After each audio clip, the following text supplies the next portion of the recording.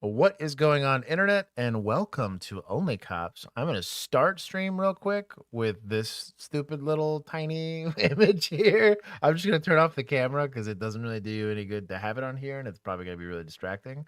But this is the problem we have, and it doesn't I think it's matter funny. how many other different kinds of ways we try to fix it. It would not fix. I'm just going to go ahead and go and just turn my camera off because that's not doing anything productive. But anyways, welcome. We have some uh, new deals here. For those of the people that are new to the Discord, you should go ahead and get yourself a bingo card. We do have a new bingo card that is special and unique to people in the Discord. You can join the Discord one of two ways, either through our Patreon group or through our YouTube membership. You also can thank the vigilantes for putting this together. Anyways, we say a bunch of dumb stuff on stream. A lot of it is going to be the same painful lessons that we get all of the time. And anyways, that stuff adds to your bingo card. If you win, you can be like Mason J, who was our last bingo card winner. We will have to verify that with vigilantes. But for now, I'm going to say hi to everybody here in chat, because normally I saw leave camera on so we can still see you. Am I missing something here? Hold on. You guys want to see my tiny camera? There it is. You guys can see it, I guess, so y'all can zoom in and see it. It'd be kind of comforting to not have to, I guess, stare at this light for the whole time. But I'm going to eyeball this light for the next 5 hours just for y'all to see tiny me. Are we getting Where's Josh for bingo? No. You can get a late one. I will accept late starts, but I have no idea. You said there's no tiny Josh Square. Yeah, tiny Josh Square doesn't exist. Oh my god. Stupid poll.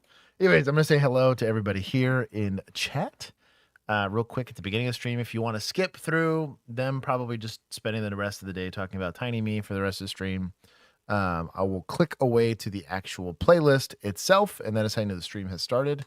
But at the beginning of the stream, I allow people to trickle in so that I can, and then I also like saying hi to the people that are here on time.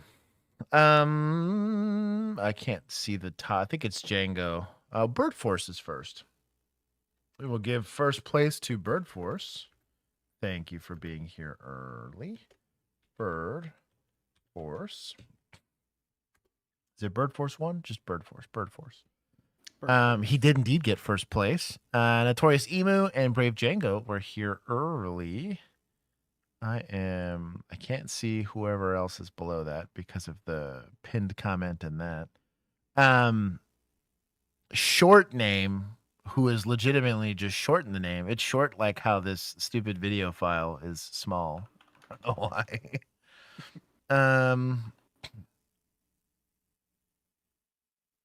Adam Christian is here. Arca Valentine, Lisa Rowe is here.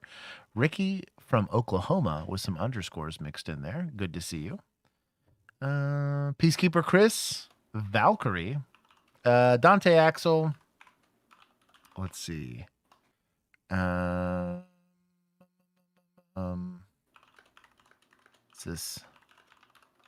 Riley scrolling. Manda Panda. I think I said hi to Brave Django. If I didn't, I'm saying it again. Tyler Stevens. He is indeed back. Welcome, brother. High Flying Ginger with the ER. ER. Let's see. Just Christy Jazz Hands. Welcome. Abs. Welcome. Somebody mentioning Ric Flair, which is incredible. Omnidan, welcome. He just joined his first day on the police force, so he's done nothing productive so far, except for say hi to a bunch of people. But welcome. That your time is coming, don't you worry. There are short straws out there to draw, and you will be the one who has to stick their hand in more often than not. Matt from Calgary. Welcome, Tweaky, Mason J, Drew Pammon. And I'm getting Drew right. Brian Miner, welcome. Let's see. Ooh, Firecracker. come on. Tyler D. Pole position. Welcome. Good Ale Nation. X-Bane. I said hi to Bird Force already. I swear they changed the color of blue for mods too. Like they got the little shield, but also like the They're blue making it. looks a See, little different. yeah, I got the shield too now, which I don't like. Bring back the little wrench. Bring back the wrench, right? Bring back Shield just looks proper. like a weird smudge. Bring back. I wonder if I just need to go back on my NVIDIA settings, or maybe there's a firmware update for Canon. Yeah, you might check if there was an update on NVIDIA or yeah. Well, I there did. hasn't been a I Canon did one. the update on NVIDIA. That might be the Okay. problem. Oh, was there an update on Discord then? I reset it and refreshed it, so I completely shut it out. This thing's been turned off and turned back on so many times that I give up. What's funny? Everything's getting blamed with me being on the toilet for being late. I earned that, to be fair. Wait, am I low? Since when? Are you quiet? Quietly. Let's see. Give me some audio. Actually, I am low. Hang on. I'm super low. I can adjust it on my end. Here. No. I'll turn it up on my end. I got tons of range on mine still. Okay. Then turn yours up. I'm hearing for myself. Let them armchair quarterback the production of this. If anyone has a solution, I'll give you a permanent IT spot for whatever. This is weird. I couldn't fix it. We couldn't fix it. Google. Yeah, we tried a lot of things. We tried like all of the normal settings, but it shouldn't be an OBS issue. No, OBS wasn't even on when this whole thing occurred. And also, my camera's not running through OBS. So shut your mouth. You don't know what you're talking about. Coolest guy, Nick. Tweaky. Caffeinated, welcome. Let's see. Scrolling.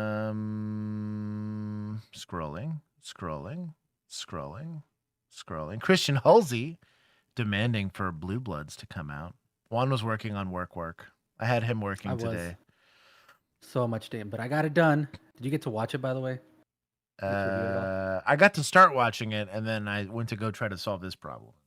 Yeah, I had to swap it out because there was one part where you said it was technically the same line, but you said it in two kind of very different ways, and it sounded like two different lines. I had to go back and fix that.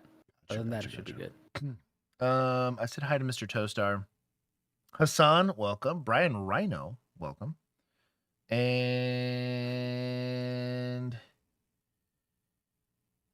I could fix it on site, but over YouTube chat, it's not happening. You keep saying aspect ratio. How do we set the aspect ratio on Discord? Where's that setting? Does not exist. I promise you. I didn't see it. Ending poll. Caffeinated. He said EMS is here for the scuff. Welcome. Minus 15 points for being on the toilet. Actually, okay. Where's chat? 800. What is this? Make it 85 points. You're losing it for the false allegation. Enhance more data. If there was an enhance button, this would be an appropriate time to have it. Did I miss you? Ivana, of course I missed you. Yes, hit the likes if you get a chance. Maybe that'll cause my picture to figure itself out. FYI, Josh called Brandon Rhino Brian. So that's a bingo card, right? They call him Brian Rhino instead of Brandon Rhino? I guess that counts. I don't know. It actually probably only counts for me misreading something. We'll take some points from Josh today. Let's see. Saul, welcome. Hello to you. Millennial de la Policia, I did indeed miss. And Layla. Josh and Julian. Nice to see you. That joke will never get old. Okay. I believe Rich. Oh, is this Richard? Richardle. Richard. Sounds like a slur somewhere. Richardle, I did indeed miss you. Good Ale Nation. Richard the Squirtle. Call IT support. That's going to be somewhere in China for Discord, so it's probably not going to help. Have you tried turning it on and off again? Oh, we actually did, weirdly enough. Multiple times for all of the things. Julian is the best. Okay. Ash Mo Shin, if I said that, that's a sussy one. Video settings, make sure the correct camera is selected. Turn off your advanced technology capture on your screen. Try toggling hardware acceleration off. I feel like they just copy pasted what AI said. Because I don't know what advanced acceleration and all that's the word. Where is all that? Video settings. Okay. I'm scrolling. I mean, I'm looking in here. Scrolling. I even did the advanced stream settings. Scrolling. Looking, check out camera options.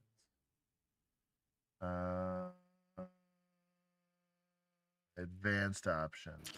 Oh, looking for more camera? Check out your system camera settings. Maybe try that. Like this? Like what I'm on? I'm screen sharing. So.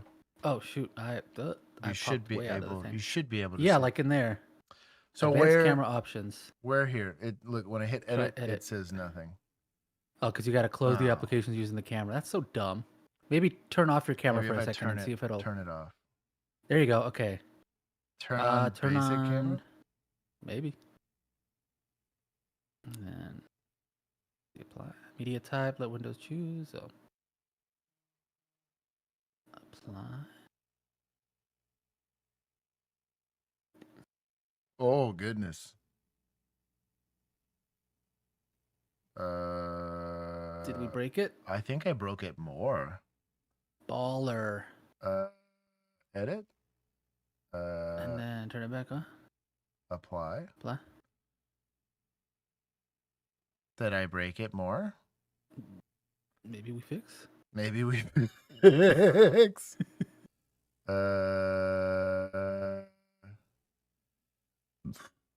Sorry, going back. Maybe the fix was the friends we made along the way? No kidding. Oh, it is really going through it now. I've totally locked this thing up. Oh.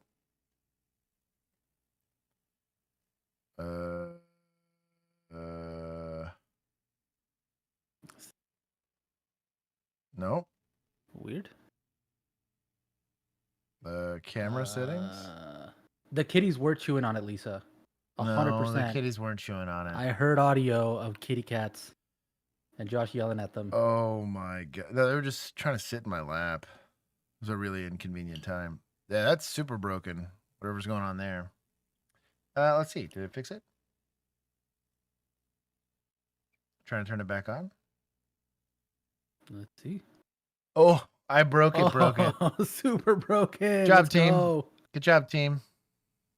It's broken. This is what you get to see for the rest of the stream. What y'all get. I'm going to turn off my light and everything. It's going to be nice. It's going to be a nice stream. Be a 7-hour stream. What if you unplug and plug it back in? Right. Josh, you said a slur again. Tweaky, I did no such thing. Who did I miss? Gingy, I did indeed miss. El Pete with I Can Fix Her. Not my camera, apparently. Everyone said no. I did indeed get a virus. I got something. Crowdsourced IT help and it went. I just show you how well that went. I listened to chat and here we are. Oh, hold on.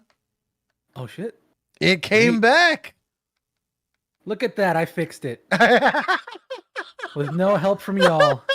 It just randomly turned back on. That's beyond stupid.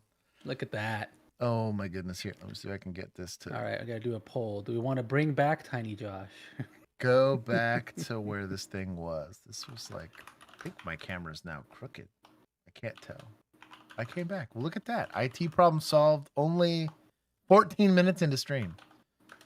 Let's see. Points to chat. Who's caffeinated?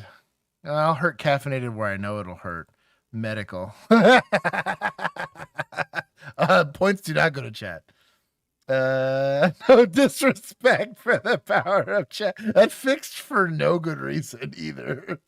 My computer damn near locked up for a second and then just for no good reason fixed itself. I feel like we can give chat a couple of points for that. For helping. Maybe it was through the power of belief. If I'm giving points to chat for what allegedly was helping for this, I'm giving like 10 times the points to municipals. We're not doing that. Anyways. Mando accusing me of LimeWire. I have to pass a background check. I can't touch LimeWire. I like Baja Fresh saying, wait, turn the light off again. I'll give points to chat for that. No, turn it back off. Oh, man. That means you get warm Uncrustables. Caffeinated. That's hilarious. I feel like I wouldn't want, unless it was a specific flavor, I wouldn't want. I used to actually eat them cold. I'd refrigerate an Uncrustable. Shouldn't eat them frozen, but. Well, we freeze them in my house. But mainly because like they usually go in a lunchbox and then you take them. They slowly like thaw out over time. So by the time it's lunchtime, it's like perfect. Gotcha. The chat didn't help me with nothing. Chat makes me stream on hard mode. Chat said, click it until something works. That's why she left you, dog. Oh, man, what a time. Wiz for real, hello. El Pete, I think I missed him. Math, Magician Sam, welcome. Xbane, if I missed you, I'm saying hi now. Hassan, Pat B. I feel like I said hi to Emu. Anyways. Mando accusing me of LimeWire. And Smurf Squad, welcome. Josh, it was the power of prayer. You know what, Tyler D? I'll take that. That was pretty much the only thing that was going to work at that point. That literally was probably a combined 30 minutes worth of troubleshooting for something I didn't change anything on. We spirit bombed that thing. We were just like, literally, give us your energy. Someone's gonna make a just superimpose like either me or Juan's head, like a computer try on to there. make a little spirit bombed the computer. Shiny kitties. This is always missing me. Greg Pierce, I did indeed. It's because you got that gray username. That's what does it. You should try for that green one. Is that Sue? Whoa, something. Santoyo. I can't even say that. I'm just gonna call you Sue. Sus. I'm gonna go with Sus EJ Santoyo. Sus EJ Santoyo is as good as that's getting. Gnarly, I did indeed miss you. I remember seeing it, and then I had like a seizure there because this whole camera situation. I did miss you. TOT is strange with pickiness. Still date sandwich. We're gonna go with Mana. Welcome. Mana. I said hi to Millennial. Gnarly, I already got now. Drew, I got. The Wind God, I did indeed miss you. I'm sorry. Greg Pierce, I did indeed miss. Not calling Brandon Brian again. Baja Fresh with a PH. I think I got them. Inane Parrot, welcome back. Tyler D, I thanked for the super chat. Caffeinated. I've already had our back and forth. I think I got everybody. I feel good about it. Drop a like if I missed you. Dog Sled Sheriff, I did see you. What's the opposite of senpai? What does senpai call the person? Kohai, like the little one? Yeah, Kohai. Yeah. I saw you. Also, Juan had that look. I mean, I don't know. I'm cool and I play sports. You answered and hang out with girls. You answered that so fast. I'm married to a girl. I'm married, damn it. Oh man, Juan accidentally outing himself as a weep. I couldn't have planned that any better. I was just Oh man, you'd never know otherwise. Xbane, does your webcam have a program for it? No. That's the one nice thing about Canon is it just works as a webcam. If not, you should use one. There's probably an internal setting that crossed somehow with that one. I'm guessing because there was an update for Windows, which is always kind of cancer. And that's the only thing I can really think of is the Windows update, like deviated from just the regular factory settings. And so it got away from this. But Xbane with one of the first reasonable critiques of it. I'm trying to add less complexity to make stream work. I have YouTube running twice. I have the scorecard doesn't really count. It's just like a web page. YouTube Studio is running. I have OBS running, and then I have Discord running all simultaneously. Plus, I'm having to output enough upstream to get the stream to like have enough bandwidth to not look terrible for you people. So, Juan's weave is showing. Millennial, I want to hear that from you. I was gonna not say, with the reels you send me. I was gonna say I'm gonna pull up my Instagram story right now. I'm just gonna pull up my Instagram feed or my inbox. I'm gonna go docs millennial. Yes. Also like that Tyler hit him with the Julian, don't be ashamed of your love. Tyler, you're my boy. Okay. We'll do movie night. We got this. You update Windows, Dylan. Hey, look, man. I have to be a respectable person on the internet.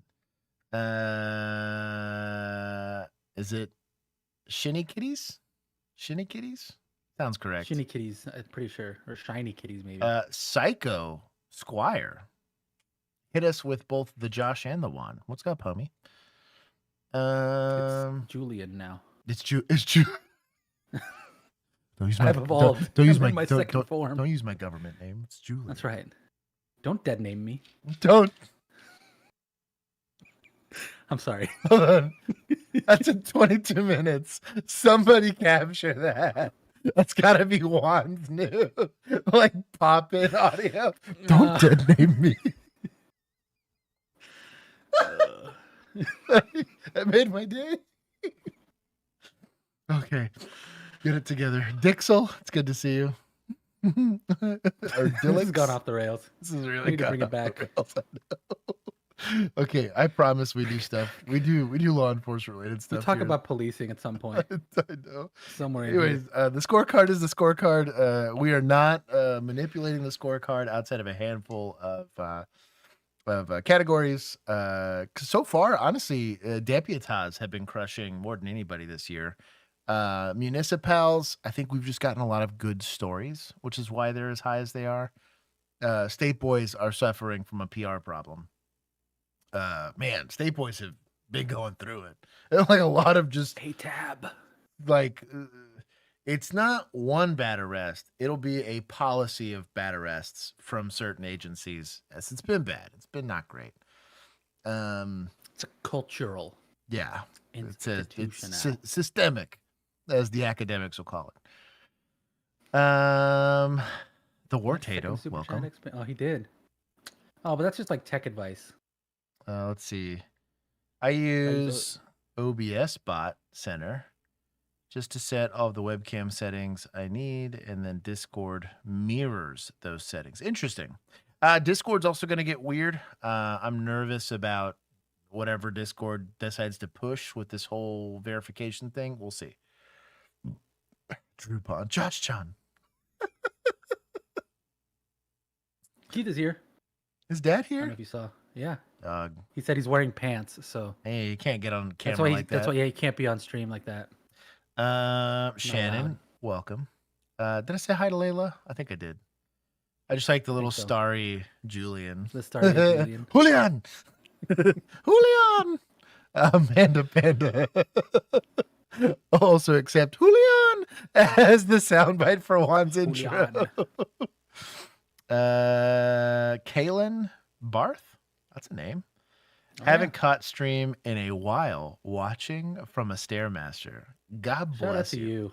You're doing much better. I was fasting. I went to go get my hair cut, and I forgot that I was fasting for a half second, and I took one of those little peppermints. The mints? Yeah, so I took a peppermint, and I was like, man, that's a good peppermint. So I like get my hair cut, and I'm leaving, and she's like, oh, you should have a peppermint. And I was like, and I made a joke about, was that because my breath smells bad? They're like, no, they're just great. And I was like, they really are good. And it's because I'm fasting that like my body was like, oh, calories. I was like 18 hours into my fast. And then I ate the second one, and I did the math, and that was well over 10 calories. And I was like, dang it. So I had to eat. Because then I got like a super big headache for breaking my fast with the stupid peppermints. And so you were punished. I was punished. So I'm going to have to. The flesh conquered you. I was indeed conquered by the flesh. And it was the devil did it with a peppermint. Yeah, my stupid sports Sneaky. clips. It was probably like like a 5-month-old peppermint that's just been sitting on a counter for a long time. Tasted They're like just trying to get rid of them. I was like, bro, this was some gourmet stuff. Okay, like when I was fasting, it was pretty incredible.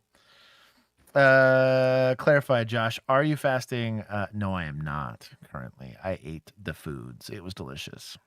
So how does that work for the bingo? Do you have to be currently fasting? Or If the square says mention fasting, I'll allow it to be mentions fasting, but I am not currently doing it.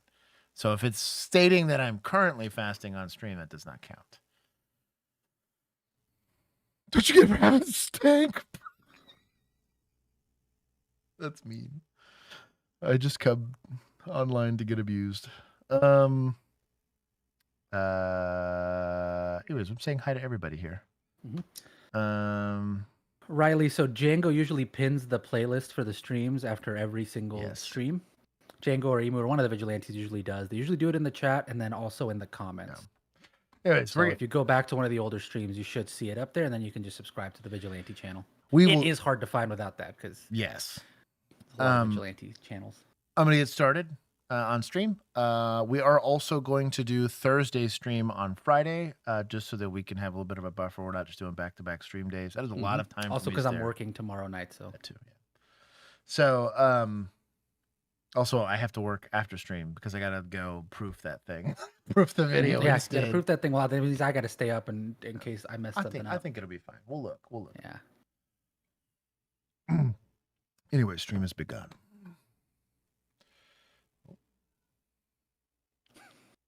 This is just speed pursuit. Brittany K said, "Don't take this the wrong way, but y'all have like some of the best voices to fall asleep to." I'm good with that. I'm glad. I like it. It's good. I like it. You know what? Back when I used to work, in college, I worked at like the donation call center for my university, and one of my like reviews when I did like my performance review, my supervisor was like, "Sometimes I just get on my headset and just listen to yours because you have a really good radio voice." And I was like, "Okay, all right, thanks." Do I need to call HR? Yeah, I'm like, "Are you mad that I'm not getting any donations?" Like, nah. I'm like, okay. Like I had to call all the arts school students. It was awful. The medic, he said, "Hey dudes, wanted to stop and spread the love." Whoa, spread the feet, not spread the love. I'm listening. Got accepted to my dream department today. You're welcome. That's how you got the job? That's how I got the job, baby. He starts Academy on the 30th. Aside from the memes, I do thank OnlyCops for the invaluable lessons in each stream. God bless him. He was one of my recipients of a mock interview. He did great. And I called it. I was like, "You're going to do fine. Just do the interview. You'll be fine." Look at that. Called it. Let's go. Anyways, welcome. Like I said to OmniDan, the short straws are coming for you. Enjoy being useless for now. I'm pinning this, El Pete. El Pete, no. You're the worst. Anyways, congratulations, brother. Welcome to the bottom of the totem pole. It also, sucks. OmniDan just started. Today was day one. Yep. Little baby Poco. It gets nothing but worse from now. It'll This eventually is get the better. peak. Dylan, I see what you're doing, but I'll allow it. This is Dr. Pepper Zivia. I hate what they did with the branding. I was gonna say that is a very weird looking can. Oh, dude. And they got like this green weirdness on all of the cans. Do they ever sell them in bottles, or why are they bottle caps on there? I don't think so. I think they're only in cans. So, there you go. For those bingo card playing people. I can be bought for bingo card announcements. I'm good with it. Anyways, congratulations, brother. It is the best time. I tell everybody that. I was like, you're an idiot for not listening to me about not going into policing, but since you're doing it, the first year is cool because the training's new, everything's exciting. Like you eventually get to earn your uniform and stuff, and you get the cute little badge, and even like getting on the job, everything's new and interesting to you. And then it just gets worse from there. Yeah, everybody should just have to do a year like civil service. Yeah, that's what I'm saying. Honestly, just as like a victim's assistance aid. Yeah, I was gonna say like just like as a very, very held back rookie where like you're not trusted with anything. You're just filling out paperwork. You're held, you know? Yeah. The domestic, you got to fill out a report. Who are we chasing? This car? Yeah. I guess we're not chasing because there's no lights. And I think he's running the tag. No, he's just overtaking like a D-bag. No lights, no sirens. That guy almost got a ticket for no blinker. Did it halfway through the lane. Well, lights and sirens.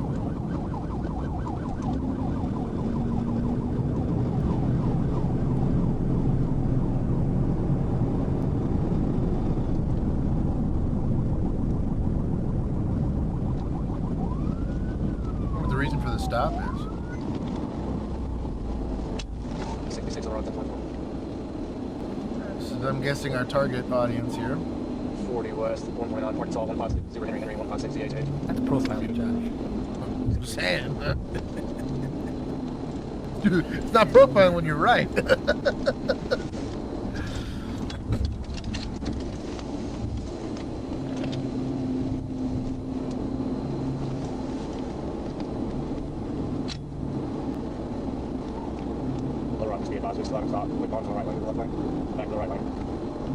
Did we stop lights? There it is. Okay. Oh, well, he going.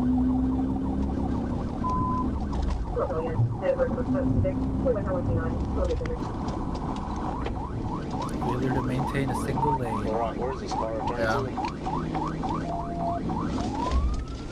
He's trying to brake check. I'm so close. Honestly, he did a good job of just not hitting him, to be honest, because like that was a squirrely. I think the guy's maybe trying to retrieve said, as the title would say, AK. But by moving around like that is just a really erratic.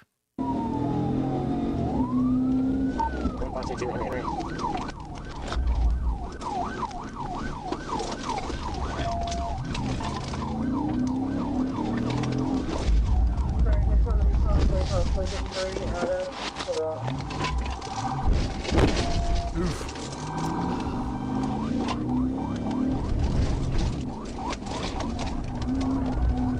Good driving.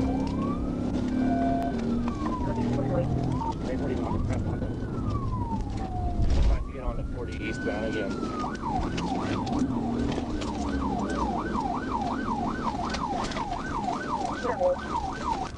There it is. Nice. Pretty good.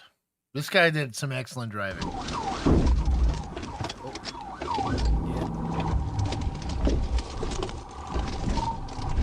Alright, I rammed him. He's we're continuing. West down Speed 95. Oh, he needs to slow down. Oh, the ambulance. I was waiting for him to actually speed up.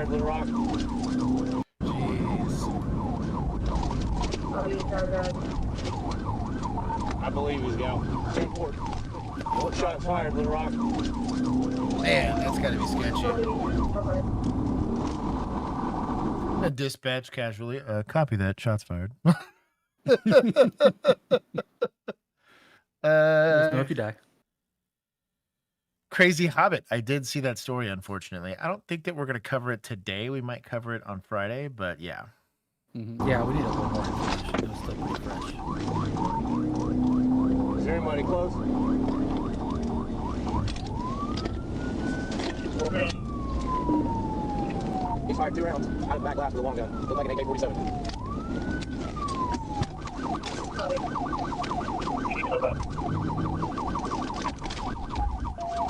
Good job.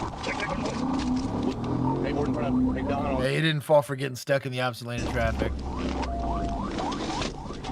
I'm assuming since it's this early in stream, it's going to be like semi-spiky. Spicy things are happening, but the conclusion is going to be relatively safe. I could see Spoiler, where everybody lives. I could see where somebody calls off this pursuit from a safety standpoint, but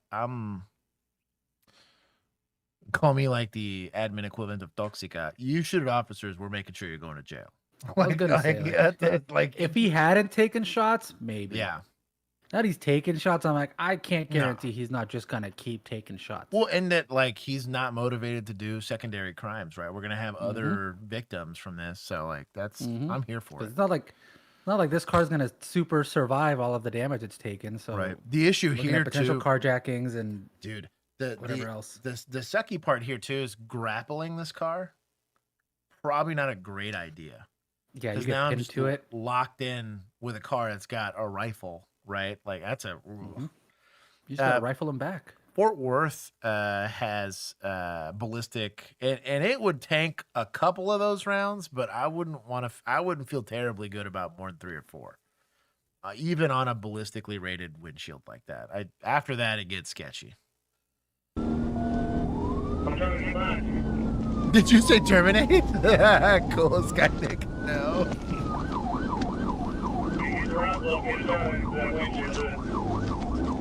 Working him up to you. He's about to be in the right lane.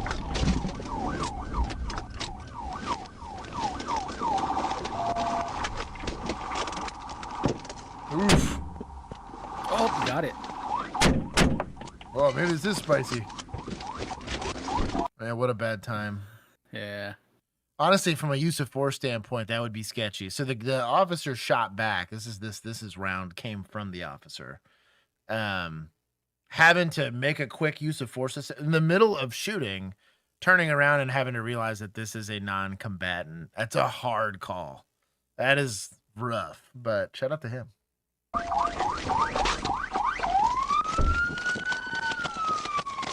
Help yourself. Homegirl, don't reach back in. On foot. Self-preservation.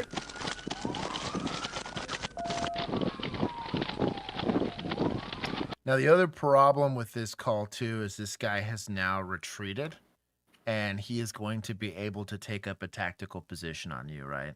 So you're probably not wanting to beat feet and run right after this guy because he could likely have just turned around and waited for you. He has a superior firearm to what you're probably rocking right now. Body armor's not going to save you. This is an OK Corral style shooting. So, like, this is a bad time. Get on the ground! Get on the ground! Roll back over! Get back in jail! Turn the fuck over!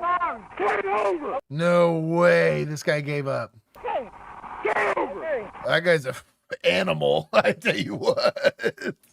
To decide to close the gap on that guy, knowing what he's armed with.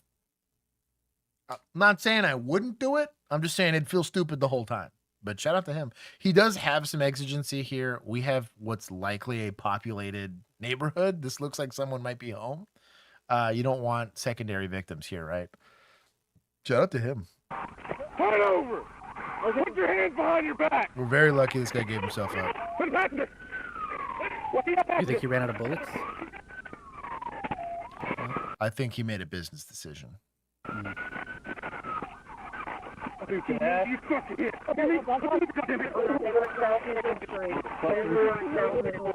we got here?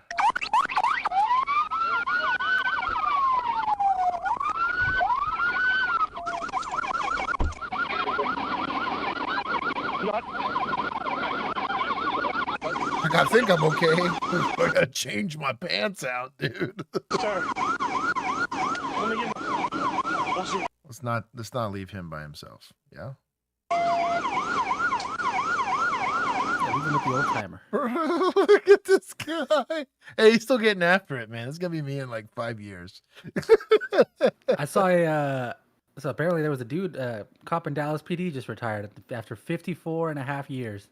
They made a post about him. I was like, dang, that is a career and a half. That is a high mileage life in Dallas. Goodness gracious. You can pretty much skip the rest. Okay. Emu's keeping it 100. Man, that is a short straw. I'm gonna give a decent amount of points here. That's a lot to ask out of an individual officer. Now, he had backup pretty quickly. Some people came up and helped him. The pit attempt was good. Once he started getting shot at, I understand not trying to stay close to the car. The fact that he put himself in harm's way by chasing after the suspect, knowing he was armed.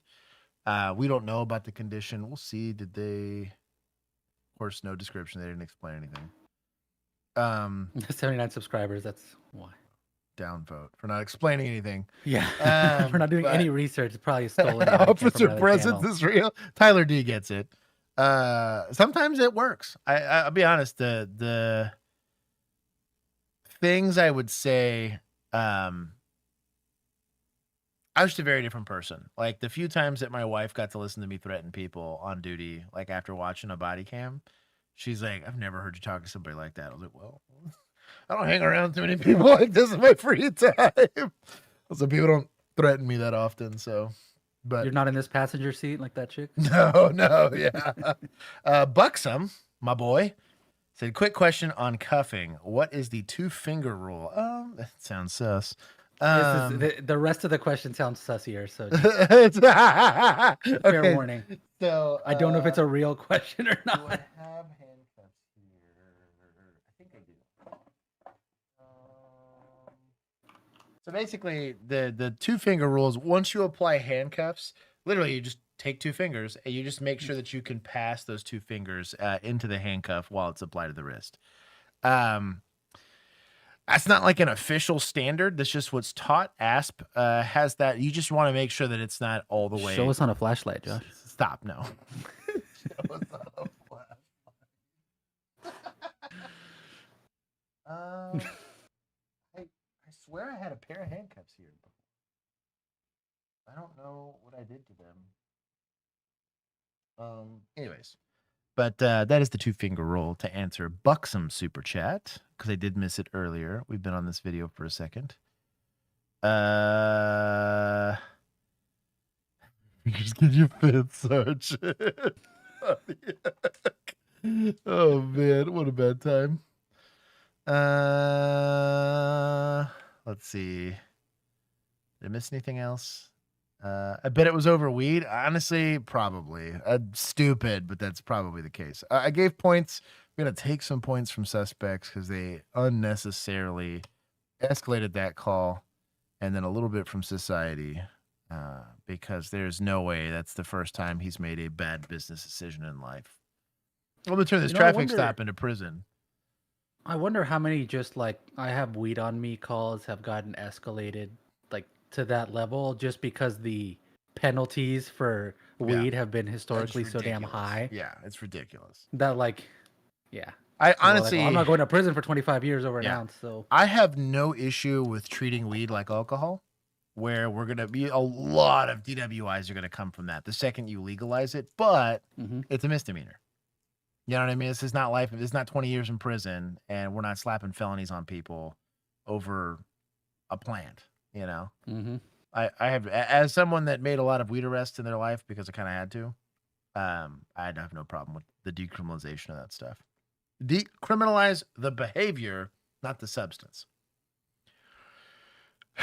Heavy metal, 2 fingers, 1 cuff has gotta be a shirt. That's a pretty solid meme. Write it down. That's a pretty solid meme. I gotta pin that.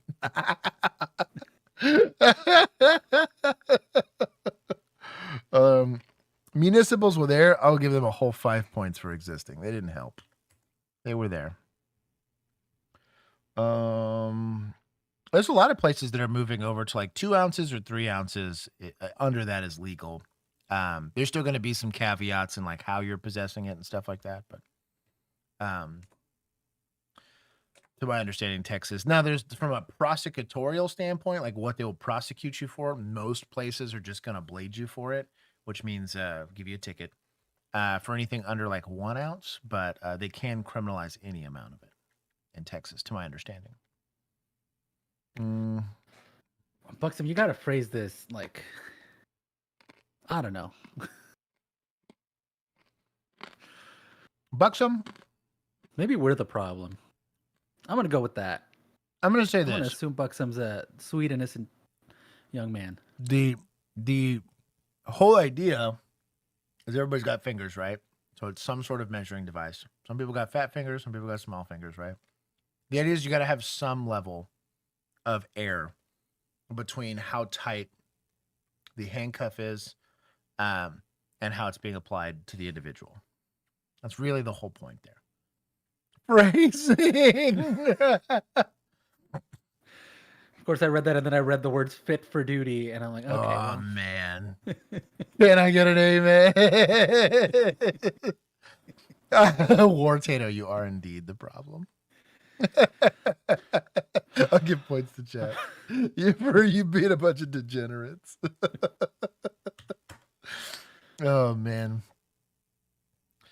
Gnarly, you're not wrong. It does suck to suck. You got an officer with tiny little fingers. It's gonna be some tight cuffs.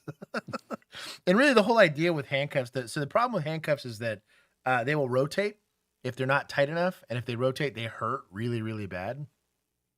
If you apply them incorrectly, they are also twisted, which is going to be worse. But if they're not double locked, is probably the worst part about it, because it will just continue to tighten, and it is a one-way vice. So it won't loosen. It's just going to tighten. It's behind you. You're going to sit on them. They're going to get pressed up against the seat that you're on.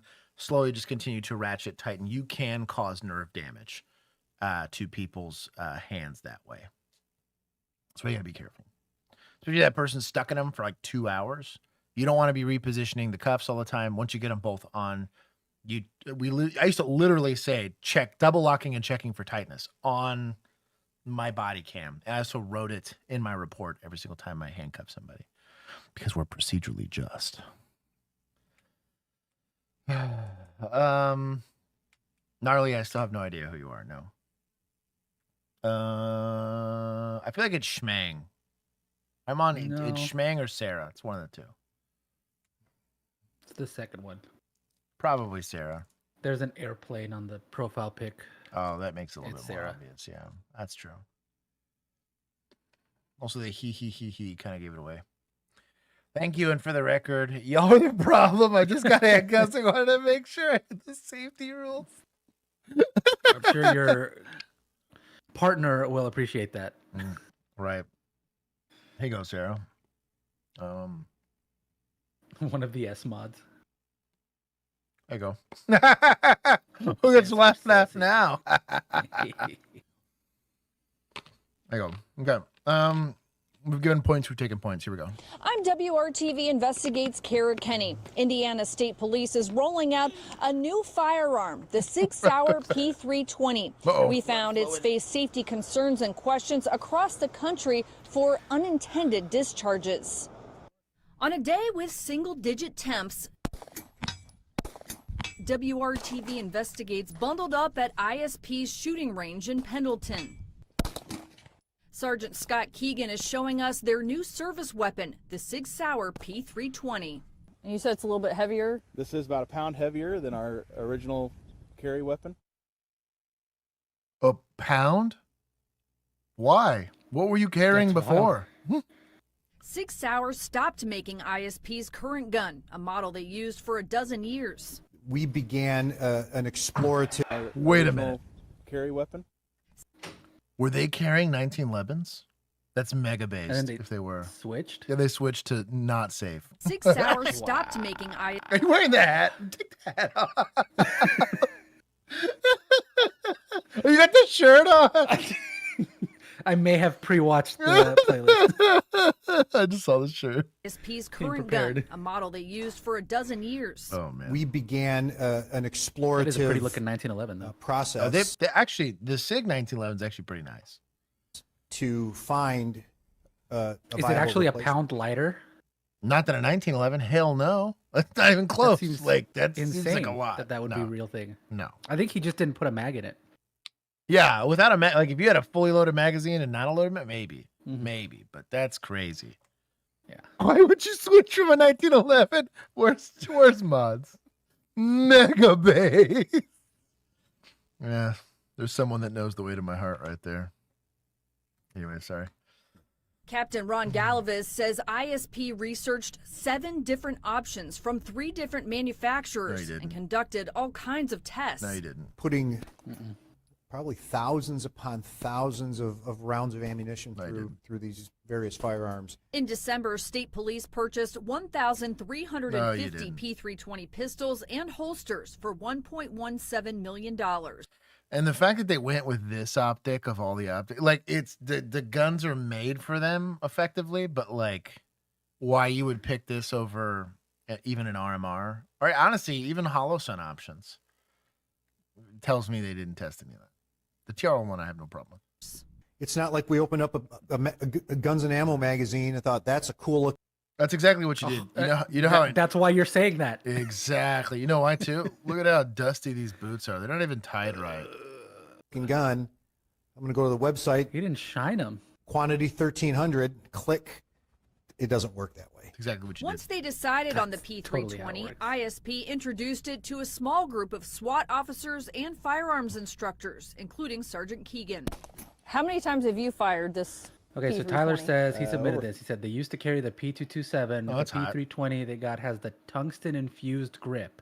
Why? Which is why they say it actually weighs more than the previous metal frame pistol. So the tungsten infused grip is heavy. If it is a pound heavier, fine. But it's a duty gun. You spend more time carrying it than you ever will shooting it. So why would you want it to be heavier? And that weight doesn't afford you anything.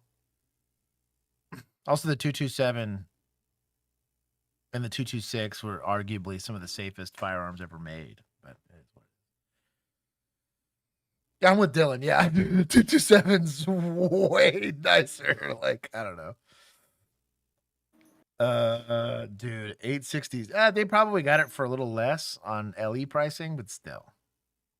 Those have to be some tight pants, even. 3,000 rounds. She gets it. Anything stick out to you? No. That is still stuck in No issues whatsoever. But officers and a gun surviving a 3,000 round test is not impressive.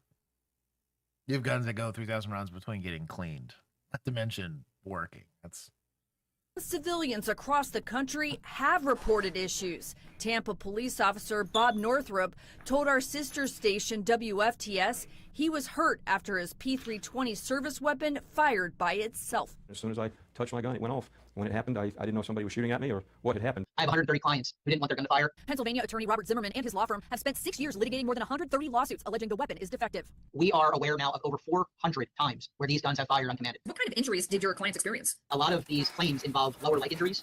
We've had clients who've had their legs shattered with multiple surgeries. We also represent, unfortunately, individuals who have died. One lawsuit alleges a Greensburg, Indiana man had to have his index finger amputated. The former Navy officer says his personal P320 discharged when he wasn't touching the trigger. Zimmerman's firm shared body camera footage of P320 incidents around the country, including this 2023 example from Montville, Connecticut. Watch again as the police officer's gun fires as he bends down. Body cams from 2022 show the moments after a Maine deputy was shot in the leg. Fellow deputies at the scene are confused as they look at his gun. It's still in the holster, isn't it? Yeah, don't touch it. In October 2025, the New Jersey Attorney General filed a lawsuit against 6 Hour, seeking to halt the sale of the P320 handgun, which killed a New Jersey police officer due to its well-documented propensity to fire unintentionally. The AG's office listed departments that stopped using the P320, including Denver, Houston, Milwaukee, Chicago, and San Francisco. What is your response to that? You know, I'm not going to speak to anybody else's lawsuit. Again, we're going to fall back on the testing and the vetting process that we're completely, undeniably comfortable with. Captain Gallivis says ISP sent firearms instructors to meet with. Are you still wearing the merch? Yeah, you are. Safety isn't guaranteed. That is a safer version than what our shirt says. Yes, it 100% is. I might need to do that too. Django hitting them with the price per unit is. Yeah, I'm with you. It's far too much.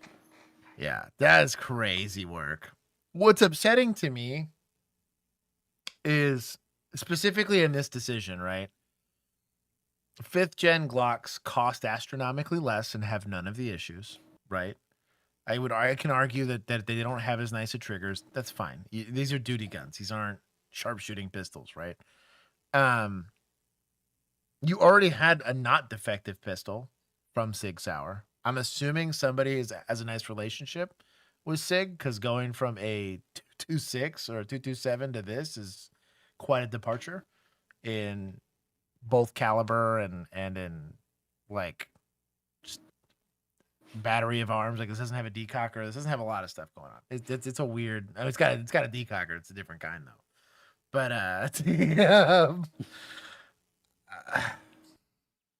I just hate that they went out and did this whole. Just say, hey, we made a decision based on our studies and just call it a day. You don't have to come out and like simp for it. This is so stupid.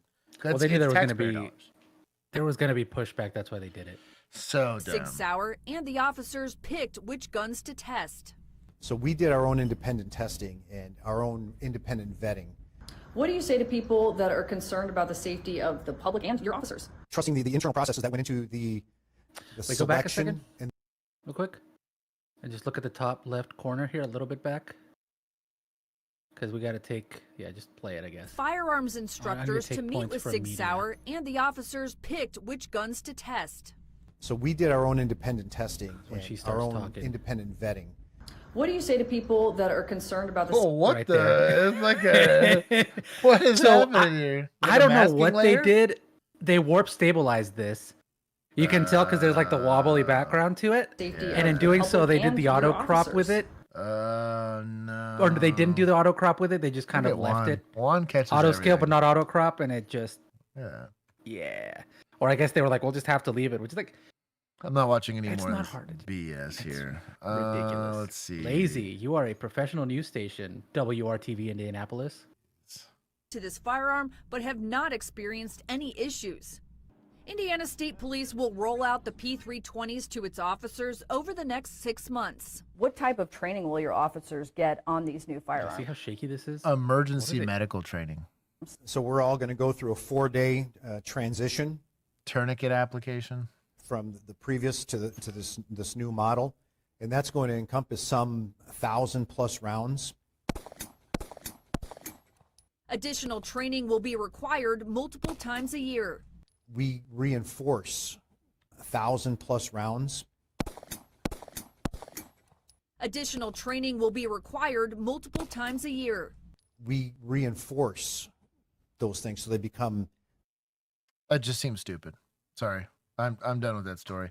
We're gonna take us from admin because it's technically not troopers that are doing this. This is their administrator. It's just stupid. It's their taxpayer dollars. They do whatever the hell you want with it, but let's stop the bleed training. Do it.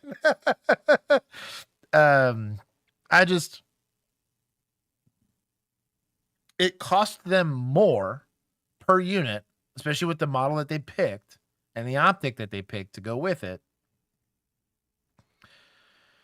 It costs them more per unit to use them. Your holsters aren't going to work, so you're having to buy holsters for them too. Like, I don't know, dude. Like, I just don't understand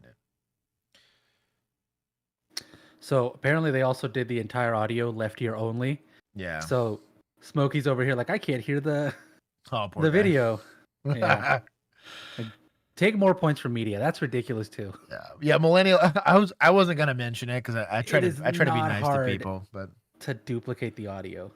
More points from media. If that guy is their firearms instructor, there's some things to be desired in his capability and skills. GXW calls gonna GSW at the range. Anyways, there's not a good reason in this day and age when you have alternatives. Springfield has an alternative that's arguably, it costs less, does more, but let's say you want a platform that's been out for longer. Glocks exist, M&Ps exist. Like, there's so many other pistols that cost less per unit for law enforcement and don't have any issues whatsoever. Like, you're not having to change much about, like, I don't know. It would cost you less. I would argue they probably spent unnecessarily $200,000 to $300,000 for this transition. They said 1.7 million is what they spent. Right. And like, if you take 20 to 30% off of that, which is what you'd save per unit to go with a different manufacturer, not to mention a different optic, like, I just have so many complaints. I know too much for this story. It kills me. Damn, Johnson, pass the weed. After the shift, you trying to go to Area 29? Nah, I ain't got no more weed. Oh, don't worry about it. We finna get some more. Come on, we got one. Oh, we got. Oh my god. Dude, these rocket shoes are too much. Oh man. Where did they get these shirts? That's what I want to know, because they got the patches. Yeah. Can I help y'all, officers? You know you speed, right? Doing 37 and a 35. Been there. Bad. I got a heavy foot. Smell like weed up in here. Smell like little man weed. That's a probable cause to search. Y'all got the weed. Look, just give us the weed and we'll let you go. I ain't got no weed. All right, son, we'll be right back. All right. So what you want to do? You think this nigga got some weed in the car? I know he got some weed in the car. I know he got some weed in the car too. I smelled it. Smell like little man weed. So what? We searching? We gotta search. We can't go to Area 29 with no weed. How we going to Area 29 with no weed? This is my last blunt too. It's your last blunt. This is my last blunt. So, this is the plan. If he don't give us the weed, we're gonna take this nigga to jail. I'm gonna take him to jail anyway. What kills me about this? This is exactly how Baltimore was, like, not even 10 or 15 years ago. Like, oh man, like, you guys are clearly, it's a bit, right? But like, yeah. But honestly, if you cleaned up the language a bit and didn't have them smoking weed, we've seen some arrests that are about this. I think it's a great skit so far. Yeah. Like, Guys, look, we're gonna give you one last chance. Reminds me of the two dudes from that other stream we saw the other day where they were like, "You smelled that strong odor of weed in the car, right?" Like, it kills me to see this. Like I didn't smell it, but if you smelled it, I want to sit here and posture like, well, this is an unrealistic satire, and I'm like, well, like, I've seen Key and Peele be more unrealistic than this. Like, this is not that far off, depending on where you're at, man. Obviously, this is gross police misconduct, but it do be happening. That's all I'm saying.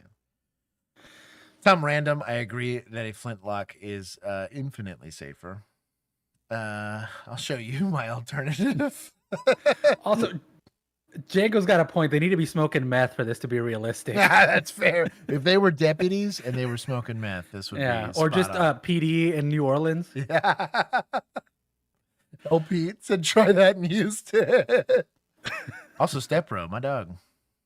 I have a crippling speaking of which, Step Bro, I need your help. Of all things, you guys are hearing it here first. Stop. Clip that. Kinsey's gonna get into Warhammer, which was not on my scorecard for 2026. Is it because of that Henry Cavill series that's coming out? Effectively, yeah. Oh man, it's a fun time. You guys will get updates. And you won't go to jail. You'll go home.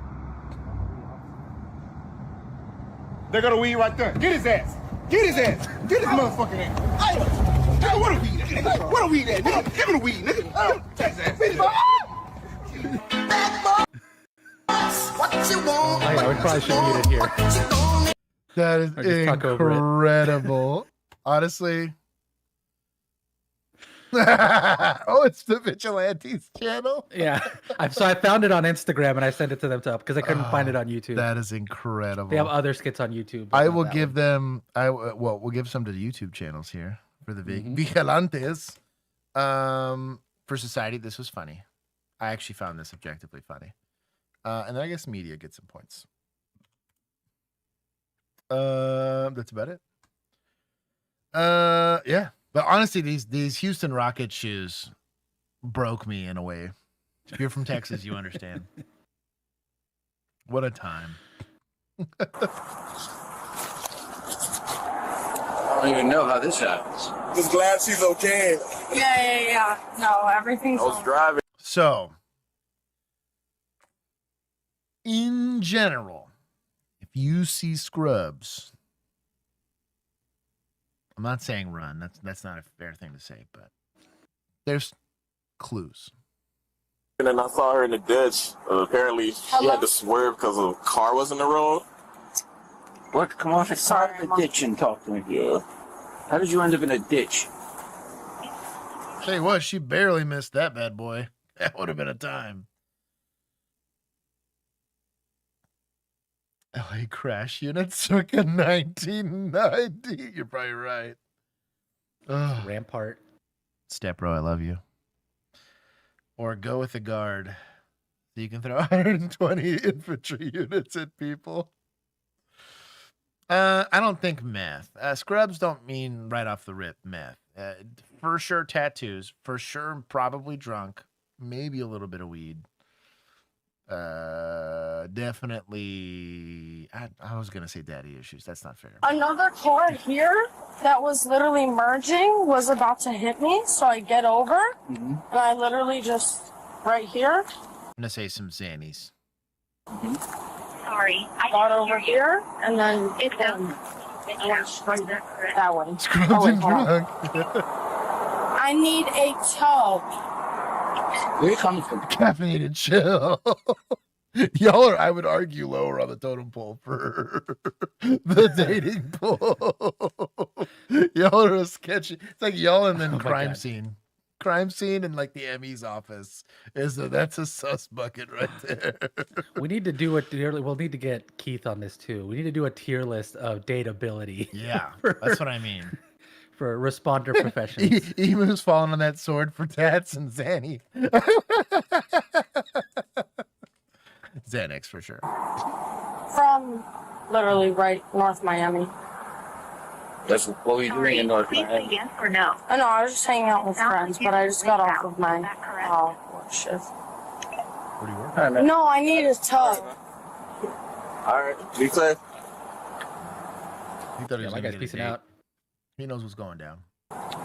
Yeah, how much we been drinking? No, I had. We ain't tight like that. No, I was just blowing into your mouth to show you the. Huh? Homegirl. That's an exposure report. No, I was blowing into your mouth so you could smell. So you're not drinking? No. Are you on any medication? No. Sure? I'm sure. Yeah, no. That's why I'm just trying to get the tow. Open a new request, press 1. Okay. For an update on an encrypted secure unit. Yeah, sure. Hang up, we'll tell you about it. With AAA? We'll get your card too. Okay, perfect. Is it going to cost me money? I don't know. That's the only problem. Can I ask you a question? Not yet. What's today's date? Today, well, currently, now it's the 13th. I just got off the 12-hour shift. I can't. It's the 13th. What day of the week is Not it? for like 3 hours. Now it's. So he's doing orientation questions. So this is going to be not like what's your zodiac sign. It's going to be, where are you? Where are you? What day is it? Who's the president? What time do you think it is? Stuff like that. You ask more orientation questions, you get sent to HR. Josh. Exactly. So these are going to be more along the lines of like trying to see if there's something medically wrong or potentially psychologically wrong with this person. You're looking for disorientation, could be caused by head injuries, all that other kind of stuff. It's not a terrible route to go with. They were in a potential vehicle accident, right? Yeah, put in a ditch. Also possibly some MHMR stuff, right? Josh would play caffeinated. I'm about to time you out. You need to chill. Josh, you and Juan need to get Warhammer. All three to meet up. Me and Waffle group game of we'll be there for 10 hours. I know how that works. Yeah. I feel I would do the Grey Knights if I had to do a Warhammer faction. I feel like that would take forever though. And the greatest part is if my team wins, I then turn around and kill my fellow partner because they saw the chaos taint. I said taint. Also buxom for the Emperor. My zodiac sign is a crosshair. Tweaky. Wednesday. Okay. And what? Oh, you think I'm concussed? And if you just leave Leave the flashlight. If you had to guess, what time is it? 12:30. Just so you know, it's the 22nd, not the 13th. It's Tuesday. No. It just turned Tuesday. Oh, yes, Easter. I'm so sorry. Hold on, do me a favor. Put the phone away. Okay. So, concussion's not a terrible thing to think about here, right? If there's an airbag deployment or something like that, yeah, concussion could totally happen. If she's got a concussion, she's not going to qualify for SFSTs, even if she was drunk. If I had a very fast and loose rule of thumb with this, but if somebody had a head injury and their car was totaled and they were the only car involved, typically I didn't even bother. But like, your car's ruined, your insurance is about to go up, and you're going to the hospital for a hospital bill. I think justice has been served. This costs way more than a DWI arrest, right? There's other people involved. It's a little different. Obviously, if there's damage to property, it's a little different. But I got yelled at a few times by medical staff. But she's drunk. She doesn't qualify for SFSTs. And I'm not about to go burn the next 6 hours of my shift trying to write up a warrant for her blood off of we think she's drunk. If I can't, I didn't get to see driving factors. I don't know what the causative factor for the citation was. For all I know, they did veer out of the way. You know, I have no way of proving that. I'm not about to go get stuck in an ALR hearing in 3 months or worse, a trial when justice was served. You know what I mean? Medical doesn't get that. They're like, oh, we're done. We just do some paperwork and the patient's gone. But for us, no, it's a judicial process.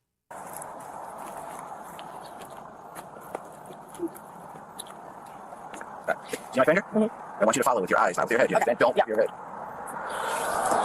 See if I can. That wasn't horrible. That was pretty good. There's a little bit of twitch, but again, with the potential head injury or something like that, like I have a hard time with this, especially with the orientation issues. Having orientation issues isn't by itself a sign of intoxication, but it is a sign of a potential head injury or something like MHID involved, right? Like there's a mental health issue, but I don't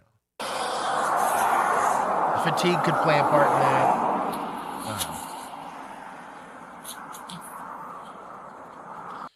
It took 10 minutes.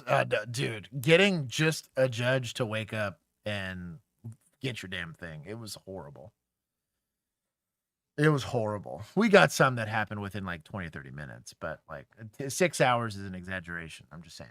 This call is going to take 6 hours between having to sit. And then worse, let's say we get the warrant, we do the blood. Are we going to sit on them in custody? No, we're probably going to charge them out of custody, but like you're stuck dealing with them in custody until you're done.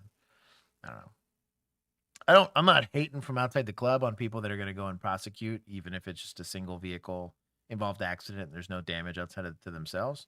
Not saying that it's wrong to do that. If they're drunk, they're drunk. If you can prove it, knock it out.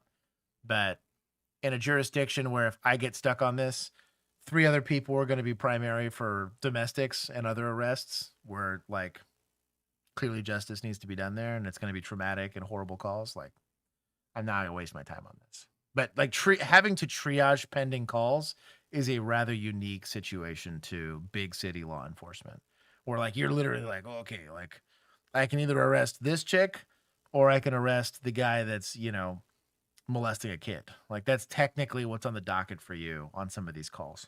Or someone who's currently being abused doesn't have officers available now. And they're like, well, we're just going to call people from another city and hopefully somebody shows up for this 911 call. Like it's a weird, I'm not saying everyone should do that. It was just definitely a different policy that we had for that.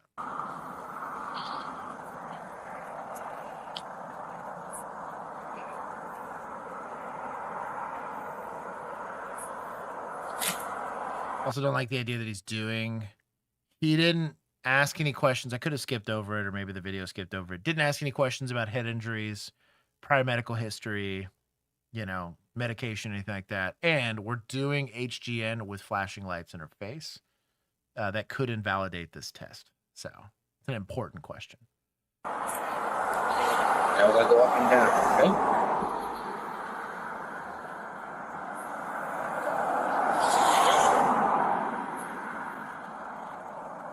So on vertical, unless it's changed since I got certified in how to do this, you just go up. You hold it up there. You say, just watch my finger one more time. It is not an up and a down thing. You put them to the maximum deviation that you can in the up angle, and you will see nystagmus while they're looking up. You're not looking for a lack of smooth pursuit or anything like that when going up. So this is somebody that's SFST certified more recently than me, I guess, could correct me, but you don't go back down. You're not going to find an indicator while you're going back down that's going to show up as standard field sobriety tests, to my understanding.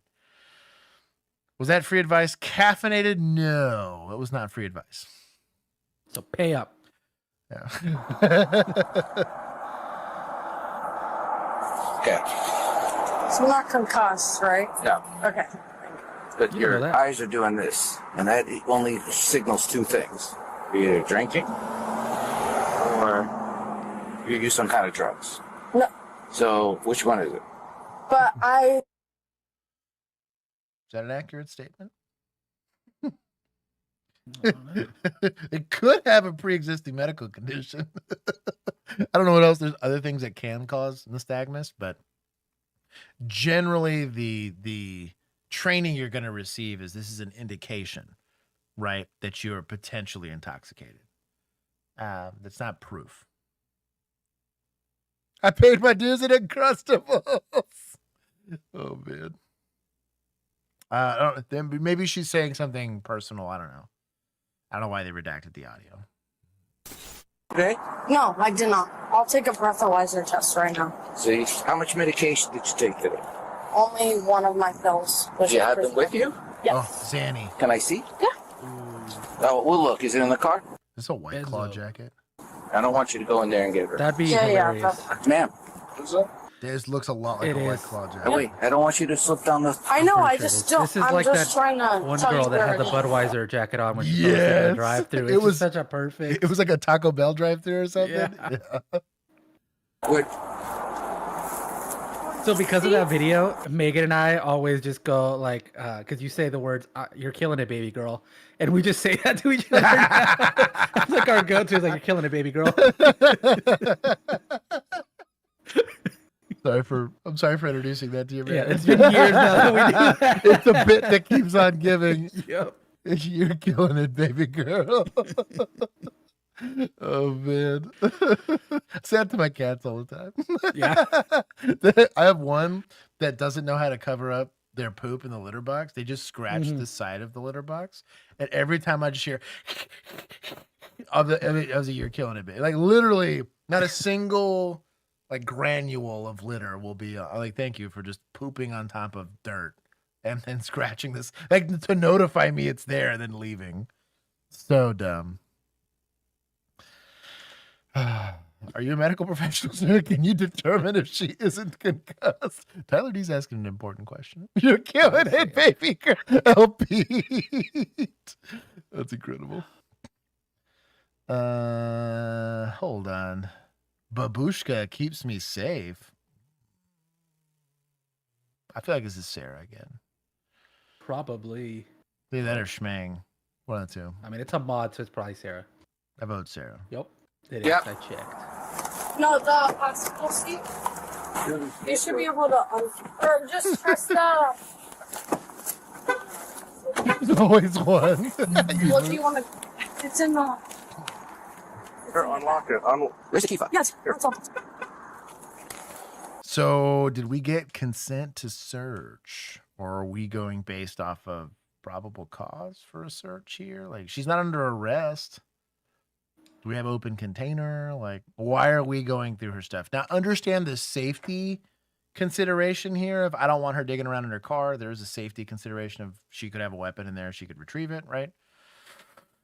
But let's say without plain view and like an empty container of alcohol or something like that. Let's say I find Jimmy Hoffa in here, right? Like, is that a good search? I don't know. Unless he's, in his mind, after doing HGN, convinced she's intoxicated. In that case, I would arrest her and then claim it under search incident to arrest. These procedures, right, under code and criminal procedure, you'll find that in your big old legal books that you get. on how to be a police officer are important, because how you get to a search into attaining evidence of a crime is very, very important. Because if you don't do it the right way, it gets thrown out. Where did you say your medication is? I'm sorry? Where? Just stay there and tell me where. Brett, given, was it Oblit? The name, I feel like that was a slur. A membership, join the Discord. Oblit? Your medication.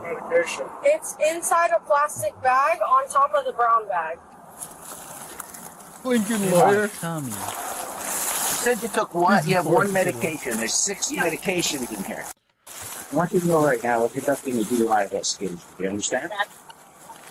You understand? Yeah. Have you ever been arrested before? No. You will be.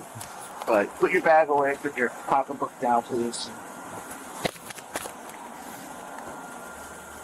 It's like standard inventory before towing to me, LP. You dog. You could do that. You could say that. I'm not saying that that's outside of the realm of possibility, but given how kind of loosey-goosey this DWI investigation's going, I'm going to assume this guy's not that high-speed, low-drag. But that would be a valid reason to be in the car and see something in plain view because you're doing it. But you'd have to say, doing an inventory of the car, or when you wrote it in your report, you would have to articulate it that way. Just take 2 steps back. Like I said, we ain't that tight. Kind of blowing your mind. No. Take my shoes off. I didn't say take anything. I'm sorry. I'm just.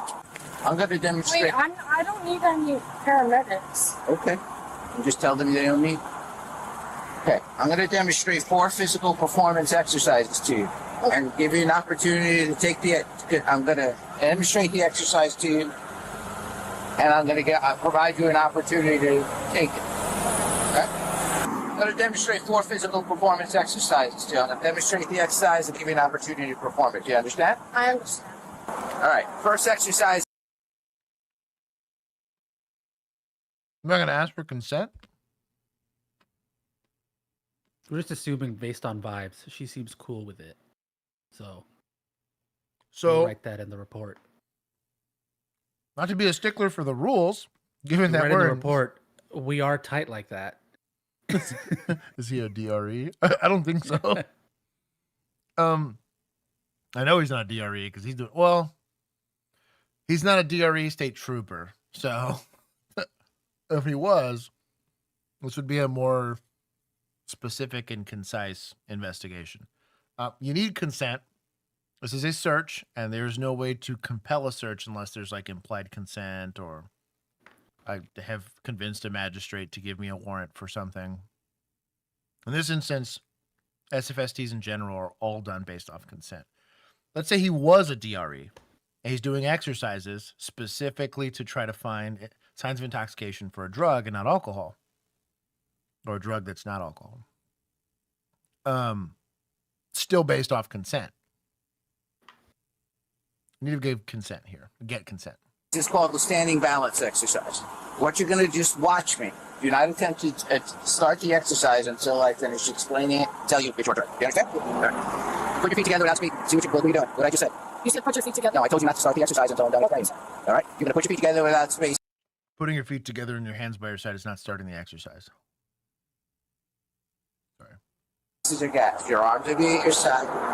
Feet back as far as you can go and your eyes will be closed. When I tell you to, only when I tell you to, you will estimate when 30 seconds is elapsed. Do yourself in your own head. When you're done estimating when 30 seconds is elapsed, bring your head forward, open your eyes and tell me you're done. You understand the exercise I was explaining to you? Okay. You went to the starting position I just demonstrated to you. Head back, eyes closed. This is so bad. I'm so bad with balance. Head back, eyes closed. Right. Head back, eyes closed. There's no peeking in this game. You can start your 30-second time estimation. I'm not because of balance at all. I never told you to pick your foot up. I know, but right here. Okay. You grew 2 inches unexpected. Got it. Because right now I'm checking my ID. Just stop. No, I said my ID. I said, let's just focus on what we're doing here, okay? Right. What you're going to do is you're going to put your feet together. I'm going to give you one more opportunity, okay? So you're going to put your feet together without spaces to gas. Your arms will be at your side. Put your back as far as you can go. Right. Bring your head forward, man. You can't sit there. You're not going to learn the exercise if you're not looking. When I tell you to, you estimate when 30 seconds is elapsed. Do yourself testing? in your own. Is this like a balance thing? Is this? I didn't use this test. We weren't taught this test. but it's meant to test the like your perception of time, to my understanding. And so, yes, there is some of this when you tilt your head back when you're with your eyes closed. If you're drunk, it's probably going to throw you a little off, right?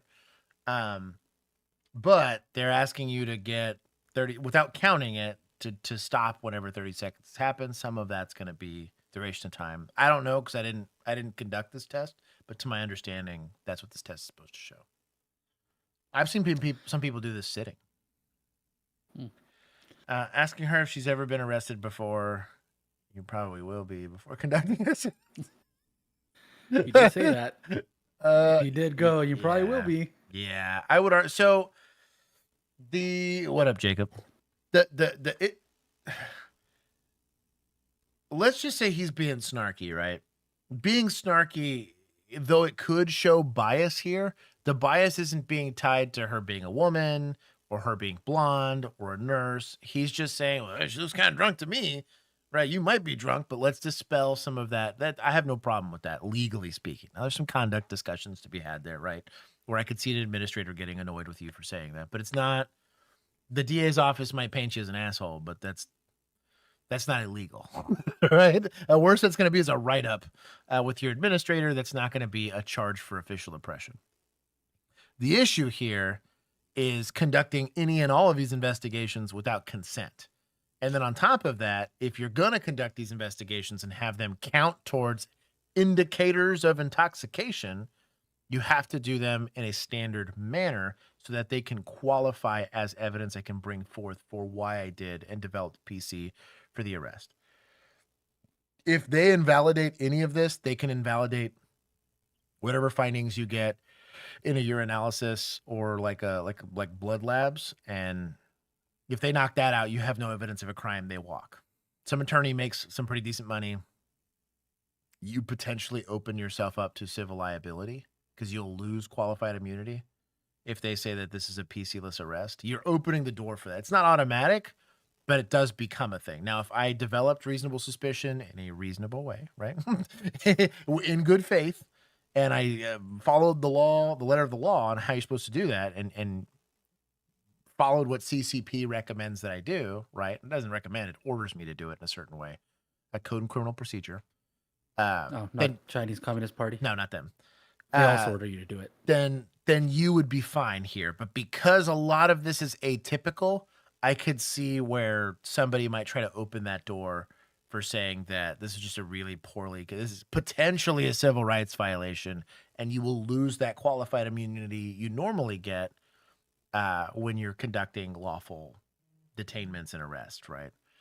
If I say this is an unlawful arrest, I'm not saying it almost never happens, but it could. That's I don't know. Act accordingly. Atlas, homie, what's up? Okay, when you're done estimating when 30 seconds has elapsed, bring your head forward, open your eyes, and tell me you understand the exercise I was going to? Yes, sir. All right, you may begin the exercise whenever you're ready. I can't balance on one foot. All right, let's try another exercise. Yeah, please. All right. Because Man, you have to stop talking. I know, I'm sorry, I'm really scared. Okay, it's very important that you listen. Okay, this is your chance to convince me, to dispel my alarm that you're operating under the influence of control. Okay. First, this exercise is called the one-legged stand exercise. Do you understand the exercise I explained to you? Yes, sir. Okay, you may begin whenever you're ready. Try again. I'm trying to right side. Pick whichever one you want. I don't care which one. You have to be 6 inches off the ground. There you go. You have to count. I can't hear you. I'm sorry, it just really hurts.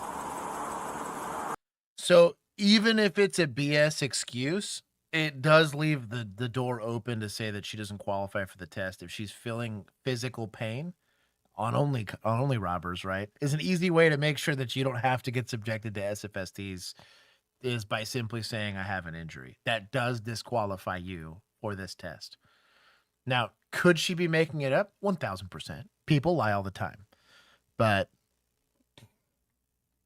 based off of his not so standard HGN test, based off of not doing easily recommendable things like, hey, maybe don't have flashing lights in the person's eyes, maybe establish that this is a clean level surface, right? Like a non-slick level surface. There's some things that could have been done. Maybe they skipped it when they fast forwarded, but it's not a great. If this guy was an FTO and an FTO was having to evaluate how he was conducting this investigation, there would be a lot of critiques happening. A lot on the back end.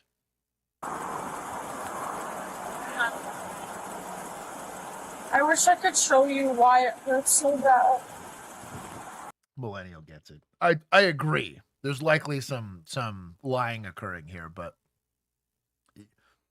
you're gonna have to assume the way we used to discuss it in my agency is assume you're gonna have an adversarial jury. They want this person to not be guilty 9 times out of 10. But that's just the way that we assume it. So we try to hedge our bets as much as we possibly can as investigators because the burden of evidence is on us as the state to prove that this person's guilty of a crime. They get the presumption of innocence, right? And on top of that, you're the man punishing a random human being. So like, if you look at everything through that lens, you're so much pickier about how you conduct these investigations and how you go about doing it versus taking this posture that, well, they're just going to agree with me because I'm the police. We had judges that were adversarial to law enforcement that didn't like us clearly, like it showed in a lot of their rulings. And so like, you didn't want to be doing law enforcement actions that could be misconstrued and picked apart on the back end. It's like a huge reason why I love doing these is we're trying to give you pointers on how to avoid that kind of stuff. So you're not maliciously prosecuted by judges, juries, or whatever. You cut all that away from them because you're doing the job lawfully and specifically. She's potentially. Let's try something else. Just really right here. I got it. All right, let's see this white line. What you're going to do is take 9 heel-toe steps. 1, 2, 3. Can I put the backs on my shirt? Sure, absolutely. I'll put it in four-wheel drive. Wear that jacket, you want to take it off? All right. You understand the exercise I explained to you? Yes? Yes, sir. Okay. Right foot, left foot in front of it, and then you may begin the exercise. You got to count your steps out loud. 4. You said how many steps, sir? 9. 6, 7. Would you like me to go back? Doesn't matter, whichever way you want to go. You're not counting your steps. 4. That's 3. So typically we don't remind people about the instructions. I'm not saying you can't do it or you shouldn't do it, but if they knew and remembered the instructions, you shouldn't happen to be like repeat them. You just document all the things that they miss, right? Like the turn I didn't have any issue with, but reminding her to count and all this other stuff, like it doesn't matter, but it potentially erodes. I could definitely see an attorney saying, well, clearly they didn't understand the instructions because they're still asking you them. Could she be doing this to be a pain in the butt? Yes. Will people lie to you in the middle of it because they know they're drunk and want to act like they don't remember the instructions to buy themselves time? Yes, that will happen, but don't help them.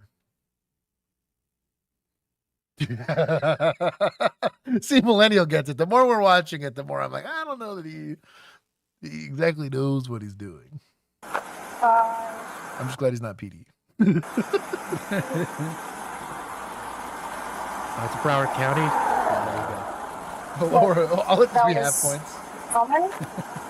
No, you're the one counting. I know, I counted 9, but then I counted 10 because it's 3. All right, come back over here. All right. Next exercise is called finger nose exercise, okay? What you're going to do is put your feet together without spaces or gaps. Your arms will be at your side, your index fingers will be extended, your head will be tilted back, and your eyes will be closed. Now, got to bring your head forward, and got to watch. This exercise especially requires you to watch, okay? You understand the exercise that I explained to you? Right, forward, right. Just a yes or no? Yes. Okay. You enter the starting position I just demonstrated to you. Take that off if you want. No, I just want to take this. All right. Head back, eyes closed. Left. Right. Left. Right. Left. Put your feet together without spaces or gaps. Your arms will be at your side. Index fingers extended. Slow. I say left, up, forward, touch your index finger, tip of your nose. Straight back. Just. It's just Just like this. Eyes, okay? You choose. Just do that right now. Head back, eyes closed. Eyes closed. Stay like that until I tell you otherwise, okay? Well, that's kind of clever. A great way to get them in the hang. Yeah, I've seen him do that one before. There was one guy who was like, put him out back, like put him behind you like you're going to pray. Balance test, and then click him. It's a really poor investigation. It's far from standard. We didn't do any of the disqualifiers. It was done likely not with consent. So, like, there's some Fourth Amendment and Fifth Amendment issues here. Right? Yeah. Please, please, please. He's gonna see that my car is there. Just lean against the car for a second. Please, officer, just let me call my mom. Please, that's it. I'm going to read you something. And please pay attention because it pertains to your driving privileges. You're under arrest, you're driving under the influence of alcohol beverage. So I didn't ever do this read outside of the patrol car. If they're under arrest, the exact same process every single time. The handcuffs go on. I move them to my patrol car. Before placing them in my patrol car, I ensure that I've double locked the handcuffs. Check them for tightness. Let's not be weird.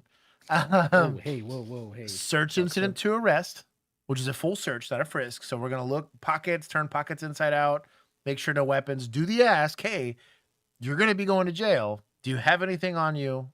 Knives, guns, drugs, whatever. Because if you go to the jail with them and they find them in the jail, because they're going to search you at the jail, it's another charge. Yes, no. No? Okay, cool. Throw them in the back of the car. Don't throw them, but put them in the back of the patrol car. Then we pull out the disclosure. Technically, this disclosure can be done wherever you're going to do a blood draw or a urinalysis or the PBT or whatever. This doesn't have to happen on the side of the road where you have no effective control of your detainee. This is assuming compliance here. Don't ever, especially once somebody's going to jail, assume non-compliance. Like, that should be the standard. Like, this is... Could you use that as bias, to show bias? Because it's like, well, you're assuming compliance because she's a small, white, blonde and female. It goes back to the SFSTs, not getting consent for them. You're going to comply because I'm the police. Like, you know what I mean? Like, I'm not saying that action by itself, no.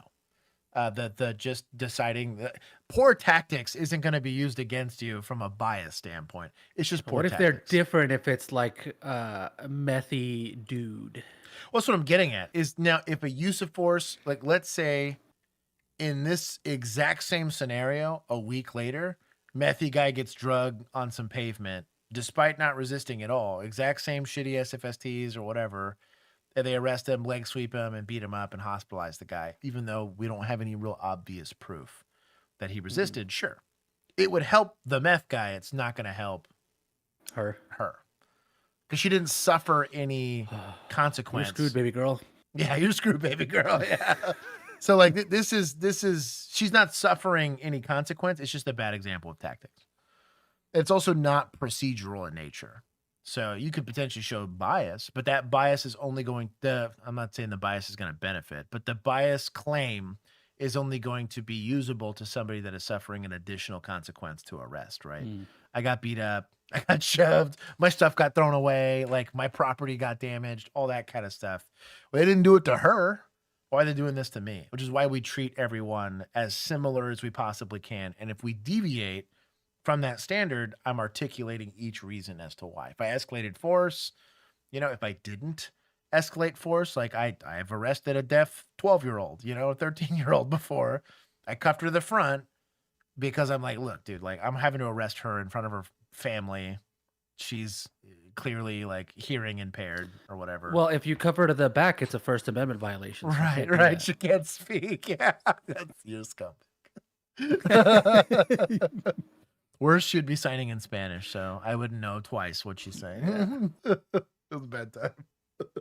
Chemical controlled substance. I am now requesting that you submit to a lawful test of your urine for the presence of determining the presence of a chemical or controlled substance. Will you take the urine test? Are these my Miranda rights? No, this is a far implied consent law. I can take it right now? Obviously. You have to go to the DUI facility. I'm sorry. It's up to you. You don't have to take it if you don't want to.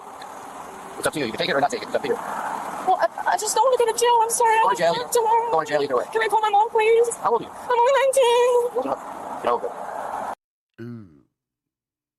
If it's alcohol and she's under 21, that's even worse, technically. Any detectable amount if it's alcohol, but so but I promise you I wasn't driving under the influence. I can give you my doctor's note that shows. If you refuse to take the test I requested of you, your driving privilege will be suspended for a period of 1 year if this is your first refusal. You said something about breathalyzers. No, I never said anything about breathalyzers. Only urine. Also doing a urinalysis is weird. I think it's the first time I've ever seen it on the show.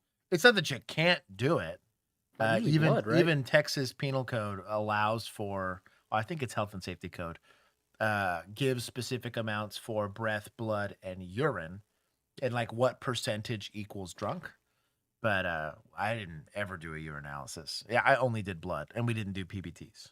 I don't think she's a nurse. Nobody's 19 and a nurse. No, well, I mean, we used to work at a pharmacy and we had to wear scrubs, and we were. That's what I'm saying. Like in college, yeah, so it was. yeah. That's probably what I'm assuming this is. It's like a Could be a vet tech. Could be a lot of things. Right. Yeah, there's a lot of places that'll make you wear scrubs just because you're going to be touching medical This guy stuff. want But peace. Also, school. Yeah, she could be in a vocational program, right? Doing clinical rotations. Oh so. yeah, I was going to say the clinical. I was doing that stuff. at 18. Mm-hmm. You know, Yeah, like LVN half territory, millennial knows a lot about this. Sus. Oh, dental. Honestly, well, not that they would get access to nitrous without a dentist present, but dental assistants for sure. I have seen a lot of people go to jail for that. Okay. Is that a no? She's a dental assistant. Please call my mom. I don't know what to do right now. Please. Don't give me an answer one way or another. I think it's a no. No, I don't know what to say. I can't give you legal advice. That's a no. She said no. Please call my mom. Please. Ma'am, I'm going to give you one more chance. Will you take the urine test? Yes or no? It's a refusal. No. Just say I'm sorry. I'm going to just take it as a refusal to safeguard your rights. Okay. First not scumbag thing he's done so far. Good job.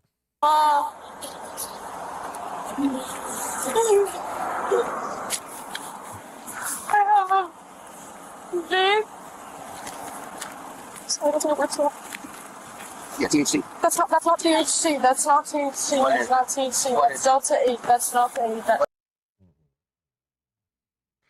That's gonna get tested, homie. Like, ooh. What's in Delta 8? It's just THCA. It's legal. I promise. Leads That's it. level of impairment. I have insurance. Can I get it? At least to the front. You said it's Delta 8, not THC? Yes. So why when I Google Delta 8, it Right. says Delta 8 THC is a psychoactive cannabinoid. So it depends on the percentage. Okay. Delta 8. I don't know anything about like the Delta whatever. Yeah, all the Django's about to diet crap. get in it here, but to my understanding, Delta 8 is like not synthetic marijuana per se, but it's like a geometric isomer to THC, but it acts as an analog. So like maybe it's legal, maybe it's not, but there are certain, to my understanding, there are certain variations of that they're still allowed to put a certain percentage of THC. It's like the amount of that THC is going to make it, whether or not it's legal or not. It's synthetic. There you go. My guess I mean, was according to this, correct. Delta 8 is a psychoactive intoxicating substance that causes impairment. So, I guess it would count. Yeah. But again, I'm going off of Google's AI summary here. I'm not a detective, but that's probably THC. Brett, you're probably not wrong. Oh, there you go. Please let me Delta go 8 on. is garbage and can be laced with all kinds of nasty shit since it's not regulated. Right. Baller. So that's what I mean is like, I mean, there could be, I have seen people put like Percocet and stuff like that in synthetic marijuana. It's just sketchy. It really is sketchy. What's stupid too is like THC, like weed or marijuana that gives you THC can be made organically and not that expensive. So like if you're not paying for it in the street, right? Like you're not paying street prices for weed. If you were going to a dispensary, it's not terribly expensive compared to what you would end up paying for something like now. The Delta 9, all the synthetic stuff came out when Texas wouldn't legalize weed, but would legalize all this other stuff. Then you got like, what is it, Kratom, or whatever the hell it is? That's a little more complicated because like technically it's not federally prohibited. It's also not prohibited by the state of Texas, who criminalizes marijuana. It's weird. But there's not a good reason to be doing Delta 8 in today's day and age, in my opinion. It's kind of like how we can't gamble, but we can go on predictive markets. Yeah. They're legally distinct, I as we like to say. I don't think you have to be 21. I don't know, to be honest. In my I know 21's for alcohol and 18's for cigarettes. I don't think you have to be 21 for Delta 8. You might have to be for marijuana though. Like if marijuana is legal in whatever state they're in, like to a certain amount. I wonder if that's a 21 thing or is that 18? Oh, apparently it's like it is state by state. Florida is 18+ for some products, 21 for inhalables and vapes. Brett got strong feelings on the matter for creative. 21 in Texas. There you go. Manda Panda with the facts. Cigs are 21 now. No way. They are, yeah. Whoa. Yes. Google that. I'm about to be letting a bunch of 19-year-olds with cigarettes. I don't care. Back in my days, what a problem. Bro, that tells you how old I am. Mm-hmm. And honestly, to Django's point specifically here, it's why I think regulating versus criminalizing makes a lot more sense for stuff like that. Is like, I'd rather just have criminal penalties for use that causes harm, right? Or exposure. Put an age limit on it, put whatever you want. You can go put a regulatory agency over the thing, but at least let it be. Because what we ran into the issue for, you see this a lot with heroin, you see this a lot with some of the harder drugs, is the infusion of stuff like, gosh, I can't think of it right now, fentanyl, getting laced with it, because we just have Joe Bob in his garage making weird stuff, right? They should be making, people are going to do it. That's the unfortunate reality of it. I mean, look at cigarettes, right? Look at Twinkies. Look at stuff with high fructose corn syrup.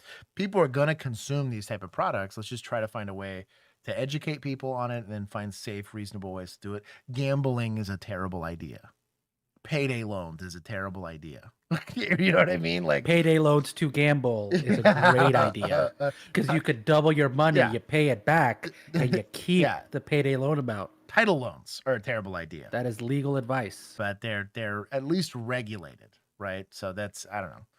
It would still, even if it was 100% legal, let's say there's no age restriction whatsoever and you can have THC wherever you want, this chick is still going to jail for the DUI because it's just like alcohol, right? Like in that, where we're prohibiting its use that becomes dangerous, right? So that's my personal take on it. But we enforce the law here. I have no issue with him doing that. Mom, please just let me tell her, please. Walk from the gym. No, please. 19, Please. He has my ID and everything. Yeah, you put your foot in there. Oof. That's a big oof. This was Xanny. I almost guarantee it's Xanax.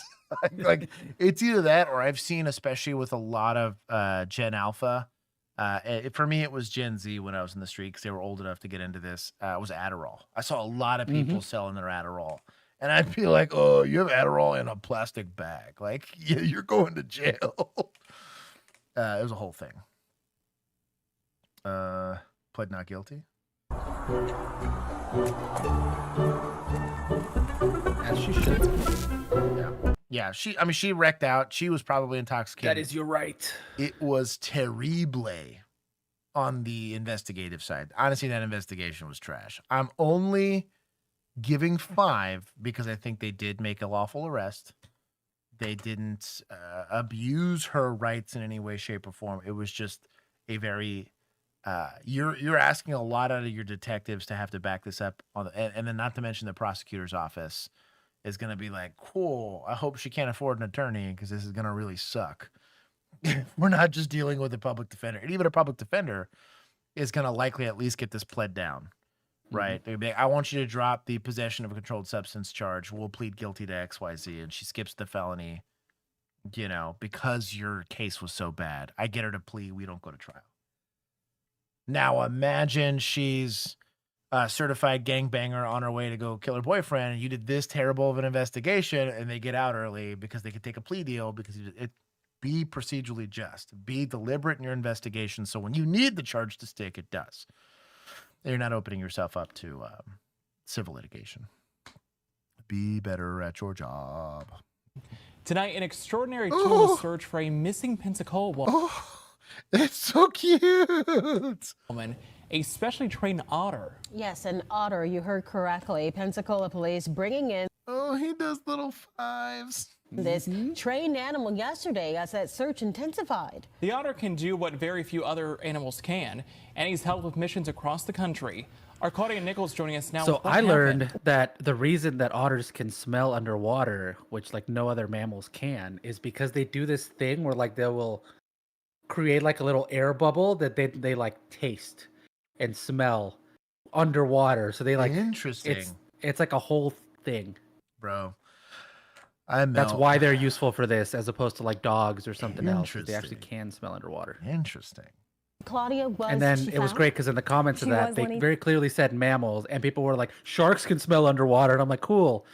Famously, mammal shark that fins and gills produces milk Yeah. and has hair. Whatever. Now, live birth is at least that, but they don't use eggs. But like gills, fins. Do sharks not do eggs? I thought sharks did eggs. I think they do live births. I believe. Really? Yeah. I gotta look that up. Do sharks lay St. Cameron police say she was located safe in a different area. Some And do and some officers don't. say the 40% egg layers and 60% have little baby sharks. Little baby sharks. otter named Splash was on scene and ready to deploy, but never had to enter the water. Investigators say he would have been used if the canine on the boat alerted first. Even so, officials say Splash has taken part in over 20 searches nationwide, with 6 confirmed findings. Bro, 6 for 20 really is good. good because you got to think like there's sometimes where it's just he's not in the right area. You're not gonna find anything, but wow, That's solid. Also, like it's got to not be that expensive of an animal to upkeep. Nah. You know what I mean? Like the amount of tech you'd have to develop to replace Otter that likes treats. You know what I mean? For finding cadavers. Can just hang out in pool. Dude, I know. Give it a rock and he's happy. These whiskers have a high concentration of lead. Tonight, an unexpected search and rescue responder called out after a woman went He's such a stinker. missing in Pensacola. Oh, Police say the woman hadn't been Water seen puppy. since Friday, and Water someone reported a pup. body maybe in the water near the Mahogany Mill boat ramp. Officer Mike Wood with the Pensacola Police Department says they called Peace So apparently River otters Search are and coming back to Rescue, Waco, a like river nonprofit otters. Oh, no way. They've started showing up in Waco Dude. again. They're fur bearing, so I can't have one as a pet. Well, not yet. Mm-hmm. And now that I'm done getting my police hours done, that's my next journey. I want to. There's like a certain license you have to rescue and foster fur bearing animals, like foxes and stuff like that. organization in Southwest Florida asking for help from their search otter Splash. Once they got here, they put their German Shepherd, who is also trained the same way for detection of human remains, in the boat to go to the area that we were interested in. Wood says So that is the dog one did not part that all alert. the short videos don't mention, and so all the comments are people going like, "Oh my god, they're finding people!" I'm like, yeah, they're finding people post people in. It's called a cadaver dog for a reason. Yeah, everybody's like, "It's so cute." That they're gonna otter rescue will people. never. I'm like, No, that otter will never rescue anybody. no, this is to give some closure to the family, not so much to save somebody. But I do still rescue very cool. rehab for reptiles. I respect the game for the reptile folks. I just couldn't do it. I can't. I mean, I guess you can pet reptiles, but You can. What's the point? it's just not the same. They feel scaly. That's what I mean. So Splash wasn't used this time. But he explains what could have happened if the otter was deployed. Once he gets down there, he's able to make bubbles, and he goes up and he chomps on those bubbles, and he gets the scent more by taste than he does smell. And then he's able to show dive teams exactly where that odor is coming from, and something that dogs are simply not able to do. The president of Peace River Search and Rescue and Splash's trainer, Michael Hadsdell, says Splash is a 2-year-old Asian small-clawed otter and the only one of his kind trained for this work. I thought maybe training an otter would help us bring things more over to, we'll get better recovery rates is what we were trying to do. And Splash has proven to be very good. Hadsell says Splash has been involved in more than 20 missions and has located 6 targets. He says they've learned a lot through his training. It's about 2 months to get him imprinted on his target odor, which is human remains. And then from there on, he's very reliable on the 2 months? That's nothing. I want to find out what like the budget is for this program because I bet you it's less than like training one K9. To teach a dog to bite a human being, in which to kind of like instinctually like able to do, it takes like 6 months, if that. And then it's constant upkeep. That's crazy work. The food budget, probably the vet bill is cheaper. Only racist. X-Bane, what's the coolest reptile you got? I had a biology teacher in high school that had iguanas. She had a pet python, or not a pet python, it was in the classroom python. We called him Satan because he couldn't pet him because he was venomous. He had to wait till he was eating to pet him. He was like very venomous. And then she had one of those huge, it was a constrictor, but it was like a yellow snake. It was enormous. But that one you could pet. You could like wear that snake. It was very calm. It was very cool. Some chinchillas. I don't remember what else she had. It was a bunch of cool animals. But I wanted to be like a veterinarian. Well, actually, as a kid, I wanted to be what are they called? Cryptozoologists. You'll find like non-existent creatures. Well, you could get halfway there. Just do crypto. Yeah, it's true. But I watched Jurassic Park as a kid, and I thought like people that That's what Logan Paul tried to do, was be a cryptozoologist, and people lost millions. Pythons are not venomous. Well, it was a venomous snake. Not to all caps you back, but it was a snake that if it bit us, we would have died. So they had anti-venom, but they were like, it's old anti-venom. It probably doesn't work. You could use it once and then never again. So it was, I don't know, cobra, some shit. I don't know. It was a highly venomous snake. So we just had to teach them how to work with us and trying to figure that out. No one's done this before, so we're learning as we go. Wood says this is the first time they've worked with Splash and his trainers, but it likely won't be the last. Hopefully we don't have another case like that, but if we do, that's somebody that we will definitely contact again. That's a great PR statement. Hopefully we never have to use them, but it's Florida, so like, we're probably gonna have. So he'll be back next week. He said, Python, I took a guess. That's all I'm saying. All I know is we had a constrictor, the one that strangles things to death. We had one of those. I don't know what the hell it was. It was the type of reptile. Boa. I don't think it was that. But it was a yellow, humongous snake. I mean, it was like a 4.5 or 5 foot. It was enormous. A black mountain tortoise sounds very cool. Minty fresh. Yeah, great job on PR for this. They did a good job. Let's see. Good Boys. This counts. We'll give some points to Good Boys. Media, just for covering the story. I'll give some. Well, I bet you admin doesn't actually pay for. Yeah, but they allow them to get like deployed. I'll give admin some points here, and then society. This is likely like a reserve cop or something that's doing this. Or just somebody that rescues animals and say, hey, there's a way that we can help with this. We might as well. De-escalation Otter. Who's little manita? Who's little manita? Just hero. He just passes you his little rock. Oh my goodness. And boas are constrictors. Okay, so what's a poisonous snake? Probably an albino ball python. Probably. I don't know. I couldn't tell you. Would cryptozoology also be looking for animals that went extinct? I think like claimed to be extinct because they were looking for just animals that we don't really have any examples of now, right? But it's not a real field. I was a young child and I was an idiot. I had those animals magazines and then the zoo books. Yeah, the zoo books. I had those, and then like I said, I watched Jurassic Park, and then I think we got the Discovery Channel when I was a kid.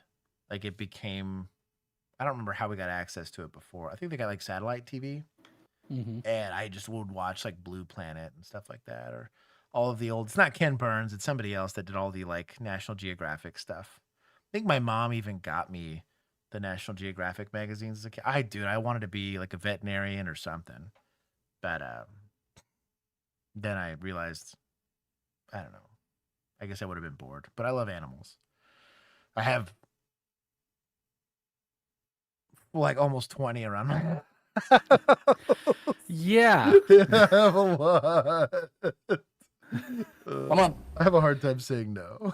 20's an understatement.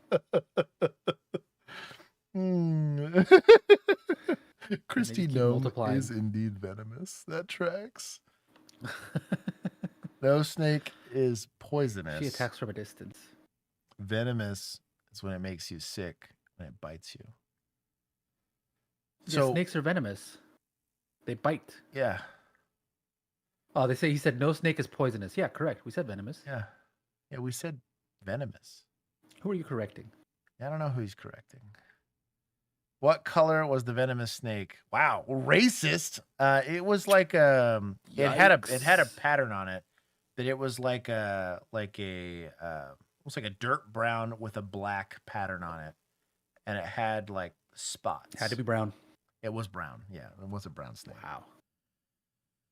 But yeah, and he was probably only about like 2 feet long. He about yay thick. Like he was like a hot dog thick, like with the bun. We used to have to feed him little rats. They weren't alive, but we would feed him rats. Oh no, I think we fed him live rats. It was wild. We'd throw him in there, shut the little thing, and it was just like a sick 5-minute exercise of waiting to see how this snake would kill this rat. And he would just chomp him, wait a second, and then we waited till the rat would get to a point of like no return as this snake was trying to eat him. And then you could pick him up and play with him. But the second, and every once in a while, he would start to be like, I don't like getting picked up and played with. He'd start like throwing the like rat back up, and then you had to like put him back down because he was trying to bite you. Was it a worm? I mean, what's the difference? It's a worm with teeth and venom. Come on, let's go, Emma. Come on, I know. You got to get up. In the early hours. Dude, with drunk people, this happens from time to time. Especially in the winter here in Texas, because you run the heater and it gets like kind of cozy in the car. You know what I mean? It's kind of, oh, well. Whiskey make you sleepy. Yeah, the hum of the patrol car, and it's a little warm. Also got the little cage so you could just lean against. Dude, it's the worst. The divider. It did not have a rattle. It was not a rattlesnake. Dude, when I was in Palm Springs, they had a sign that was like, "Do not climb these rocks. This is a rattlesnake breeding area." Oh, could you imagine? I was like, "Jeez." Yeah. Also, it was like smooth. There wasn't like because like we have rattlesnakes here in Texas. This snake was not native to Texas, and rattlesnakes also look like sharp is the best way I could describe it. This looked more like a what's it called? Like a snake you find in a rainforest. Like it looked wet all the time, and we had to keep the moisture or some shit in his enclosure like to a certain place. Copperhead or a cottonmouth? Maybe. If I saw a picture of one, I'd be able to tell you. If you had a pet diamondback rattler, I'm calling you an idiot. I mean, it was. I just remember only certain people were allowed to interact with the snake. Because it was basically like you had to be a little stupid, but also like you had to just treat the animal with a lot of respect because this thing could kill you, you know? Was it a snake? It was indeed a snake. I bet it was a snake. It probably was a snake. It was a wet snake. Sarah. And you had to keep it wet. Yeah. But I didn't like spray it or anything. You just couldn't leave it in a terribly dry environment. Versus the chinchillas, we would have to dust periodically. Also, chinchillas are adorable. They just stink. You had to dust them? Yeah, so they keep themselves. Dust them. No, not like that. That was that one possum that killed the kittens in my backyard. I did dust that. And an armadillo that wouldn't leave my yard alone. Yeah, you just gotta treat the animal with a lot of respect. But that armadillo. Of July 25th, 2025, police responded to a major car crash when that sleepy princess nearly destroyed an entire building. Is it just the one vehicle? She went hard. There was a silver Mustang that was driving really slow, so I just came from downtown, and as I was approaching, there was a silver Mustang kind of crawling. Should be. And they circled back and Okay, so this is literal mama bear just checking on the patient. Shout out to society. That is left the patient in the vehicle because the vehicle's not on fire, and we're just checking to make sure there's not like a critical injury. Shout out to society. That is a nurse. I can almost guarantee that, or just a lady that took a stop to bleed class. The fact that she's on the phone, like notifying dispatch and all that. Drove by again, so I don't know if they just witnessed it. It's a or pillar, if they were dude. involved Smokey's like, look, I'm not a contractor, but in how she came through 2 walls. Could be weight bearing or load bearing. oh, no, she went through walls. Oh my god. Take that, Smokey. Bro. She pulled a what is it called? The Mr. Kool-Aid guy. Oh yeah. Oh yeah. I would do that. What was it? Shoot, what's that movie where they do the police chase inside the mall? Yeah. Blues Brothers. Blues Brothers. I could see EMT as well. Yeah. Okay. Yes. Hey, sweetie, do you want me to call anybody for you? This is my witness. She's not bleeding. The answer is yes. My lawyer. Yeah. Yeah. ASAP. Ma'am, why don't you step out here? Yeah, I'm gonna stand right here, okay? Does anything hurt at all? No? We're going to get you out of the car, okay? 4043, we're going to be at 615 8th Avenue West. Bro, you're asking for a rookie so fast. Oh, having to do this crash report. Oh. So far. Huh? Having to contact ownership and Yeah. And for a vehicle is inside of. Hey, come on. oh yeah, it's a little more than a pillar. Okay.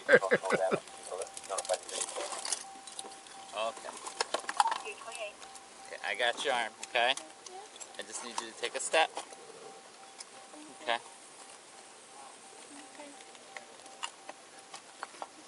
Okay, come over here. Yeah, the forearm tat makes me think EMS. I'm not saying nurses don't have arm tats, but we're pushing more towards EMS. There's a lot of hospitals that just don't like. Now in the ER they don't care, but they don't like nurses with arm tats. Sorry, Emu. Because I've seen it to where like they make them wear like a sleeve to cover it. That's the long sleeves. Yeah. Okay, if you don't mind. I bet you that's changing just because of lack of staffing. 204. When I was in policing, less than 1% of departments allowed for facial hair. And of the ones that allowed for it, you still had to get like a doctor's note for it. Visible tattoos were a big no-go in the vast majority of departments. And how fast that's changed in the last 4 years is crazy to me. Even at my We old literally watch the recruiting video of your agency so where they pissed. show the dude full beard, tatted up, and putting on his vest, his outer vest. Yeah. And I was like, Bill and I remember we were both pissed because I was like, didn't have weapon mounted lights, didn't have outer vests, couldn't have beards, couldn't have tats. Like, built a whole TikTok account over it. dude, it was. We made merch out of it. Yeah, literally, it was a whole thing, dude. Chen's neck tat. Yeah, dude, she wouldn't have made it 2 years earlier. This guy and the tattoos again. I just woke up to hear that. Yeah, my department, I had to shave. It was actually the first question Kinsey asked me when I thought about reserving. She's like, "You have to shave again?" And I was like, "No." She's like, "Okay, I'll let you do it." Whole body shave. Whole body shave. Like a Yeah, she's the swim. witness. Okay. Are you okay? Do you feel hurt anywhere? Okay. We have ambulance here. Do you want to see them? Are you sure? How old are you? Okay. So we're gonna have them It's a 19-year-old stream, man. look at you anyway, just to make sure you're okay. All right? You have an ID on you by chance? Driver's license? Is it in the car? Okay. I should have named this one "Baby Girls That Kill It." Baby girl, you're killing it. Oh, what is this? The Baby Girl Murders. Warm. Oh, thank you. This is ramen. Oh, ramen. With mixed vegetables. Shout out to the wife. That's good. Oh no, it's I'm hyped. Dude, that just reminds me of that Vegas ramen place. Dude, I love shouldn't have that said place that. so much. I know. I'm sad now. I've been trying to find a place that'll do the chicken here. ramen, but we don't have a lot of great ramen places around here. Unfortunately. What's up with Sergeant Pepper Spray and drunk 19-year-old? I guess his uploader has a type. Hey, they had one go viral, and they're like, well, we know what hits. Is it Lazink? What is the policy on beards? I know fire and military because they're made to wear a mask that are sealed.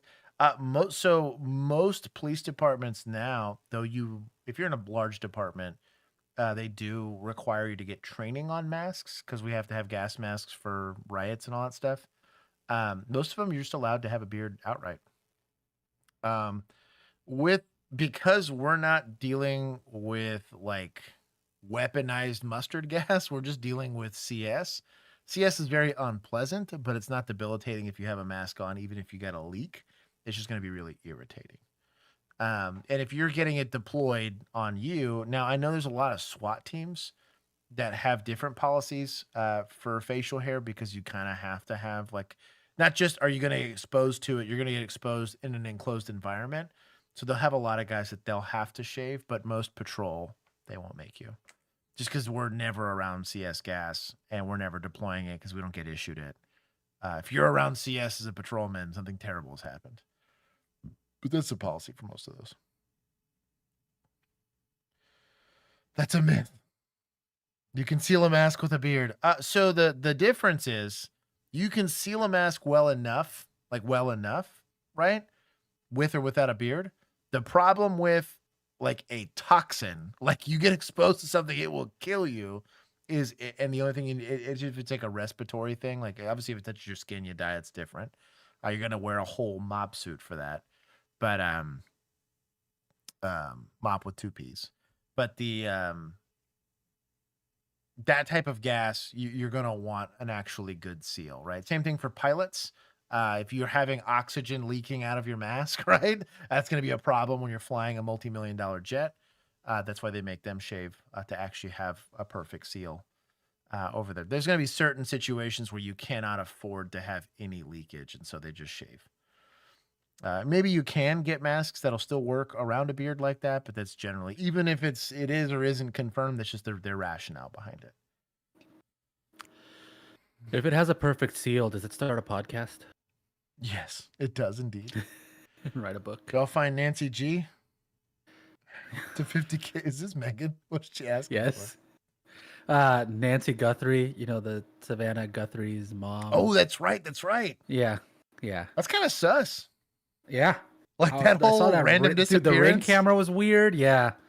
It's all weird. Pretty sad. It reminds me of the Gabby Petito case, just because of how much we didn't know ahead of time. Or when, what was it? The other Nancy, Pelosi. The whole thing was with the hammer. Like, what the? Yeah, none of this makes any sense. Yeah, that was kind of weird. Yeah. Hope it could change soon. There's apparently a really good ramen house. Oh, wait, where? Up in Canada. Oh, Canada. Yeah, Mac knows. Tell me when it's in the land of the free. Exactly. Hi there. What's your name? I want a 1911 on my side while I'm having my ramen. Is she declining? That's right. I want to put the ramen around the 1911 and then eat it. Like a chopstick. All You right. get 2 of them. That's it. She's declining. Thank you. Your address? Emma. Emma, no. Is she detained? No, that's not even your car. Go sit over here. Go over there. You see that? Go sit. I'm trying to figure out who's getting in my car. That's not your car. That's your car. You don't even know what you did tonight, do you? Go take a seat. Go take a seat. Go take a seat. Ask Telmake. She shouldn't have been in a civilian's car in the first place. I was going to complain, but I was like, well. I thought that was a patrol car. That's a civilian car? That's a lady's car. That's crazy. Yeah. She just drove a car through 2 buildings, and we don't even have her in handcuffs. Like, at the back of a patrol car. Go take a seat.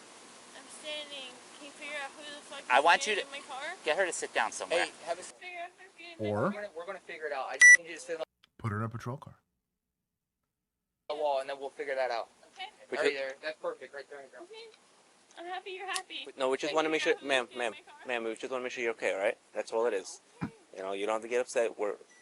I'm grateful that you're okay. All right.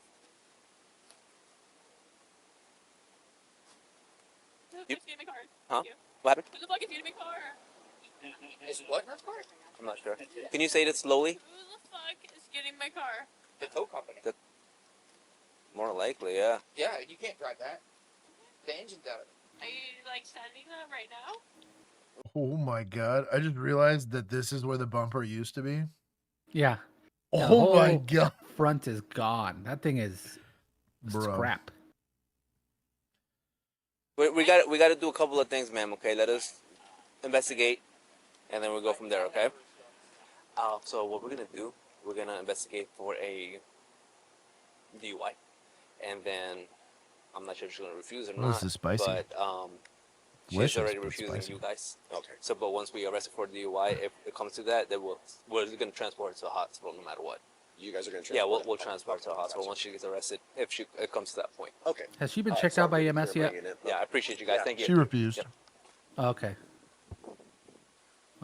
So typically in an accident like this, they're going to refuse EMS. I'm going to tell EMS to wait.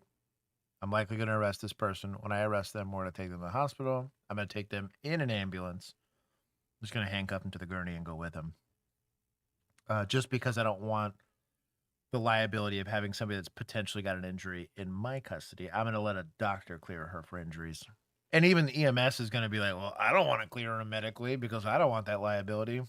I'm going to be more than happy to take them to a hospital and let a doctor take the liability. But it's easier to transport, especially if you got somebody that maybe does have an injury.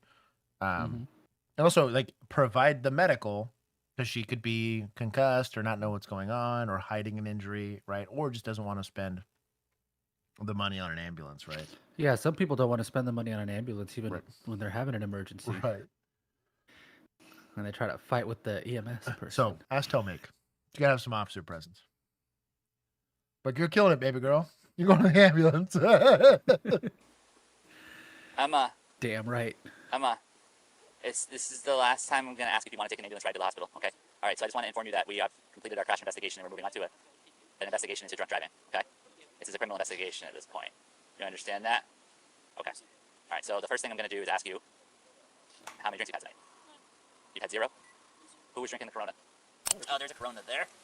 Oof. There is? Mm-hmm. Is it a bottle cap or a whole bottle? It's a half full bottle. Nice. So, yeah, empty container or open container, already bad. She's 19. That's pretty bad. You have a minor in possession already. I would argue Miranda probably applies here because I now already have probable cause for arrest. So the people that are like, hey, I have enough probable cause. The second I saw it, probably should have Mirandized her, especially if we're going to continue on in the DWI investigation. But we'll see. I understand the people who play it fast and loose and just say, I'm going to do my full investigation, arrest, and then Mirandize, but we'll see. All right, come on, Emma. Stand up. Grab my hand. All right, hold on. We're going to walk over here. We're going to go under the light at this gas station, and we're going to start field sobriety tests. We're going to use this area here real quick. Remember, an boys, accident that bad? Yeah. Remember, boys and girls, 2 things. They have to qualify. She refused medical, but it doesn't mean she's not injured, right? Which would disqualify her. 2, there's a lot of questions we got to ask. Medication, pre-existing conditions, whatever. 3, well, I'm going to zoom in here. It's based on consent. Get consent for SFSTs. They say no, work off the refusal. You can't articulate this DUI for That's fair. That's fair. Especially with open container like that. Like, it's an open container that's clearly half drunk, like in the car, and she's slurring her speech. Probably got all the other indicators. Like, Yeah, go ahead. No, go ahead. you don't even need let's actually SFSTs. You're doing it to be extra Let's here, move over here. It's a little more light. which is All right, good. let's go right over here. You want to be thorough in your All right, investigation. are you good? You want to do it? Whatever That's you want. fine. Okay. So Yeah, but we're also gonna all do this a time is just series of letting tests. Okay, we're gonna check your eyes. blood Do you alcohol consent to drop. these Right. So when these get thrown out, All right. if she either blows All right. below Do the you see my limit pen? or Do you see my pen right in front of you? Do you see the tip of it right here where my finger is? Okay, this is what I need you to do. I need you to keep your hands by your side. I need you to stare at the So when I administer this, I would give her the posture first. Not do it with a flashlight in her face and all this other stuff. tip of this pen, and you're gonna follow it with your eyes and your eyes only. Do you understand that? It's probably the best camera angle I've ever seen on this, though. So we might actually get HGN here. So boys and girls, lock in. also, I want to give a shout out to the way they're doing the light here. Yeah. Because, like, number one, it's not just like in her eyes, right?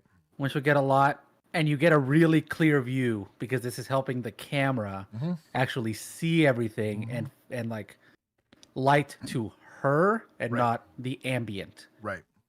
Very helpful. Okay. Contact them. They want to contact the county. Oh man! Yeah. Oh, you can hold on, see that so jeez. clearly. Okay. Dude, that was like a freaking. So when she got to maximum gumball, like, just- deviation, you watched like a whole pivot By your happen side. there. I need you to stare at the tip Now, of this the should trampoline. Be, yeah, this should be lack of smooth pursuit, so it should be done more like this, but the this nystagmus pen, was there. and you're gonna follow it with your eyes Watch and your eyes this only. eye Do you here. understand that? Okay. Contact them. They want to contact the county. Golly. Can't see it on this one. Otra vez. It's another slow. This should be more obvious. Oh, she's like, oh, they moved.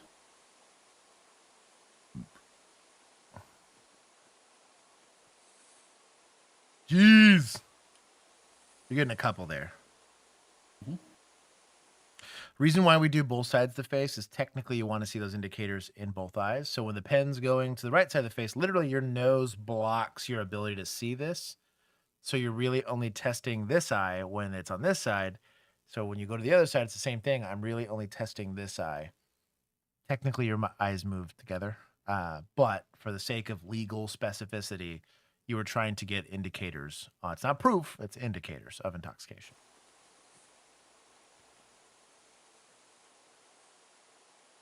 Oh, girl's hammered.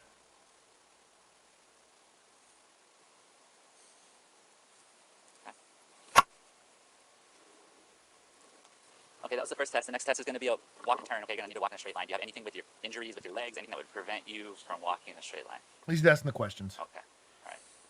I'm going to have you take a few steps over here. Over here. Over here, Emma. Just right over here. Yep. All right, Emma, stop. Face me. On this line. Stop right there. Okay. On this line, I want you to put your left foot and then your right foot right in front of it, heel to toe. Can you do that for me, just like I'm doing? Let's start over, because I want you to start on the line, okay? Yeah, right. Left foot on the line. Huh? Right foot, heel to toe.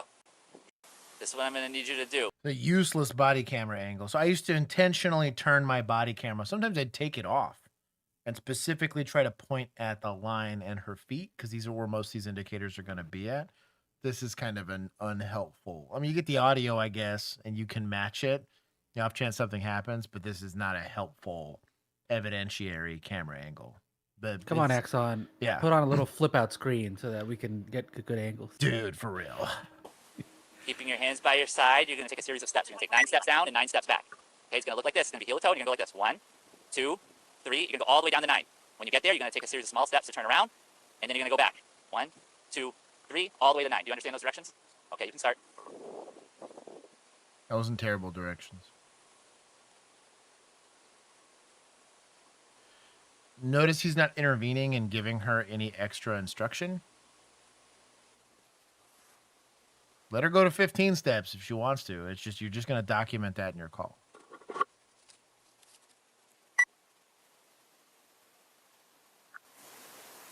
Are you getting it?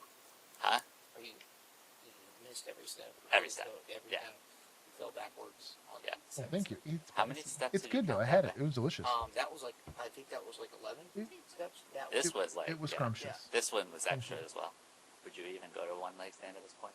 I can. Black I can Forest, gonna direct fall it. over. Juicy first. Yeah, that's the thing. So if you feel comfortable doing it, if you want, I can direct her to do it. It's totally up to you. I can tell her. Okay, yeah. Emma, step Is the forward backwards here, cap a please. write up? Where I'm from, yes.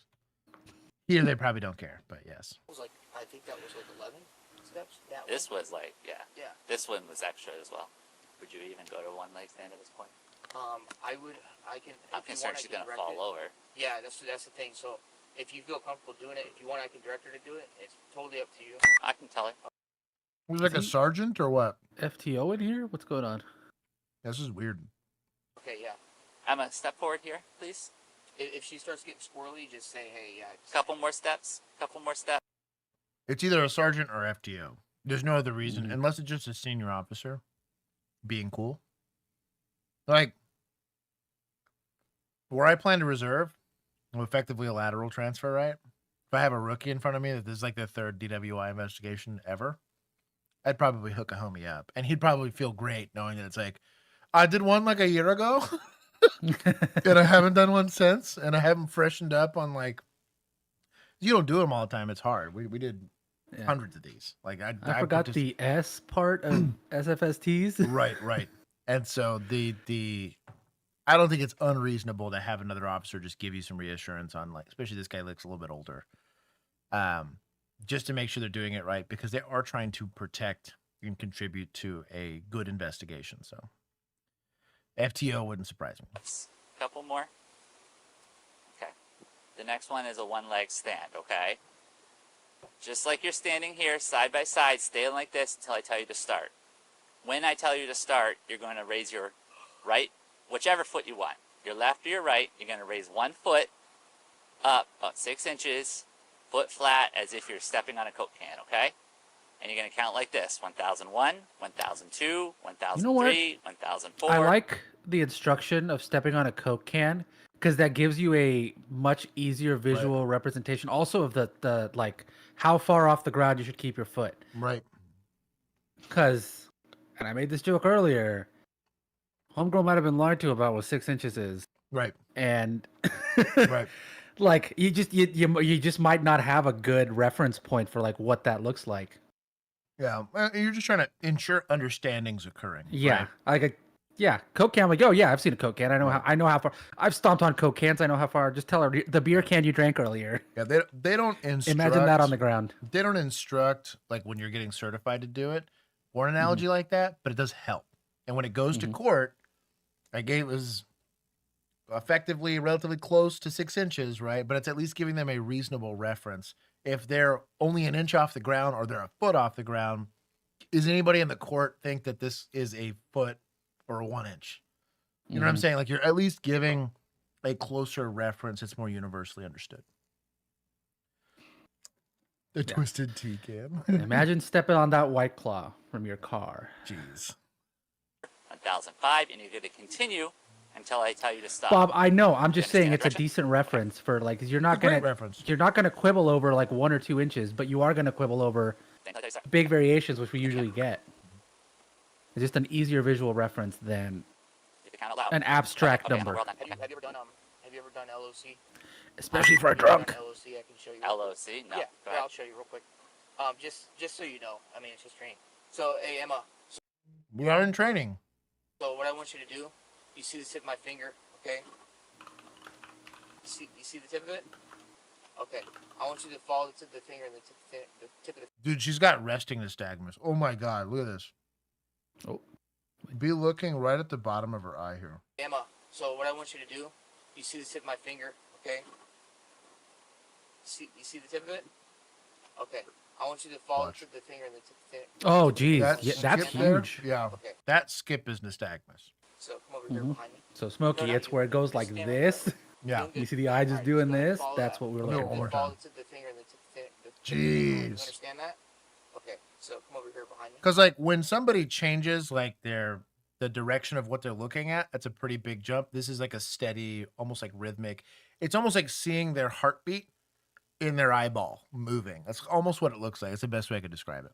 No, not you. Yep, just stand right there, okay? You're doing good. All right, just go ahead and follow that. Best you can, okay? There you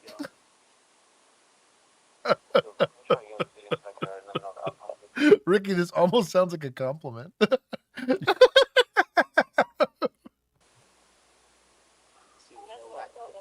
Easy question. As in, like, so that means that there's a high amount of presence on there. Of what? Depressant. So Her nystagmus has nystagmus. Yeah. So yeah. Easy, drop your question again. I lost it. Easy, got a question? Apparently, but if it's not in a super chat, it's going to be hard for me to find. Easy the tired. Is someone born with nystagmus? Would this investigation have to skip that test? Yes. So it's literally a question for a disqualifier. Do you have natural resting nystagmus due to a medical condition or a pre-existing condition? Yes. Oh, there you go. There it is. Easy the tired. You have to ask. Mm-hmm. Is this And if they go, do I have what? You know they don't. Exactly. Because they would know. that's the only way they'd know what the heck that is. She gone. All right. She's going to jail. Yeah. Okay. All right, I'll call it out. Okay. Hey, Emma. Put your hands behind your back, please. Emma, at this point, You're at this arrest. point, you're under arrest for suspected DUI. You understand that? Yeah, how about you help put her under arrest first? 318. You show me. Let's not assume. We want to give her the opportunity to fight. Yeah. I mean, I can actually. Yeah, smooth swings. What's that? You're not gonna check me. We are. You're going to go to the hospital because we need to get, because we care about you. I mean, you can check out the building. That's what you know what I'm She saying. could also be like on her way to alcohol poisoning. To be fair. We have to do Worse if she's like mixed it with something. Like let's say she's on like an SSRI, which is common with young people, or like a mood stabilizer, or Adderall, right? Something plus alcohol, even a little bit of alcohol could be very bad for her. So, not a bad idea. for you because we. 20, like 30 fucking minutes? No. Yeah, we have to. You know what the onset of pain is? After 30 fucking minutes? No, it's not. No, it does matter. It does matter. I'm not a medical professional. We don't know if you might have. Probably know. Wait, he said the thing. It's not. It's not cool. Shout out to him. We want to do this for you. We have to do it for you. Okay. Do you want? I'm gonna sit her here. Sure. Put her in a patrol car. I know you're like allergic to doing it at this agency, but just put her in the patrol car, or have the ambulance transport her. Like goodness gracious. Is there something? Yeah. Well, you go and get your car. Okay. And then walk her all the way over there. Okay. All right, come on. Okay, she should be good. We go here. Yeah, she can fit in there. Yeah, Emma, come on, just have a seat, okay? It's not a hard seat. It's a nice soft leather seat, okay? All right. We care about you. We want to get you checked out. All right. Do you have my purse? Yeah, I'll go get it. I'll get her purse. So I have her. For what? Her purse? I'll get it. It's on the building. Yeah, I'll go get it. As a matter of fact, yeah, let's get that now. Yep. Because are you going to be going to jail?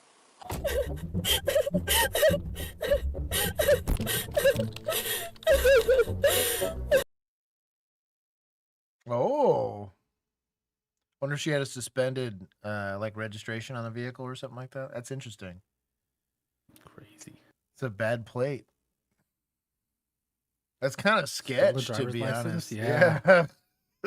Like the DUI as a minor, I mean, it is what it is. Young people make stupid decisions. This takes like effort. Unless she was sold a sketchy car, you know, like he could be a fake ID. Oh, I like, didn't think about that. Oh, I guess that's how she got the alcohol, right? Yeah.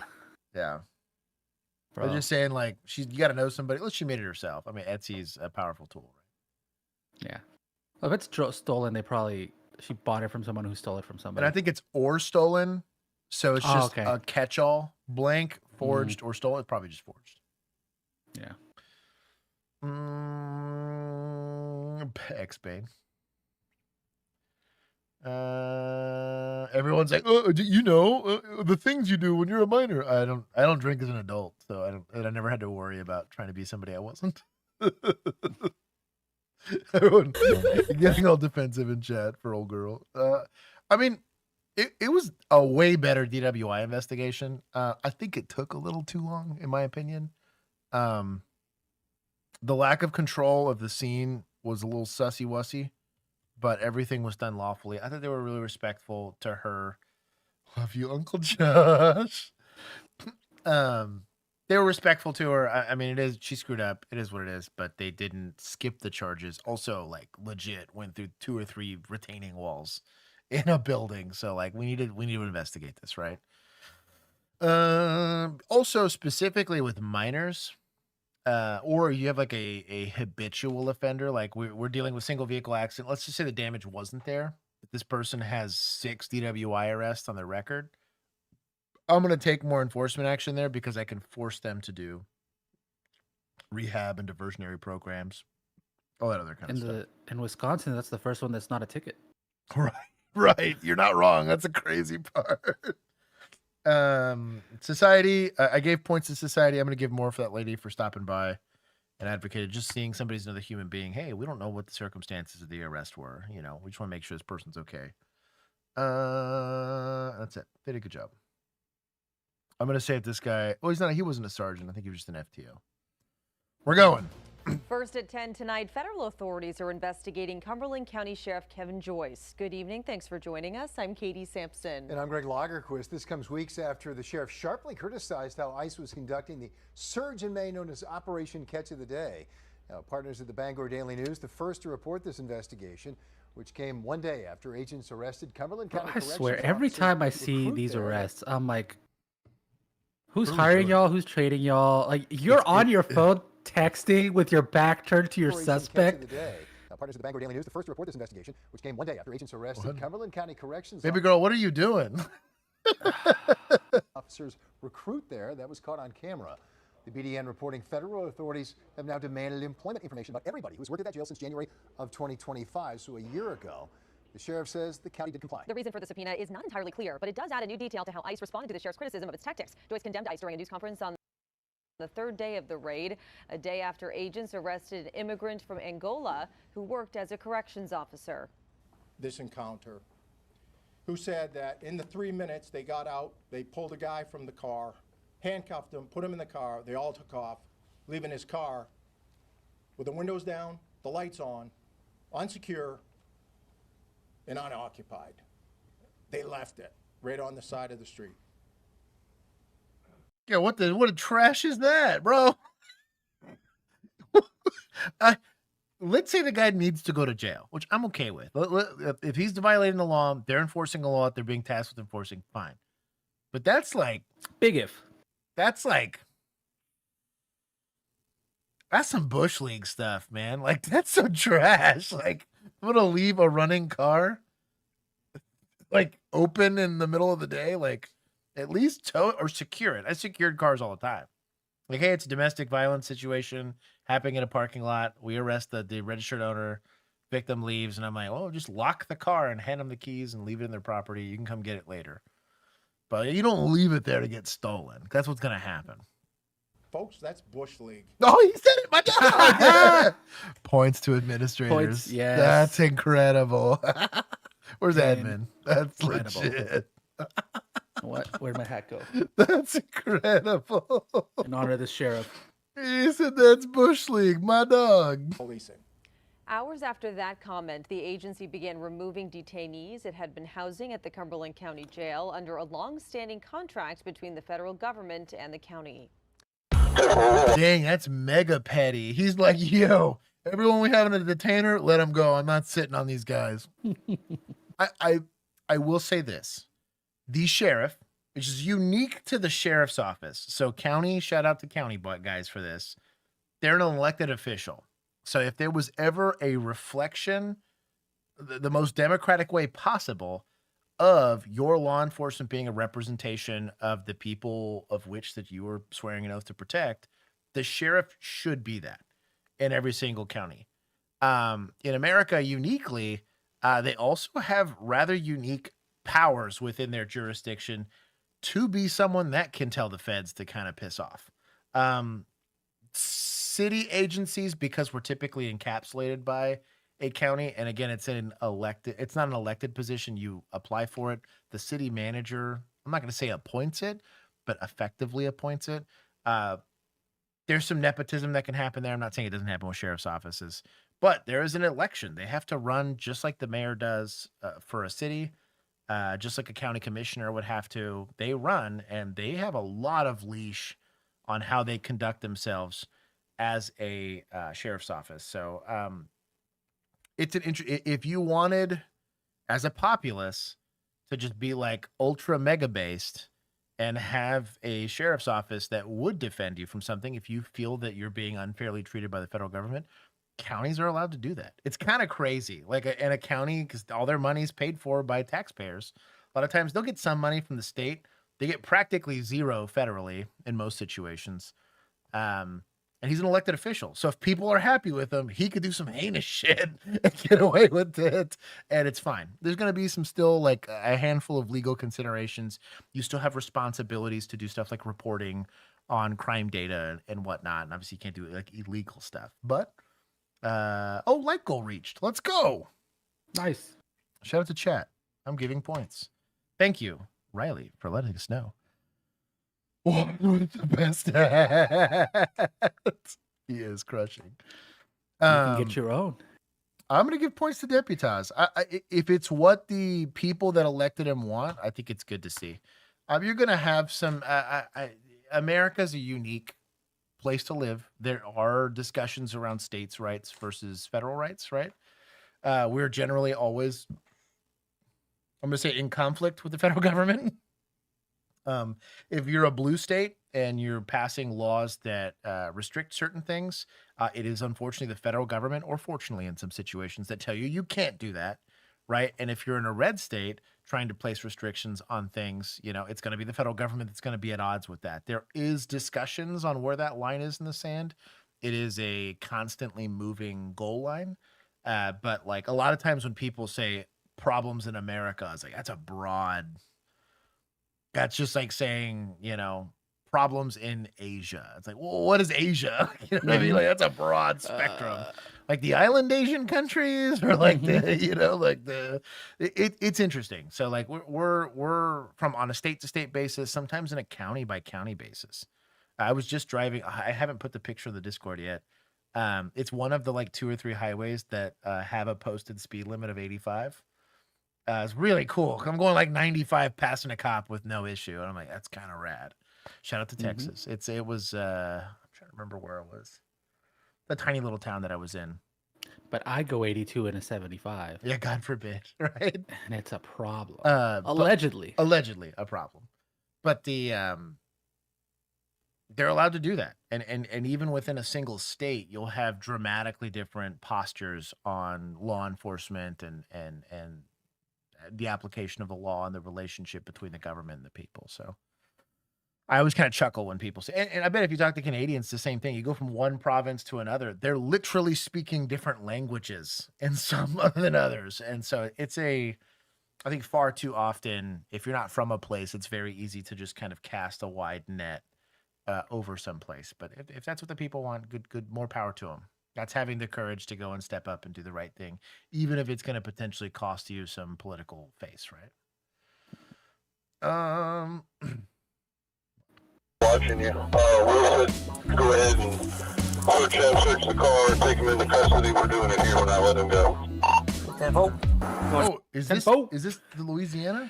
Is this State Boys? Police. They're back. They're back. Okay, y'all get ready. Y'all get ready.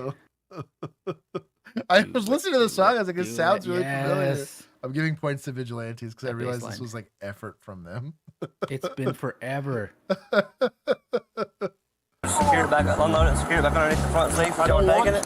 We want to DNA it. What you got? Boys on the highway. I ain't gonna shoot that dumbass. Get over here. Boys on the highway. You didn't put that much down. No,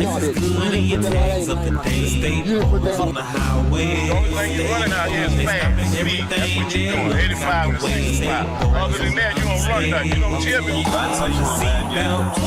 All I'm saying is State Boys. Body cam footage from the Louisiana State Police and law enforcement agencies across. I just love this guy. The amount of energy that's put into these, I get hyped every time, man. Makes me so happy. I literally got that song. Like I bought it on Apple. Did you really? Yes. That's incredible. Oh, man. I was like, this guy deserves it. I appreciate Josh. Especially with how much we use it on the soundboard. Oh man, Sarah almost convinced me that I was having a dyslexia moment. I was like, I appreciate Josh. Think we put effort. I was like, what the fuck? I don't know. No, it's written that way.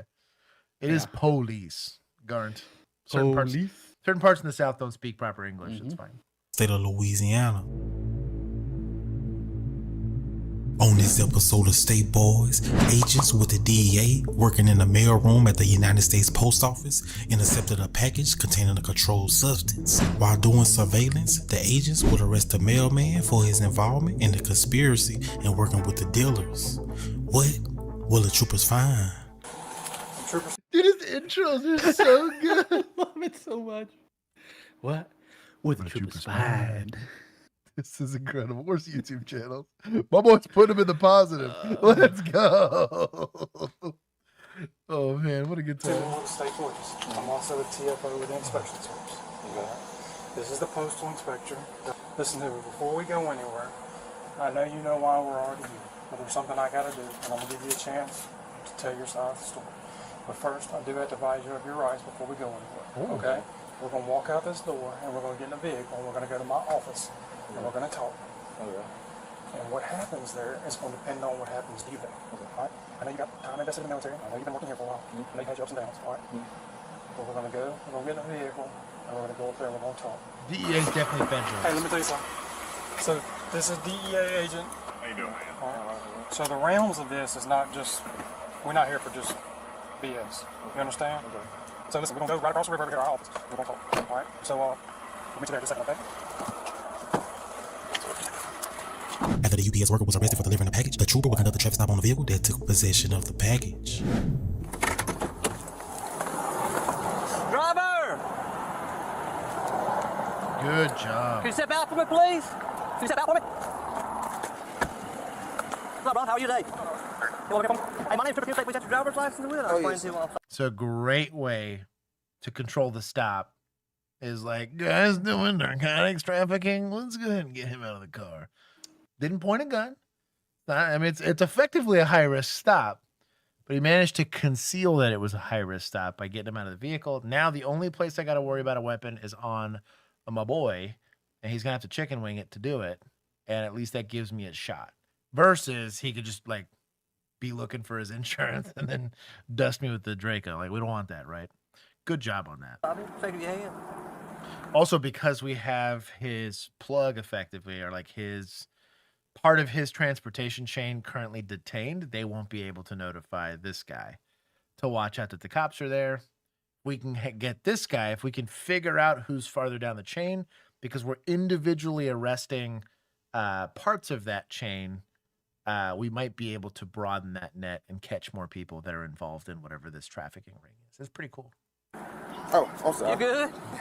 Hey, look, we're gonna stop you because of your window tint. Okay. Oh, okay. Oh, and he has PC for the stop pass. Just an investigative stop. Louisiana State Police bringing it back. Let's go. The window tint is dark. It's supposed to be single-handedly redeeming troopers. And 20 on the We back. recently just got it back, and we was gonna take it off. So, Doug, on the Nissan Altima, come on, Doug. Altima, dude. I was literally about to say. Be the meme. Oh, potato. Hold on. Moses is the reason I have these. So nice. Pin him. I got you. Yeah, we're gonna take it off. How long have you had it? For like a year and a half. Okay, I got you. That's why I'm stopping you, man. We work a lot of wrecks on these Just got it these a year and a roads. half ago.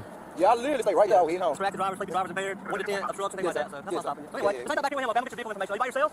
Yes, sir. You by yourself? Yes, sir. Okay, can you grab the registration insurance for me? Hold on. Can you roll your front window down?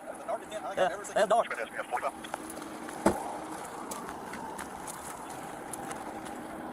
Here we go.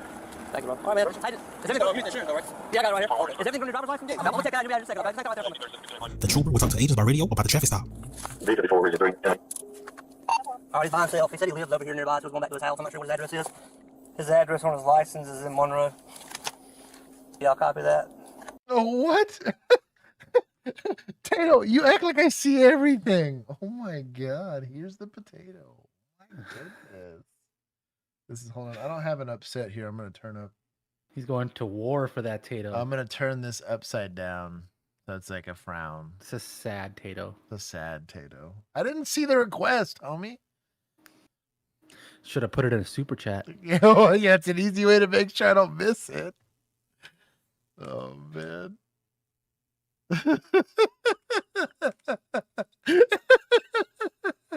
I've lost the chat. I'm about to step back out and just measure his window tint and write He's him a upset warning. spaghetti. So, y'all got some time. Hey, for those of you that have that on your bingo card, upsetty spaghetti, shout out. Hey, that's what I'm probably gonna do, okay? Just give you a warning. Honestly, Nissan Altima should probably be on the bingo card. It should be. Just make sure you get your window tint taken care I don't of, okay? monetize. I'm gonna go get taken off in the morning. That's a pretty expensive ticket. I don't want to stick you with a large fine just for the window tint. So just make sure you take care of it, okay? Okay, I will. Most definitely. I got your word, huh? You gonna take it off? Oh yeah. Okay. All right. Hey, I'm gonna measure your front and your back one, okay? All right. Is your car still on? Yeah. Okay. Just gonna roll it up a little bit.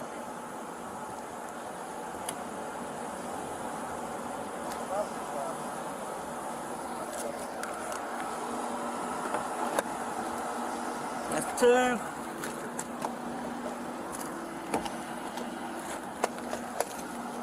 That's 1.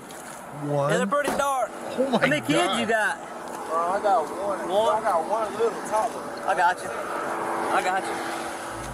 The trooper will get an order from the agent and the traffic stop will take a different trajectory. Yep, I just got back in my car. We're watching you. We'll said go ahead and search the car, take him into custody. We're doing it here. We're not letting him go. 10-4. 10-4. Thank you, man.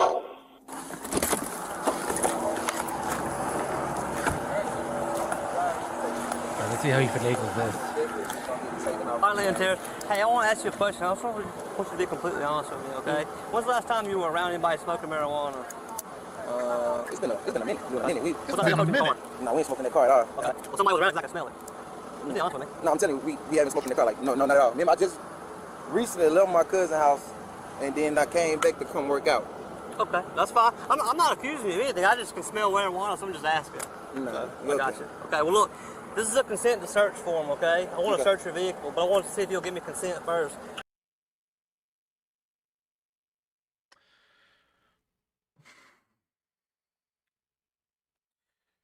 So, in general, if I can smell weed in a place where weed is prohibited, maybe Louisiana is different, but in Texas where it's prohibited, I smell weed, I got search. I don't need consent. I have probable cause to search the whole car within reason. Obviously, I can't like be disassembling the entire car, but why you would ask for consent?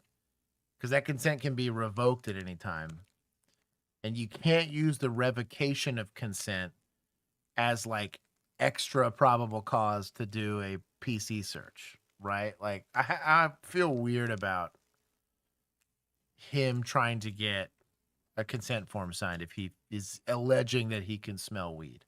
It's a terrible way about doing this. Because if you can smell it, like I don't know, like I said, if you can smell it, why are you doing it? That this is weird. Just read this, and if you have any questions about it, you can ask me.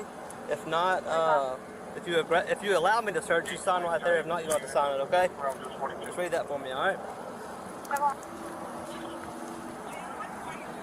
We also had to read our consent forms to the people. We couldn't assume that they could. Couldn't assume I'm right here by the crib. We know, because we don't even smoke. Refuse. I'm not going. Let's go. We haven't smoked. Points to suspects for refusals. Look at that. I'm gonna give him a lot of points. You never see refusals. My dog. I was like, yeah, no problem. I was like, you know there's illegal shit in your car. Why are you saying yes? You think they're bad at searching? Right. No, I got a little child. My child was just in the car. Okay, well look, in state of Louisiana, it gives me probable cause to search your vehicle. Then why are you asking for consent? I'm sorry, this upsets me more now. Like, is he trying to buy time for the DEA agents to get there? No. Or the DEA is just telling him to arrest him anyway? That's what I'm saying. They're saying just hook him up if you can, but we're taking the car, is what they're claiming. So what are we even doing here? He's just trying to find some arrestable offense.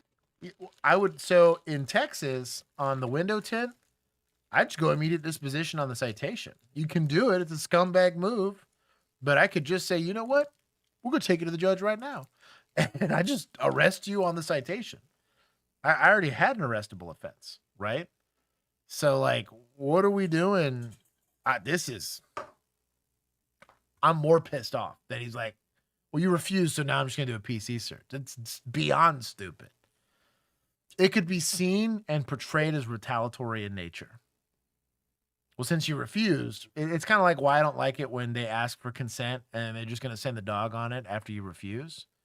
It's like it could be seen. If the right attorney eventually is going to sue on behalf of that, and they're going to lose the ability to do it. Stupid. Could the DEA have had a warrant for him? If the DEA had a warrant, what are we even doing? Like, you know what I mean? Here's the warrant. Get the hell away from your car. Like, this would have been even faster. I wouldn't have needed the odor of marijuana. I wouldn't have needed any of that. Yeah. We were doing so well. Yeah. That's fair. We were. Oh, man. Regardless, okay? That's what I'm going to do. Is there anything illegal inside your car? No, sir. Okay. Same type for me, okay? Okay. Turn around for me right here. Put your hands right here. Is there anything on your person? Okay. I'm hanging your phone up just for the time being. You can make a call whenever we get out here in just a minute, okay? What's your hands? Can I call my lawyer? Just relax, okay? He's messing in my car. To answer the can I call my lawyer right now? No. Allowed to control who you can and cannot call. Now, the lawyer's going to be real happy that he said no to the search, though. The lawyer's going to be hyped. Yes. Okay, just relax your hand. Log it so don't get no title. Just step back there with truth or dare song on in front of my bumper right there. If the car is not even... Yeah, we can. Step back there. Just laying up right here. Why you don't ask for consent? It's confusing. Both legally and literally. Your friend smoke at his house and you had it on your skin or something? This is chicken. There's no smoke. Like, there's no smoke. Because I know sometimes you go to a buddy's house and he's been smoking and you... Let's say there is no odor of marijuana. It's a scumbag move. Arrest him for the citation, insurance tow the car, get a warrant for the car later, and observe code and criminal procedure requires this of you. This is not like, and it's federal. Like, it's just, we don't get to make this up state by state. You were universally held to this standard. Oy. I have beef. Also, if he's under arrest, put him in a patrol car. What are we doing? Now, if we were on a consent search, I would need to not put him in a patrol car because he's allowed to revoke consent at any time. But it's not a consent search, so. I promise you there's no smoke in that car, bro. You said you got a 4-year-old and a 7-year-old? I got a 2-year-old. I mean, 2-year-old.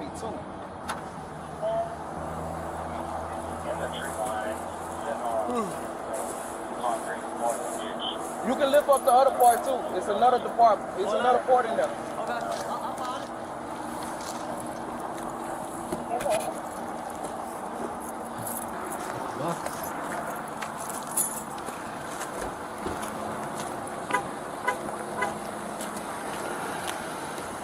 There's Fed Boys. There they are. Skinny jeans and all. Mm-hmm.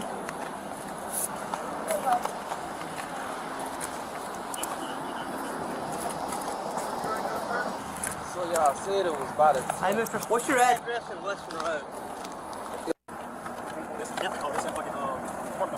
Yeah, that's the box right there. That's the back of you. Huh? I'll run. No gloves. Fed Boys are sus. A raw dog in a search for a car that allegedly has. Also, raw dog in the search caffeinated gets it. I just saw the super chat. Oh, anyways, this is weird. We were doing so well. So the gun's also not weird because Louisiana should be constitutional carry, and the guy said he was not a prior felon, so this shouldn't be weird. You got a pair of gloves? Yeah. Why don't you? You don't got him in your ZZ Top shirt and blue jeans? I'm not saying these guys aren't like showed up to work in. consummate professionals that are doing I am. good undercover work or whatever. But I'm saying that. I have more prepared first responder equipment in my free time. I literally carry Juan saw it with me the whole time we were at SHOT Show. I carry tiny little pouch on me. It's got chest seals, gloves, and I keep a tourniquet on me at all times. I'm more prepared for this call than a guy that's getting paid by the government to do it. It's just super annoying. There's no reason. You're doing a federal investigation into narcotics. Yeah.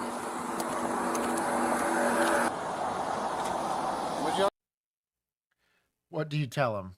I guess I'll see you in court. I mean, I'm not going to win. You're going to settle with me out of court because the federal government doesn't do. Homie, don't play that. But Get dropped off for it. This my car. I got you. We'll go stand over there by them doors. This my car. You can get under the shade and all that. Okay, come on, Bobo.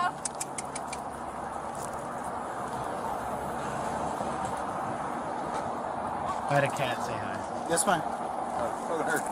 Yeah, don't get run over here.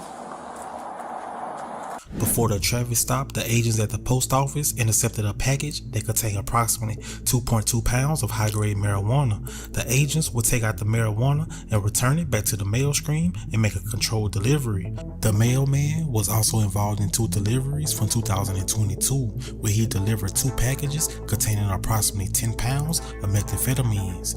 He was sentenced to 108 months in federal prison. The driver was sentenced to 1 day for conspiracy to distribute marijuana and 15 months for possession of a firearm during a drug trafficking crime.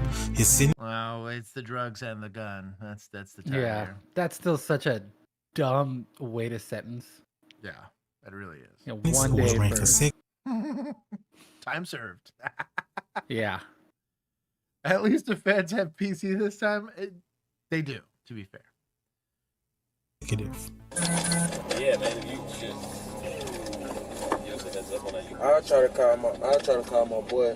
Try to get the UPS. Because that's the thing that helps you out the most. Basically, what you're saying is great, but when you get the results is what actually helps you. On Tuesdays and Fridays, just follow the route that goes either by Nelson or 630. I know, dude. DEA is dealing with like legit cartel affiliated dudes. And no masks. They're showing up in a t-shirt and jeans and freaking slides and no gloves. Not No even gloves. not even guns. No body armor. No. Nothing. Nah. This cat needs to chill. Oh my goodness. This is the same one that was bothering you. We were trying to fix the camera issues. She's like rubbing her face in the microphone. She found out you fixed the camera, came back to break it again. Yeah. Or you've got to calm down. Yes, okay, yes. Hello. I see you. I'm trying to type. You need to calm down. You need to cool your vag over here. Okay. Sorry. I'm having the altercation. Fed boys are gonna get some points because technically they did what I believe they're tasked with doing, and that's dealing with drug distribution. State boys, I hated the way they went about doing the search, to be honest. But I do think it was a lawful arrest. It was just kind of a scummy way of doing it. I am only going to give 10 points because of that. Normally, I'd be proud of them for getting actual drugs off the street, but reminding me, who's most important is God, and then there's my wife, and then there's probably my friends and family, and then it's these cats. I have replaced. To be fair, the cat believes it's God, and so that is fair. That is fair. That's why all of this. But good on them. Caffeinated got bingo. Oh, did he? By the way. Oh, yeah. Did we confirm? Yes, Vigilantes? because Janko said caffeinated gets bingo, and all I have is Janko mentions a week. Kissing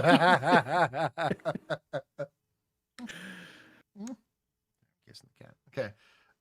So caffeinated, my dog, bingo winner. I give you some Uncrustables and Celsius, my dog. Okay. Oh wait, I gotta do the bingo music.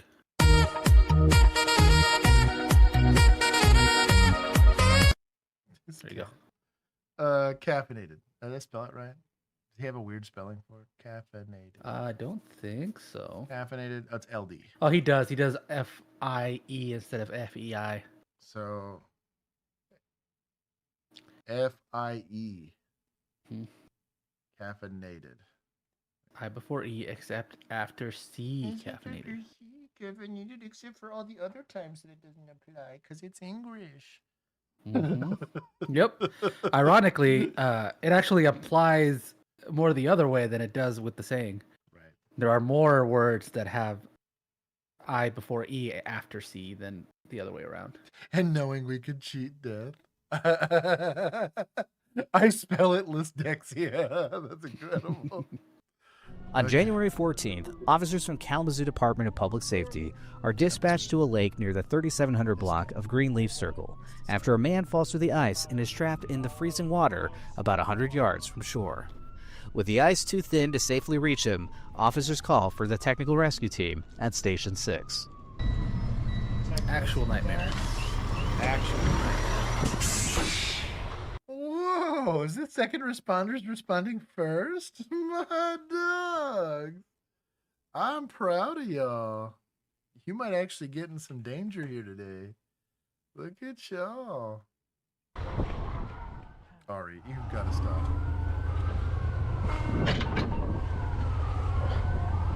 This cat's literally sitting in my lap, just staring up at me every time I stop petting her. It's really adorable.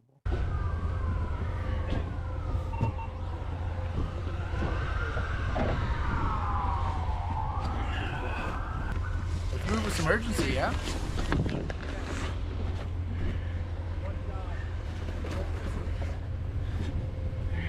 Band-Aid bus spotted.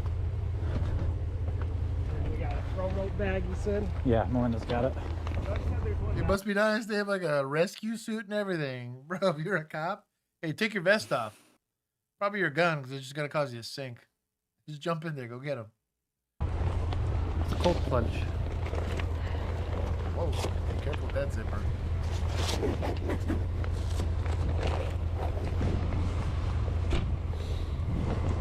I am not a certified high water rescue person, so I'm just talking shit from outside the club. Oh, he's gonna get protested. Whoa, Ice Commander. Whoa. So this is the guy responsible. That explains a lot. That explains a lot. Wow. They should be doing water rescues. Yeah, exactly. That's what it is. Damn. Kaiden? Did I say it right? Kaiden. Hello to you. Also, Garnt, if I didn't say hi to you, or Smokey Al, or Virginia, welcome. Yeah. Eric White, the athlete 2.0. You pull something aside. Got it? Yes, there we go. You got into today's ice video. Oh, okay. PD's there. Let's go. Also the Band-Aid bus. Kalamazoo. Oh, what a cute name for. I actually don't hate this color scheme either. You know, it's like black with white. Yeah. It's kind of nice. Yeah. Not bad. I think you misspelled chair for us. I'll tell you what, it looks cold. Yeah, we do. Melinda's got a roll back up there. No, I have to go back. Okay. Sunny and... I'll take it down to one.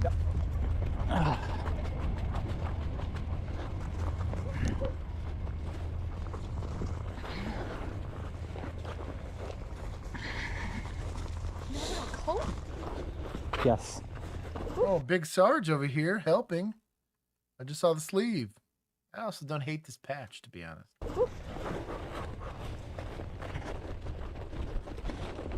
You know, like that, Aaron?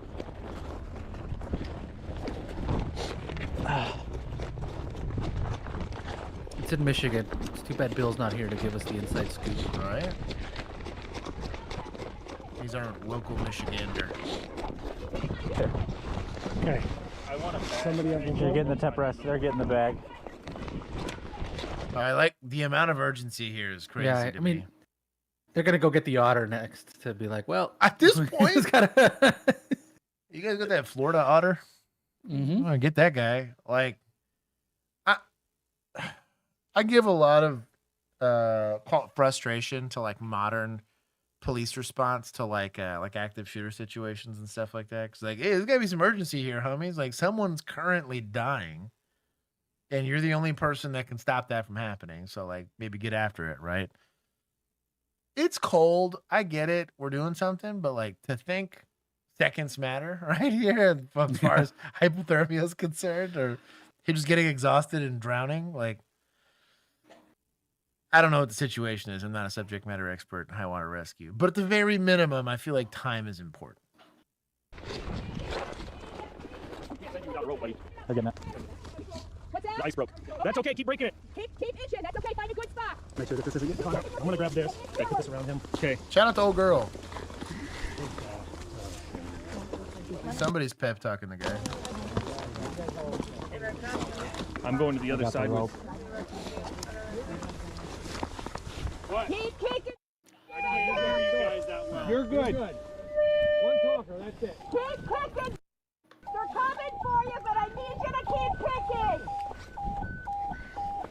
You're okay. Don't keep going. You're good. Homegirl, at As the some rescuer point, makes the his way land onto the stop responding, though. If y'all Right. don't hurry, Right. It's like my whole point. It's like even just an athletic jog, like a speed walk, out of blast. What are we doing here? Sergeant Moore continues to keep the victim like calm. once you and get issues to the ice, I get like, okay, be careful. Right.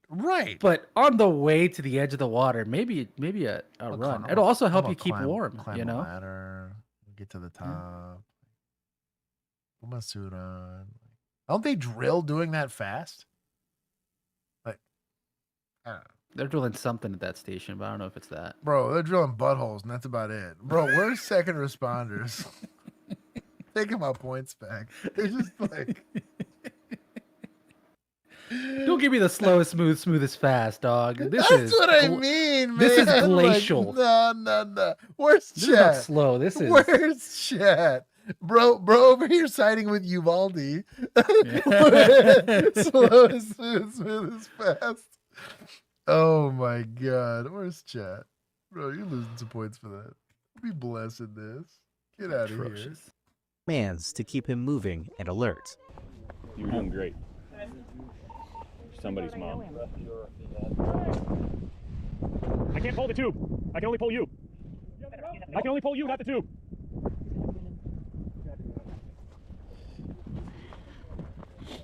Is that our dock?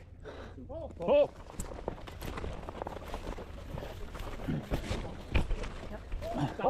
While attempting to pull the victim Put out of your the hole, legs the ice into breaks, it. causing Y'all EO never played tug of war?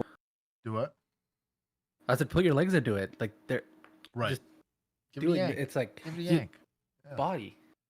Water. Like officers hold while the rescuer readjusts.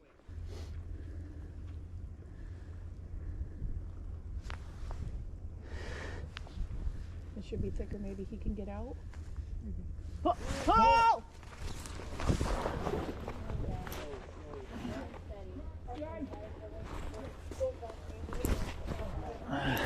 Also, to think they'd have like a crank, like they have all this apparatus and stuff, just loop it around a tree, have a crank, and just have a mechanical little- crank. 'Cause what if you only got one other person, you know, or two other people, or like, you know what I mean?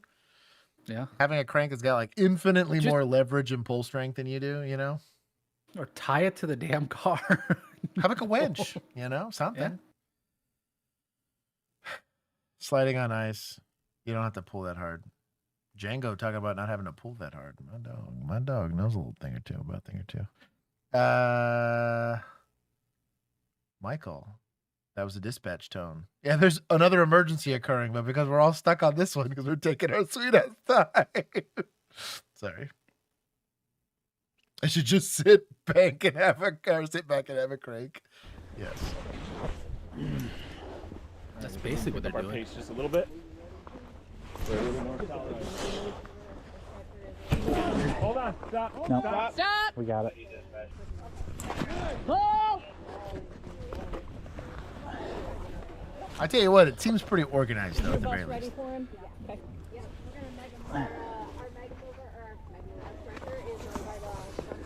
okay? I'm surprised they're doing that with, like, this one's doing that without gloves.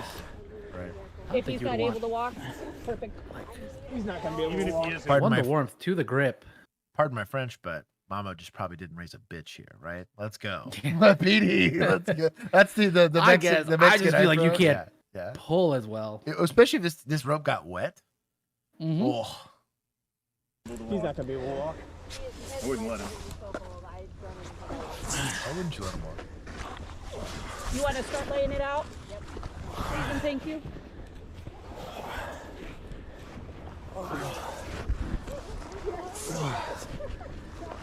Aaron, you're coming up on a branch behind you, just so you know. All right, let him adjust. There's a branch behind you, big guy. All right, good. Now that you're out of that. No. Okay, grab onto the ring.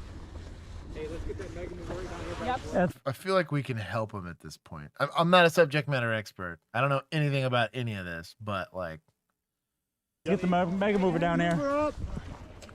Wait, no gloves? As a born Michigander, where are the gloves? I'm just saying. Yeah, that's fair. Okay, the Michigander spoke up. I'll listen to the Michigander. Gotta protect the grip. We're gonna put you on a I got you, buddy. big tarp-looking thing, okay? And we're gonna use this to move you up to a warm ambulance, all right? He's like, man, on your back. I could have been in a warm ambulance 5 minutes ago, but y'all had to walk. Roll you to your left. They're being heroes.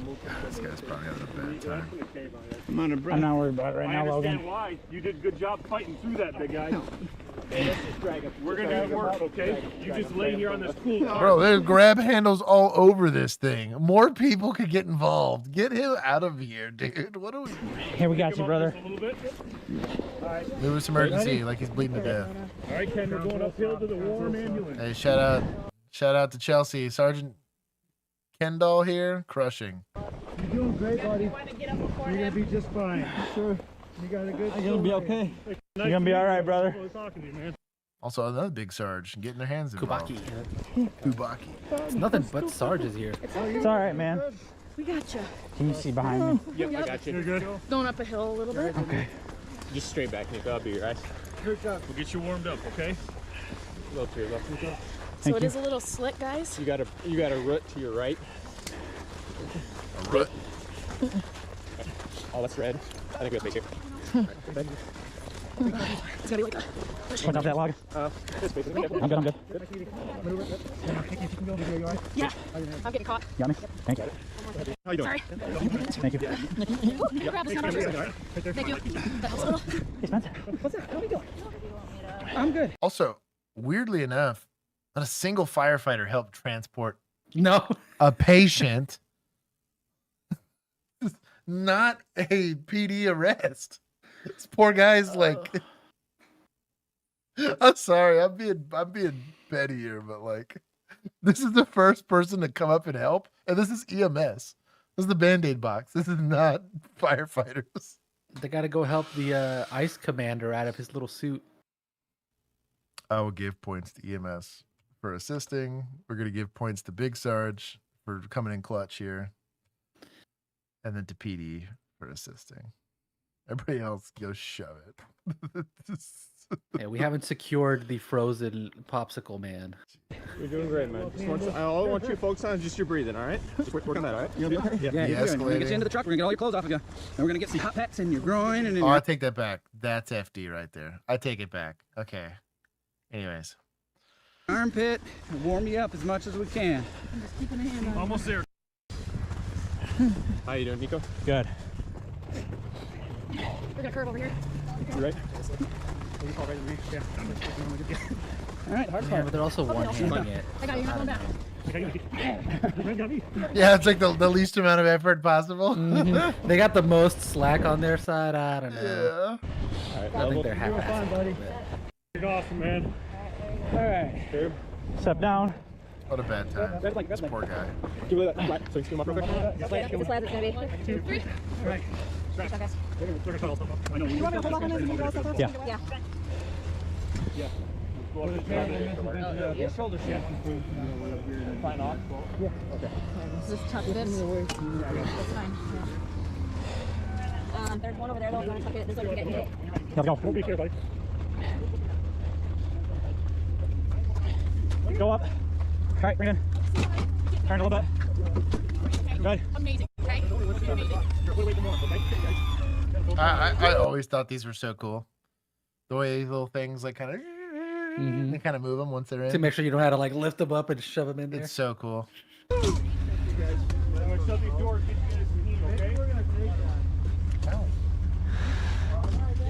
Thanks to the quick actions of responding officers and the technical rescue team, the man involved in this incident Quick on the officer's part.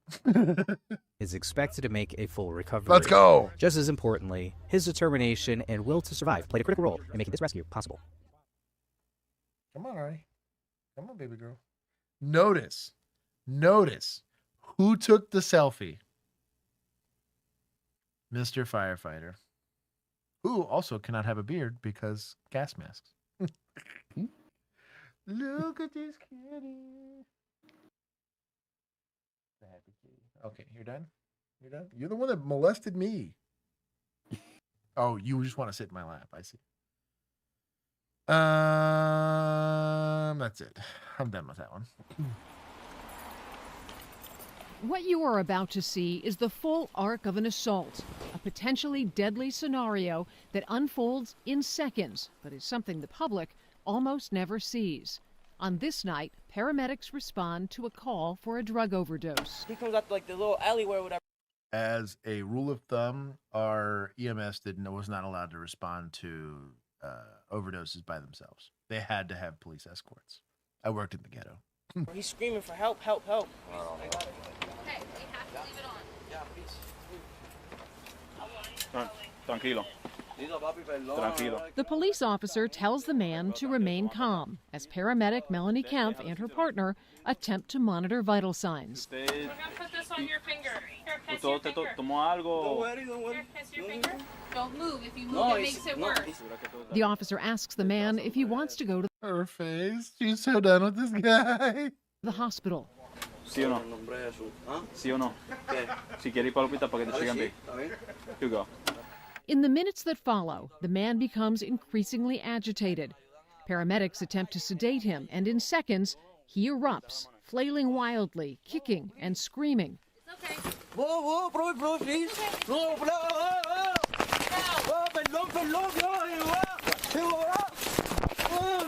Is he yelling pelon, pelon? I don't know. Play it again. And screaming. It's okay. Whoa, bro, please. No, No, I think he's saying perdón. I think he's saying perdón, sorry, like, sorry. Yeah, gotcha. Yeah. The accent does make him pronounce it with an L, though. Perdón, perdón. So, I don't know anything about how people secure people to gurneys, but I feel like She did not strap it down very well. She was very loosey-goosey with it. Straps could have helped. Bro got I was gonna dogs mention out it. for free, guard. We don't know that. I don't know how he paid for his drugs. That's true. Not free. They cost you $2. Oh, Ari wants out of the room. I'm listening. What were we saying?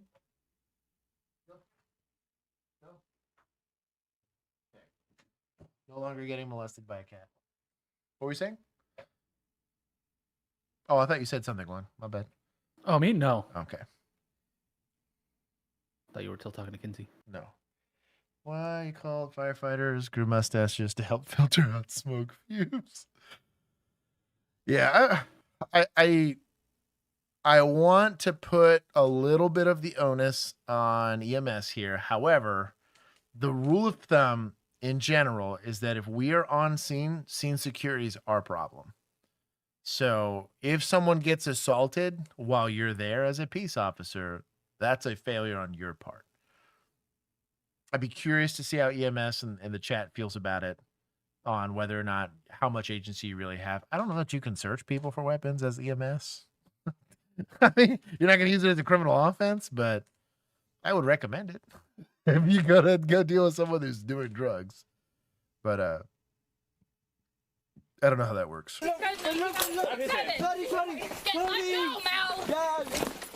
In less than 20 seconds, the patient spins out of control, wielding a knife. 18.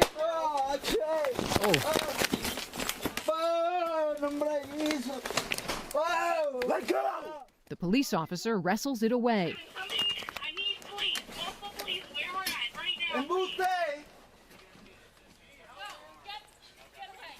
Grab his legs, grab his legs! Cabrón!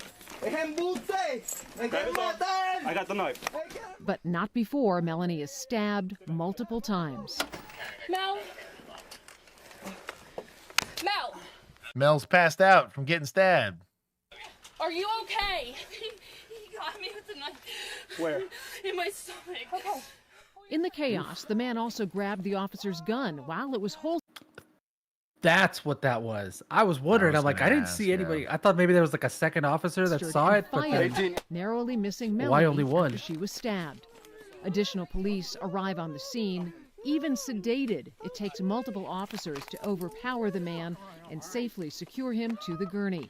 So, having fought a couple people that are really jacked up on drugs, I'm going to give them a little bit of a pass because they do be kind of wilding out. I want to bring up, here's a perfectly good example of where a VNR would have solved this problem really, really fast. But that's off the table. He could have justified it under a deadly force situation. It's better than smoking him, right? But we did let EMS get stabbed here today. Now, was there much anybody could have really done to prevent that? Probably not, but crazy does as crazy does. Would you do a VNR though if he's got a knife? So like, I'm saying once it's secured, because the guy had control of the arm. If he's got control of the arm, hell yeah, you know the shit out of that guy. Because then I can get him to pass out, secure him completely, and by the time he comes to, he's already disarmed or whatever. Because the problem with securing the arm, especially on a knife like that, I'm not going to demonstrate it because I'm not trying to get this kicked off the internet. Is the only part that's typically exposed is the blade. Right. So getting that out of his fingers, there is a technique on how to do it. And for those that ever want to know, you just simply attack the fingers. You try to roll the fingers open. Fingers are really good at staying around something. They are not great at fighting and resisting specifically this force. If you ever literally just kind of grab your fist here, if you're watching this, grab where the knuckles are here, use the heel of your palm against this part of your joints and actually push, and you will realize how painful, how quickly that becomes. You just basically unroll it. So you attack by using leverage here.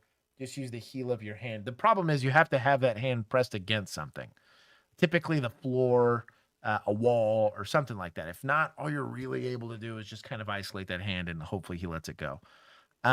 Do recommending snapping it right at the forearm or the elbow. Armbar or Kimura, you don't ask him to drop it, you just snap it, and then he's gonna lose his ability to hold his hand very, very well. That's a good, easy way to get his get the knife out of his hand. It's a deadly force situation. If they would have decided to dust this dude in his hospital bed, it would have been considered justified. Technically already stabbed somebody. He's still currently armed and potentially able to stab somebody else. But at 0 yards, not much you can do, to be honest. And then plus, what's your backstop? If this guy's sitting up, probably other people, hopefully not an oxygen tank. They tend to keep oxygen tanks on gurneys. Turning this thing into a small grenade is probably a terrible idea. So you got to think about it, right? Taser is probably not a very appropriate tool here. You turn it into a smoke wagon. Yeah, no kidding, literally. Palm to the nose isn't a terrible idea either. I don't hate that.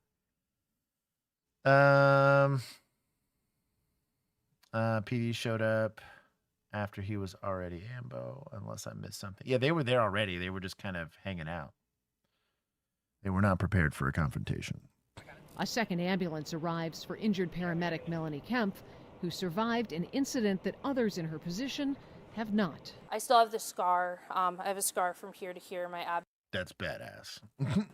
A permanent reminder of how close she came to death, doing a job meant to save lives. I just think about the what ifs. And I could have not went home to my family. And my parents would have gotten a phone call that,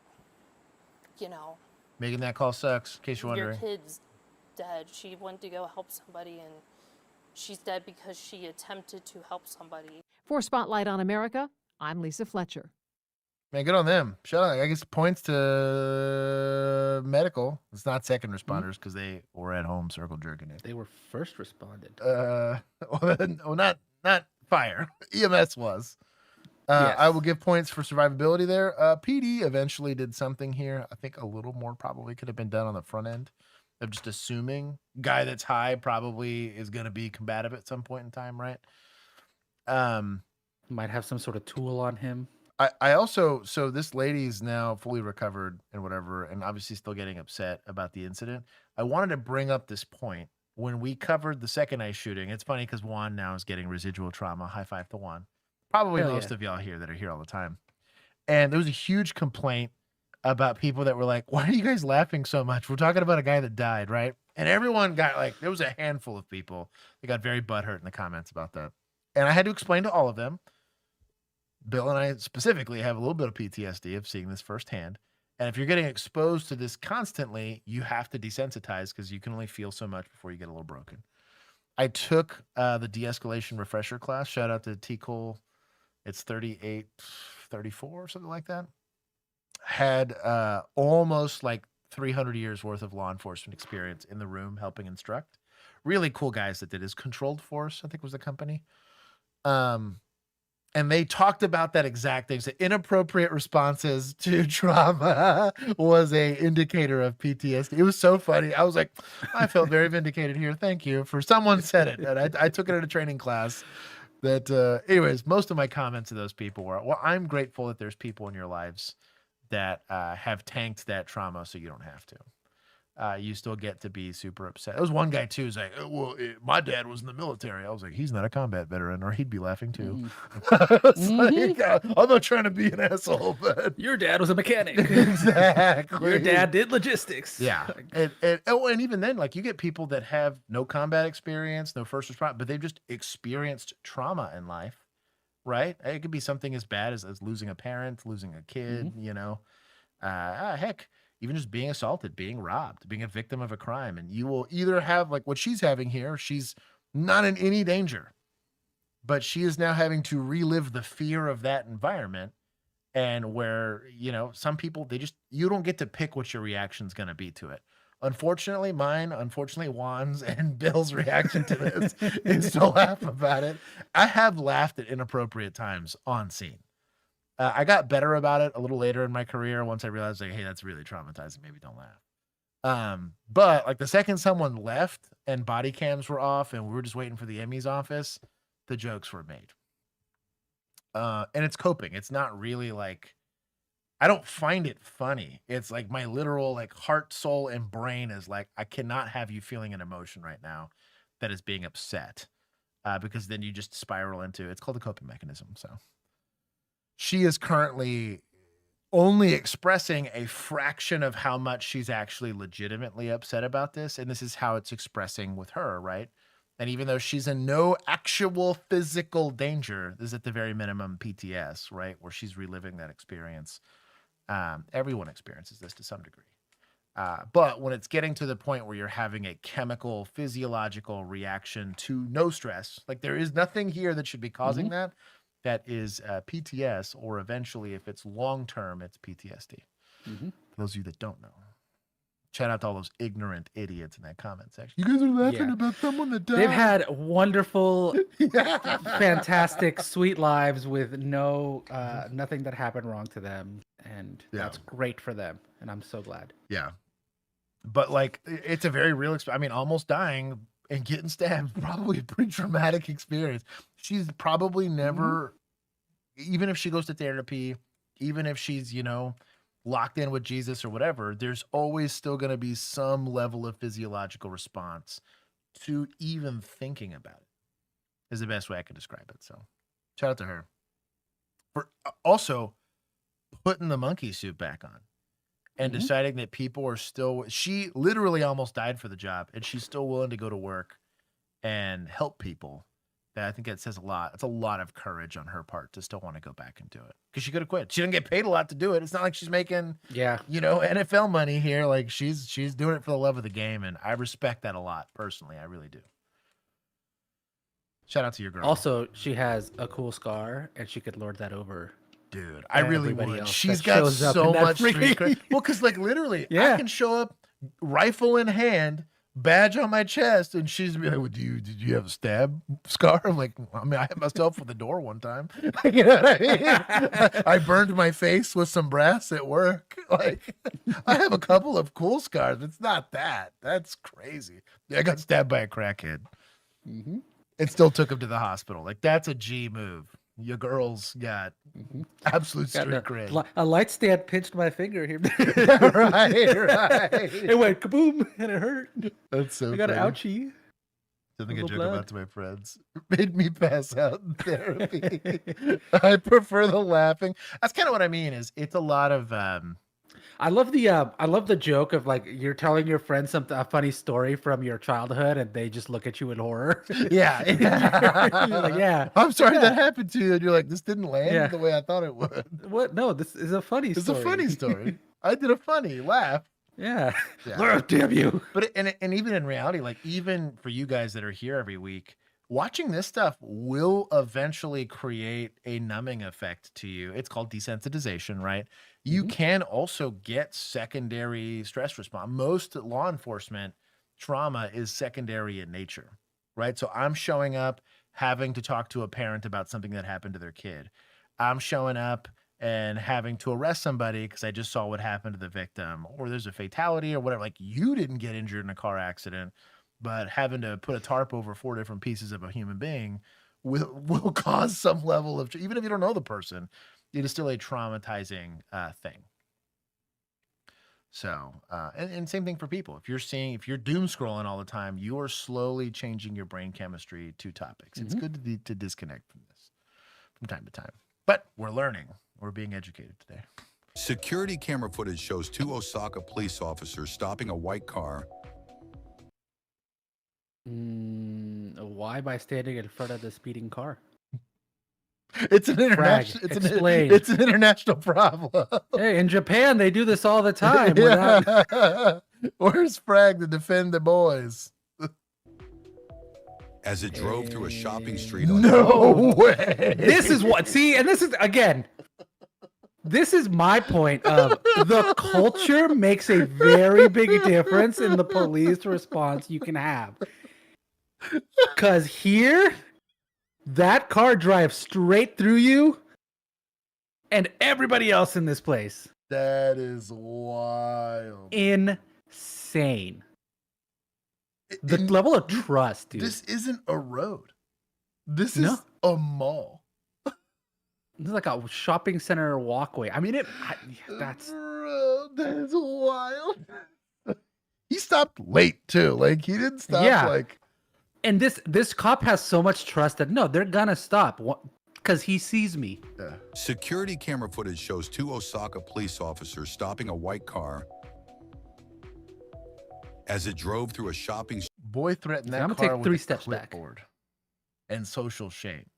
street on January 7th. With dishonor. He's like, a little further, and it's dishonor. The officers were guiding the car when it suddenly accelerated and sped away. Wow, we learned something. There you go. Yeah. One of the officers jumped And he onto runs the hood and struck the windshield with the hand. Towards it. But the car kept going. What did we learn today? The vehicle have a little traveled less about trust. 700 meters before the officer was thrown onto the road, after which the car fled. The Turns out that's officer not the sustained- case, Jago. He goes, maybe that make and model isn't able to drive through people. Well, pretty sure they all... He said, never mind. You press the gas long enough, it'll drive through people. That's crazy work. So we learned a valuable lesson. I don't know how to speak Japanese, but somebody translate for me. He got kohide real hard right there. We don't. Senpai noticed him in the wrong way. Noticed. We do not detain cars for their bodies. Just no. Should be a universal rule. Even if that body has a clipboard in their hand. That's what I mean, dude. Oh, this kills me. I really want to do like a cop swap just to be like, yo, like this is to remind y'all would not make it here. The amount of people that even in like a small city in America probably would struggle with this person being disrespectful, or this person's being what, you know what I mean? Like, I don't know. Not to mention, like, the language barrier aside, just like the presumption of safety. This guy believed it is a security officer. This isn't a police officer, but still. They said it was police officers. Idiot. Sorry. That the like narration and title both say police officer, not security. So y'all wouldn't make it. And to be fair, this is probably a more egregious attempt to try to detain a vehicle than what happened to the old ass with ICE, but still a terrible idea. Yeah. Tweaky. Oh, man. Minor injuries, including a bruised knee. Not the bruised knee. Poor ちょう guy. どこの辺りで警察官をボンネットに乗せ、そのまま右折して Bro, I want nothing more in my life than this K truck. Yeah. This is just There's a bunch of them on Facebook Marketplace right now. This is a flex. By the way. Well, it's because they're legal now to drive. Yeah. They can get them registered. して商店街の外へ走り去っていったということです。 The shopping street extends in front of Kishiwada Station in Osaka Prefecture. Vehicles are prohibited from passing through this street from 8 a.m. to 10 p.m. I'm going to donate to the Osaka security force here in Remington 870, and this won't happen ever again. There's one guy. And when he's done, you just have like a changing of the guard, and you just hand him the 870 and, you know, car condition, be like, yo, dog, I got buckshot. It'll solve this problem real fast. According to the police, the incident occurred Like, dude, clipboard guy around 5:30 p.m. gets him to like right about there. The officer saw the car Boom. traveling on the street during vehicle restricted hours and instructed it to stop. On January 8th, the police arrested the suspect, a 40-year-old man without a driver's license, Scumbag. on allegations of attempted murder and Yeah. obstruction of official duties. Bro, make this guy do seppuku or whatever it's called. Well, I mean, they have like a 98% conviction rate or something because they have a presumption of guilt in their court system. Oh, that's crazy. So Well, good he's luck. going away for a while. Good luck with that.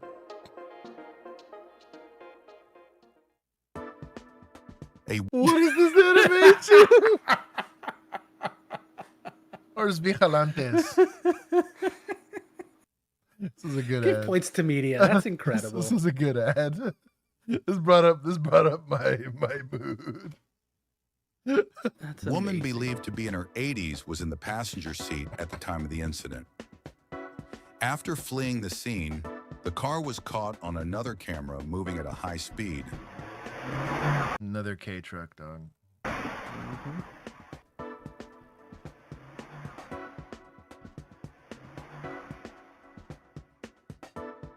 The driver reportedly abandoned the car in the city of Kaizuka, adjacent to Kishiwada. The suspect has admitted to the police that he drove the car knowing the officer was on the hood, but denied any intention to kill.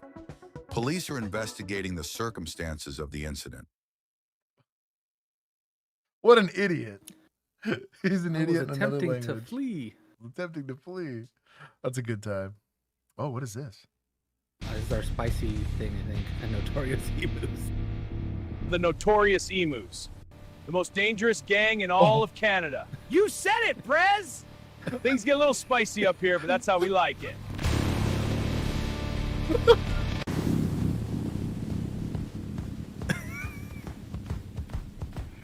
Why is this T-Rex galloping? Sorry, buddy. That was incredible. Amazing. I'll watch it one more time. Hold on. This is pretty amazing. The Notorious Emus. The most dangerous gang in all of Canada. it says Django. You said it, I know, Prez! that's what I was gonna say. I've met the guy in person. I saw it and I was like, that's incredible. Oh my god. It actually did him rather well. This is pretty. Basically he just doxed himself. Also, this is exactly how Mac looks. 100%, yes. Things get a I little just realized that the emus were also galloping. I'm pretty sure it's not how they run. spicy up here, but that's how we like it. Also, I like how he's on like an actual. What does it say? It's supposed to say notorious emus. It says Navarro Emules, I think. Also, like the patch is actually pretty decent. You're not supposed to. Can't look too hard. Also, those motorcycle emus. Just That are have just... emu heads coming out of it. Yeah.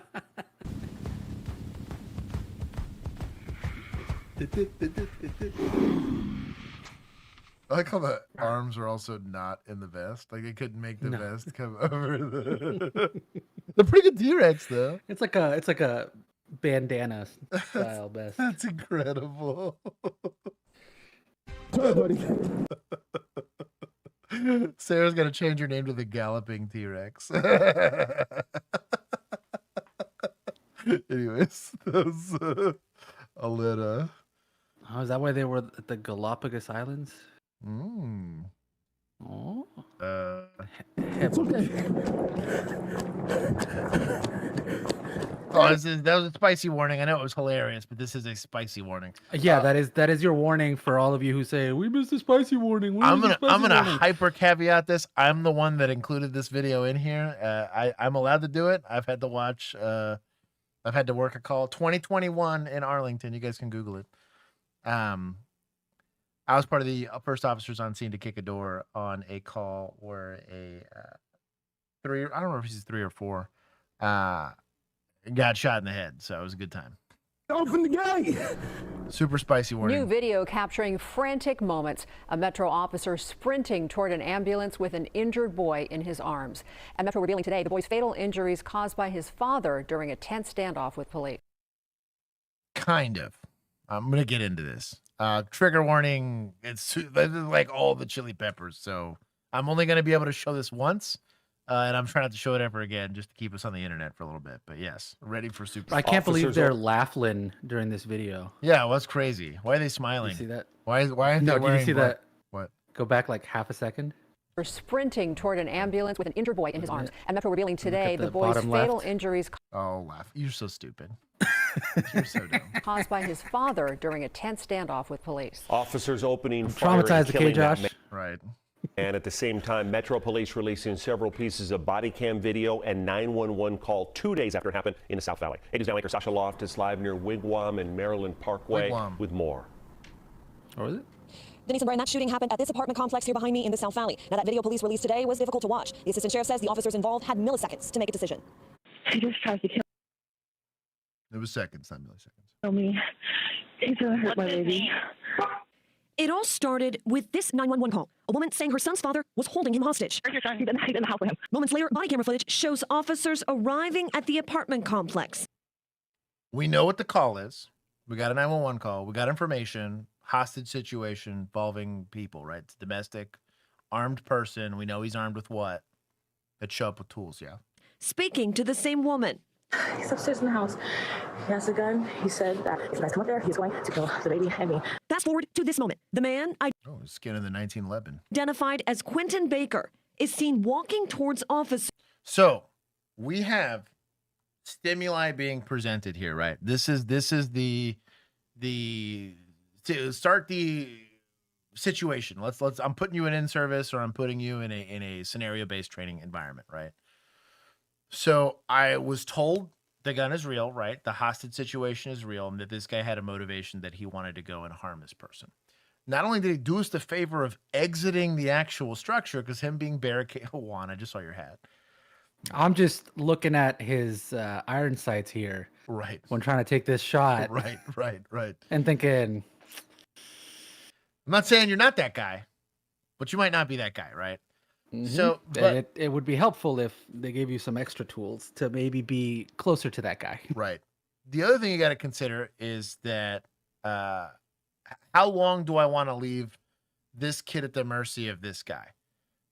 Is it a hostage situation? Sure. Is the game plan normally to de-escalate? Sure. But similar to Uvalde, how long are we going to leave these victims at the mercy of the suspect? This is the sliding scale where you got to make a decision. I'm going to go off on a limb and say I don't leave people in the peril of the hands of suspects. We just don't do that, period. I'm going to talk a little bit about ballistics here before I'm going to let this thing play, because I'm going to try to give us as little screen time as possible, right? There's two things to consider when you're talking about taking a lethal force action. One, do I need to do it right now? And two, what are the conditions that I'm taking that lethal force shot in, right, or decision in? Backstomp's probably kind of awful, right? What's in front of my target's way worse, right? So I have victim in front of my target. This is what makes hostage shots sketchy. Did I practice hostage shots with a Glock, with a Gen 4 Glock at 35 yards? Yes, I did. What was my hit ratio on that? Like 60%. So this is already, in ideal conditions, a 60% shot at best. Now, he's got a slightly better handgun than I have, but he's only rocking irons. Doesn't have a red dot. We also don't have like a... The issue, I'll discuss this for people that are going to get into it first. Is this a shoot situation? In general, right now, if I'm that guy, is this a shoot situation? I'll give the chat a second to chew on it. But it's a yes. We don't leave this guy if we can do it. The problem is right now we can't do it safely. I am not going to risk contributing to the mortality of that child, right? If I'm not that guy. So obviously a rifle would be preferable, right? A shotgun's completely out of the question here. Handguns, I would argue in the hands of 99% of end users, out of the question. Are there people who can do this? Yes. I would argue a jury's hanging you for taking the shot. Even if you did it correctly, like even if you're just a super Chad, or maybe you got lucky, you're definitely not probably taking this because the amount of variants that are in there. Even with a red dot, probably not taking the shot. 60% doesn't seem, again, but that's in a no stress environment. Mm-hmm. So take that 60% and chip away at that a lot, right? I would argue you cut it in half. That is also just like a what is it, like a mental fallacy of like, people think, oh, 60%, that's better than... People assume that anything better than 50% is like the same as 100%. It's not. But also... It has to leave 40%. Yeah. That is... Which is like election-winning numbers. Like, you need like 42% to win an election. Like, that's a lot. Because it would be considered reckless, I would argue, which has criminal penalties attached to it. That is a culpability standard for criminal charges, right? So think about this. What's more important than worrying about criminal charges here is worrying about the safety and security of that kid, right? So there's two things we got to consider. How far is the target away, and how much sight confirmation do I need to feel comfortable with the hit probability of this shot? If this is at 2 yards, I probably have like a 99% hit. As long as I can see this thing and my sights are covering that thing up with a pistol, I take that shot all day long for me and for my skill level, right? I have seen people miss shots at that distance. 35 Virginia, this is Metro. Yeah. They said? Yeah. I don't know what that is in 1911 slander shall not be tolerated. Django blessed. So the second consideration, because I know there is a rifle here. There is a rifle present at this specific scene. The rifle carrier, I don't know if it's going to be in later in this video. Does it show it? It does not. Let's see. Might be the next body cam. There it is. This guy has a way more doable shot here, but that's a pretty good shot. That's an excellent shot, right?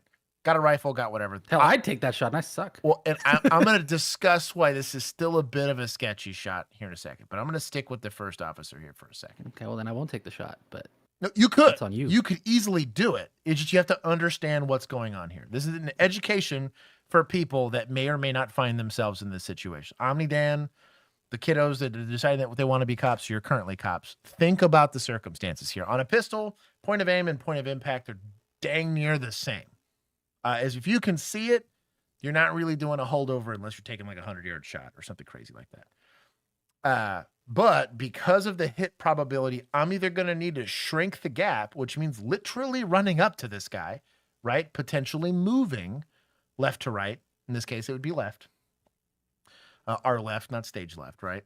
To go and try to make this a better silhouette to aim at and miss at, right? But if I got a rifle, there is what's called point of aim and point of impact. I'm going to use two little lines here. Assume this hand here is my point of aim, and this is a point of impact. Point of aim is a laser beam. I have zeroed whatever my optic system is. If it's iron sights, it's iron sights. If it's a red dot, whatever.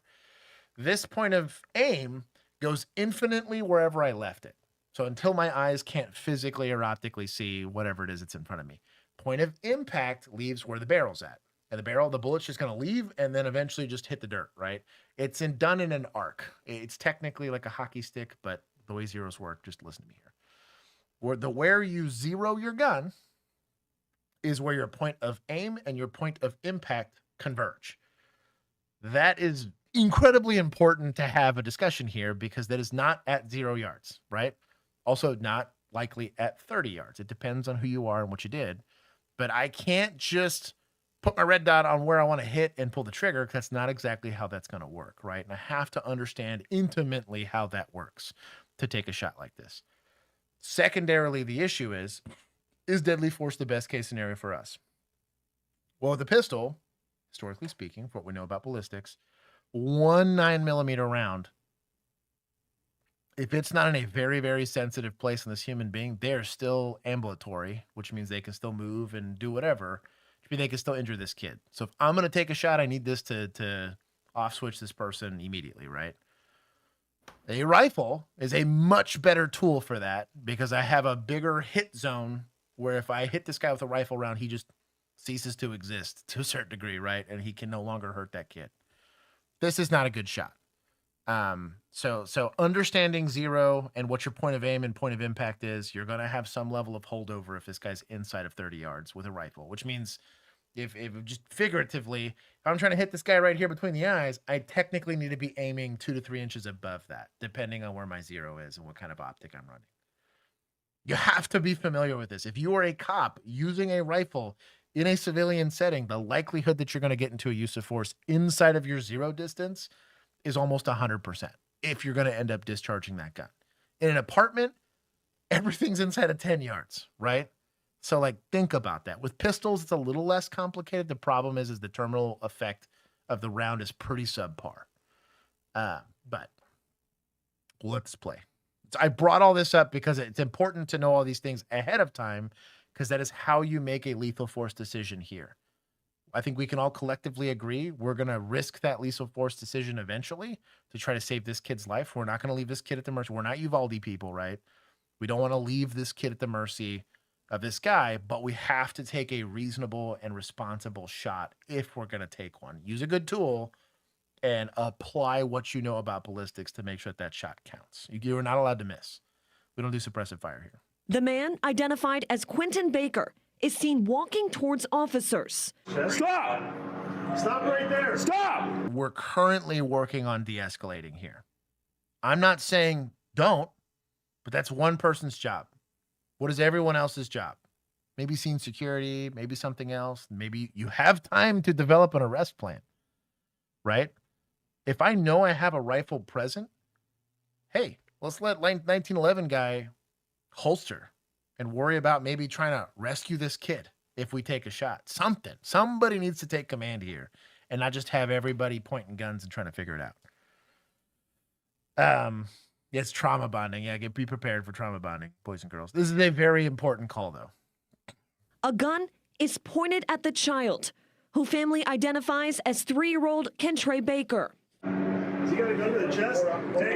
I'm going to be honest, at about this distance, even with a pistol, I could articulate this. This is closer to about 15 yards. He's closed the gap from way back here, 30 to 40 yards. It's not a shot. I'm be lucky to even hit him at that distance, especially under stress. At 15 yards, we're probably increasing my ability to land like an A-zone hit or something like that at closer to like 80 to 90%, not under stress. So let's cut that in half. Say 40 to 50. This is now at least a coin flip for me. Not ideal, right? For let's risk the kid's thing. But if there's no other choice, I'm at least now thinking to myself, I'm depressing a safety if this is a 1911. I'm considering prepping this trigger and trying to figure it out. If I had a rifle, I could have taken it at 40. At 15, 1,000% sure this guy's just meeting Jesus, right? Like very, very quickly. I'm just going to try to do something to get him to stop moving or something. So I'm going to need someone to be the sacrificial lamb to be like, yo, Juan, I just need you to rip a Mexican joke, like puto, something, whatever. So just kind of get the guy to be confused or surprised, hit him with a flashlight to the face or something, just so I can get him to stop walking. So I know that when this round gets cooked off, this guy just gets folded and we can go rescue this kid. Reasons why it's important to consider what you're doing here also is if this guy has his finger on the trigger on a gun and I don't, immediately turn off his central nervous system, basically, he will sympathetically shoot the kid. That's a loss. That doesn't matter. Cool, I got the guy, but we did it to no positive effect on the kid. So we didn't actually save anybody, right? So like a wounding shot is not going to be sufficient here. I need he is gone for forever and he has no chance to fire off that neuron and hurt this kid. I'm not guaranteed that that's not what happens, but I need to maximize the possibility that that's the case. What I don't want to do is let him walk around, take this kid. If we've decided that we don't feel comfortable with lethal force, we just need to give him room. Right? I'm trying to stress him out as little as possible. We're going the de-escalation method. I don't personally agree with that. I think that's stupid. Gun! Quentin Baker is then heard saying he's going to kill himself. Metro Assistant Sheriff Brian Peterson describing what happened next. Because of the immediate threat to the child, officers discharged their firearm. Simultaneously, Baker discharged his firearm 5 times. Police say 2. If you did it right, it would have been maybe once that he could have gotten away. Once I would have given you as just the guy's neuron cooked it off. This tells me that more than one officer shot, which if that includes Pistol Boy, I would argue is negligent, right? That's because we did not develop an arrest plan. Now, did this happen on a surprise? Sure. Were we expecting old boy to walk out with gun in hand and baby? Probably not. But we knew the possibility was there. We already got the information ahead of time, which is why, right? Rifle guy's there with rifle out. This is why we're approaching this guy the way that we are. Develop an arrest plan. You got rifle, you're on lethal. I'm going to do everything I possibly can to save this kid. But if you're going to take the shot, I need it to count. He at least knows. That's the only thing he's got to worry about. The second you got it, you take it. Unless I tell you he doesn't have a gun. And in that case, we go back to de-escalating, right? How fast did it take for me to develop that arrest plan? Is everyone on the same page? Yes. Everyone shut up. I'm going to do the talking. Cool, man. I hope your qual score is good, right? That's all I'm getting at. Of those shots the child's father fired hit Kentray's chest at close range. One of the officers is then seen on his body cam video picking the toddler up and running to get him help.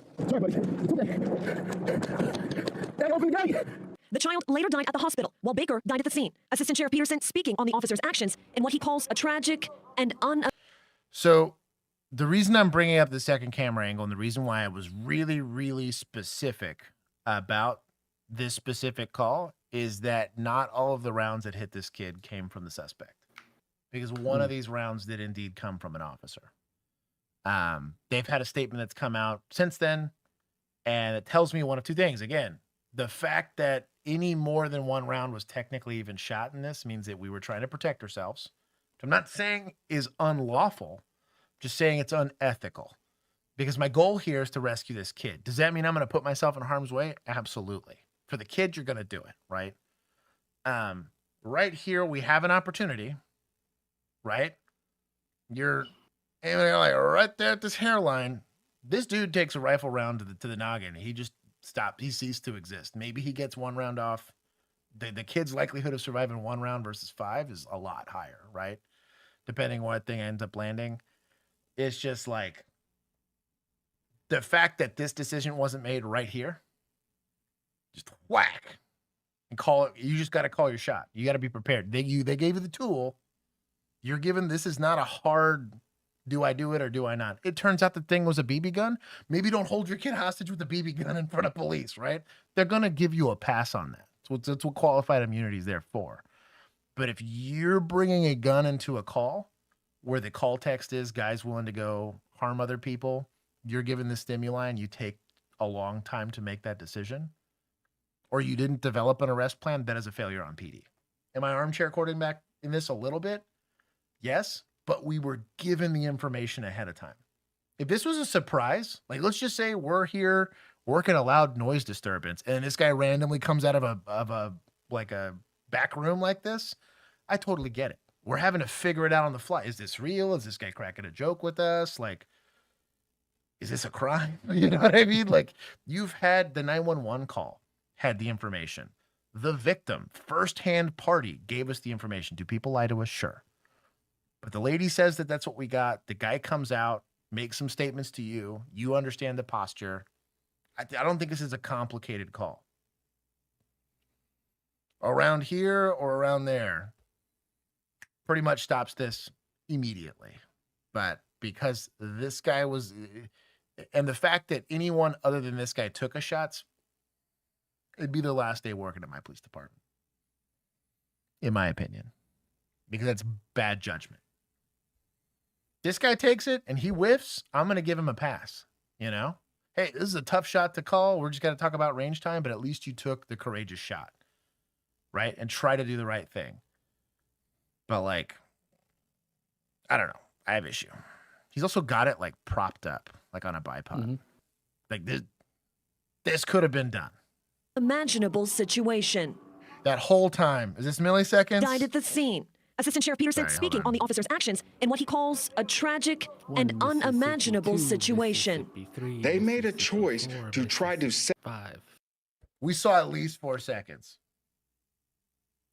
How long do we wait? Rested with an optic. Now, is it a weird shot? Sure. Like I said, your zero is not going to be at 15 yards, but like, if you are a police agency that is issuing officers rifles and you're not addressing this specific scenario, why are you giving them rifles? There's no point. Because this is what it's designed to do. Because that takes what would normally be with a pistol, potentially a negligent shot, or it requires an incredibly high level of skill. Like, I'll be honest, that stimuli here with a pistol, it's not a layup. Whiffing this is super easy. Especially if I need to make it count. Like, I need this one round to hit this guy right in his corpus callosum. You know, like, that's a hard thing to ask out of an average human being. This, I could get Megan to do in about 10 minutes of training. Now, the stress... I've seen him do it with a brand new person, by the way. You know? Have seen it in person. And so, like, is stress important? Yes. Is making the moral decision to have to go and make a life-altering decision to go smoke this dude? Sure. That's hard. You can't train that. But like, the reason I bring it up and the reason I've spent probably far too much time on this is because this was preventable, in my opinion.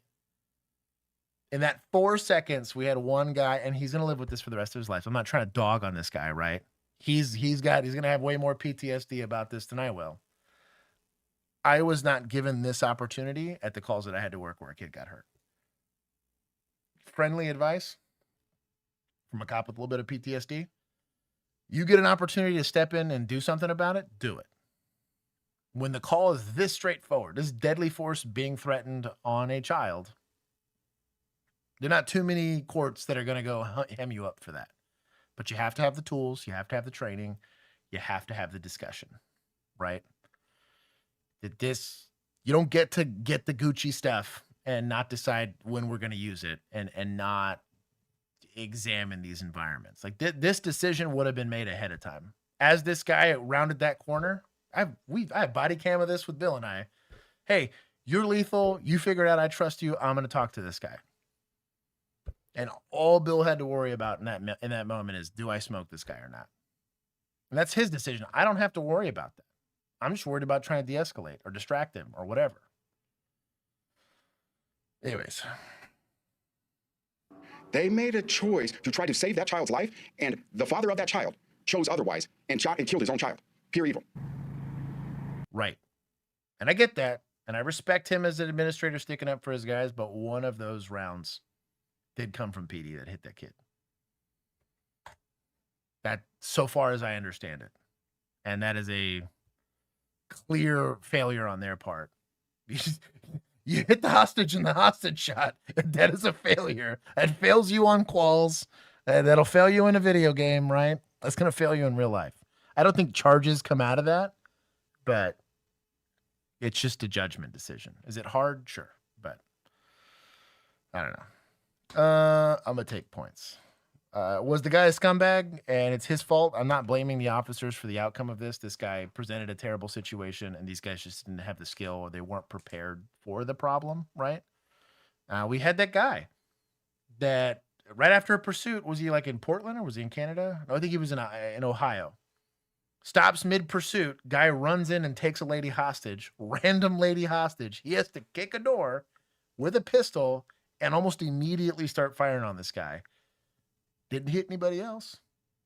That was after a full sprint. He's not on a bipod, on a glass. This is a full sprint, boot in the door, pistol in hand. He went and solved a very similar scenario without anyone else getting hurt other than the suspect. It is doable. That is not an unreasonable expectation, especially if you have the equipment, you have the time to make a plan. None of this. It was the SWAT guys getting stabbed. You had all the time in the world to develop an arrest plan, and we're just making it up as we go. Like, I don't know. Anyways, enjoy that bit of trauma chat. Well, at least we ripped that Band-Aid off. Yeah, at least it was a news story where we didn't have to see it. Right, So. right. It was a bipod that he did have on the windshield, which is smart. It's way more stable than just trying to hold it, but like, Great tool. Excellent, expensive tool. That lets you know How good long if does you that don't use it. take to set up?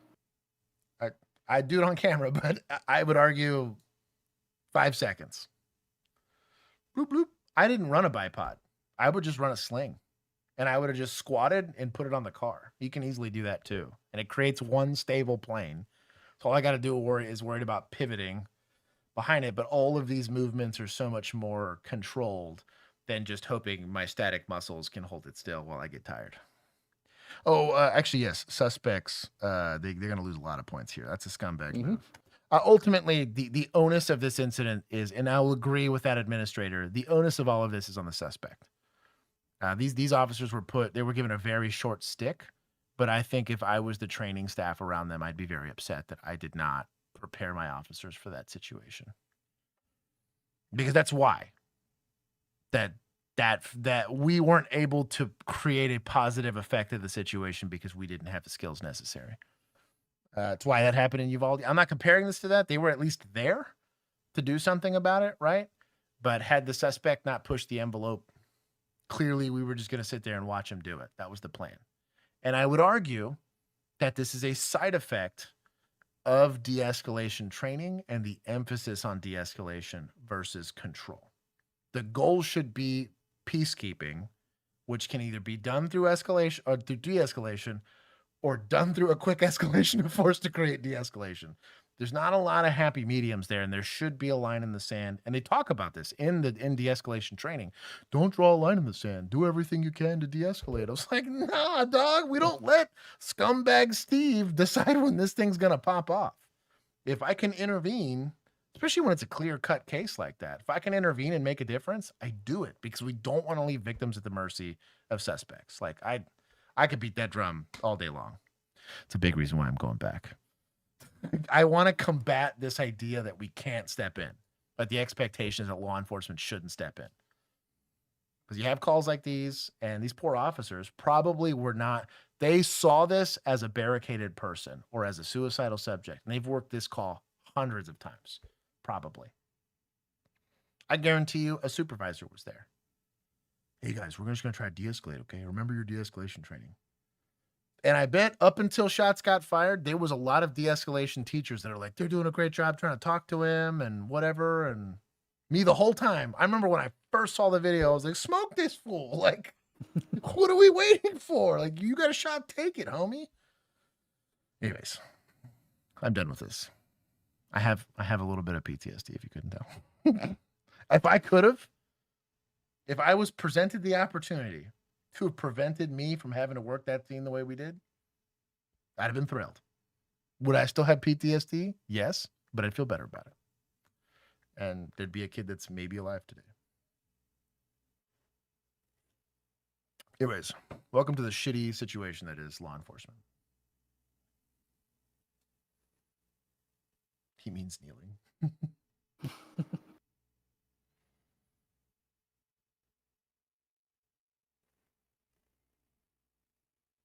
Yeah, you're not. I'm going to go back to that. On some of these people, they're talking about shooting off the knee. No. If this guy's so he's already committed to this idea that I'm going to harm my victim here, right? You don't wing that guy, right?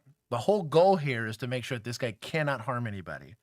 So I have to be deliberate about placing what I know. This is going to sound weird to people. I am going to be deliberate about placing effective terminal ballistics on a target, right? Because I need him to just stop everything that he's doing, and there's only one way to guarantee that. I can't go into too many details explaining that on on YouTube. We're already pretty much on the cusp here, so I'm gonna probably download. No, that's what I mean. That's what I mean. I would start downloading. I've been trying to avoid certain words to hopefully, we don't run into a temple index situation. Jesus. Anyways, it's important. This will probably get taken down anyways. Please download.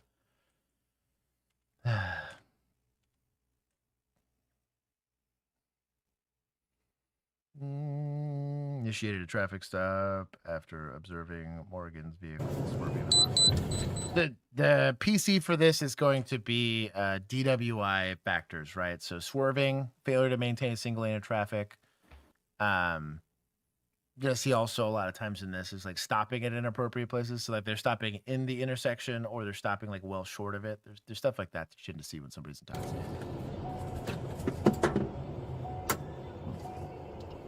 Is it 495?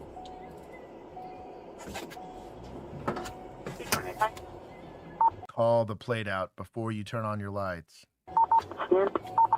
About 4 foot. 044. Get out of the car.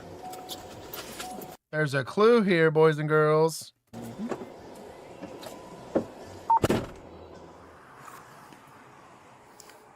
He got off the brakes.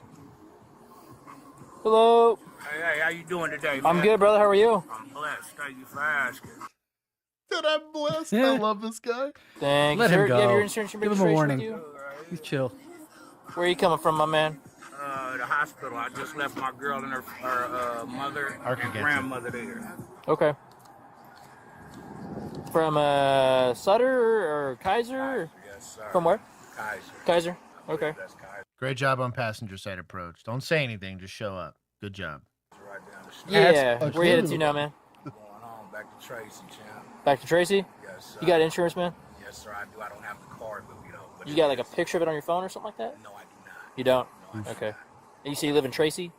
I stay. My registered address is in Stockton, but I stay in Tracy with my fiance. Gotcha. Okay. Yes, sir. You on a probation, parole? Not at all. Nothing like that? Not at all. Any alcohol tonight, man? No, sir. No? Okay. Nothing. So the reason I stopped you, you're kind of swerving.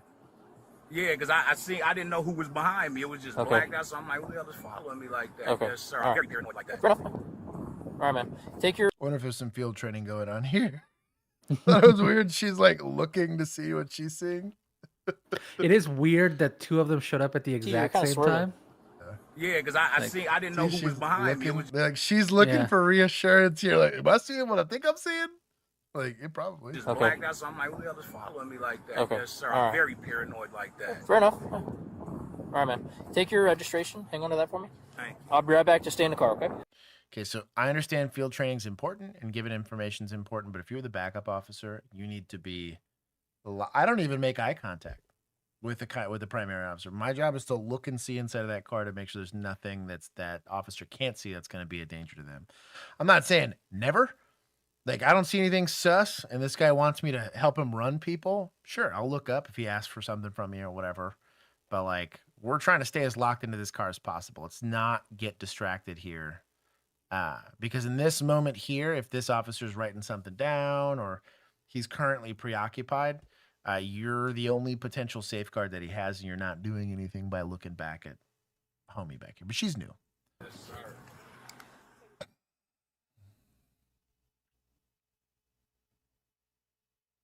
Oh, now they got the... So, during the time that he returned, they observed the odor of marijuana is not the way I would have written this. Because you would have smelt that the second you showed up if it was there.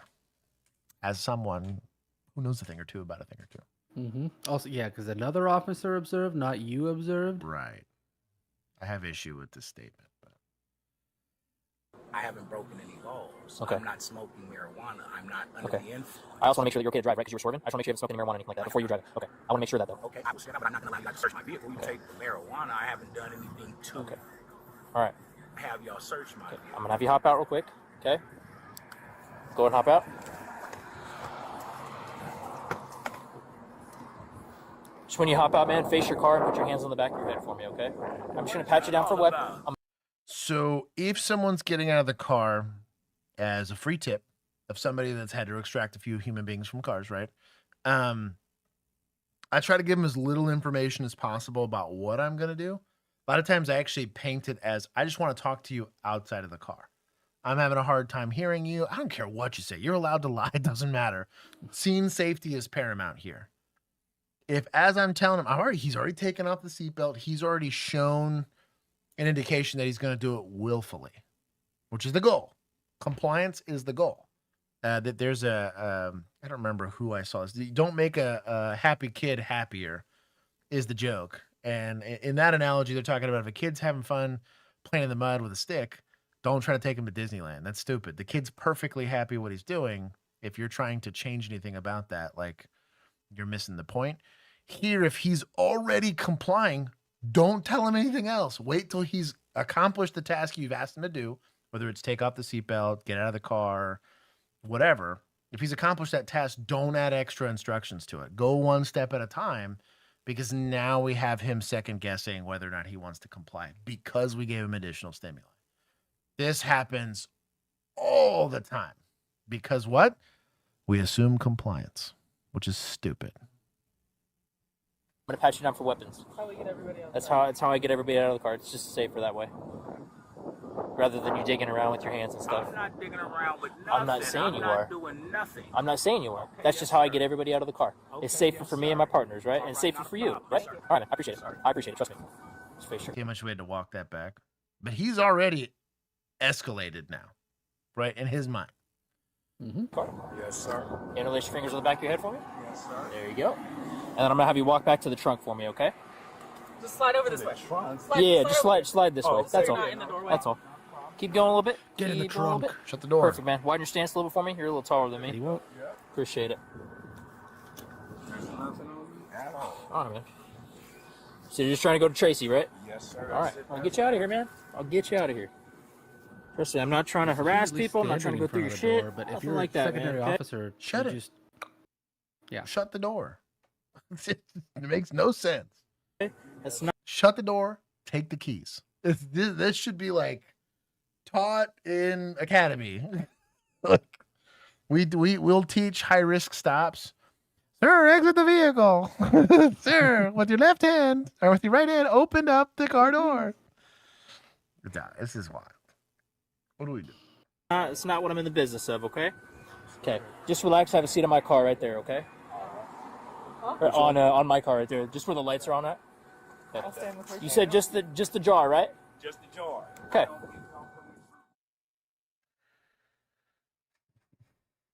Well, we got lucky there.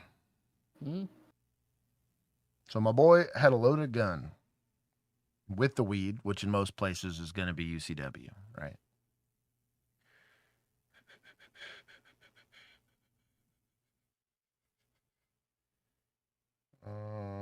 It took a long time for... Oh, no, it's a meme gun that literally says dope. That's funny. Dope era. He's in his dope era. No optics, no anything covering the buffer tube. Or shame. 3 out of 10. I want to give Turn it around. Like 1 point. Get Z4. Get away Full pursuit. guess? We did nothing to secure this gun or this Nope. car. Nope. What for? Grab him, grab him, get on the ground! My boy's not small either. So if you ever watched in an NFL game, right?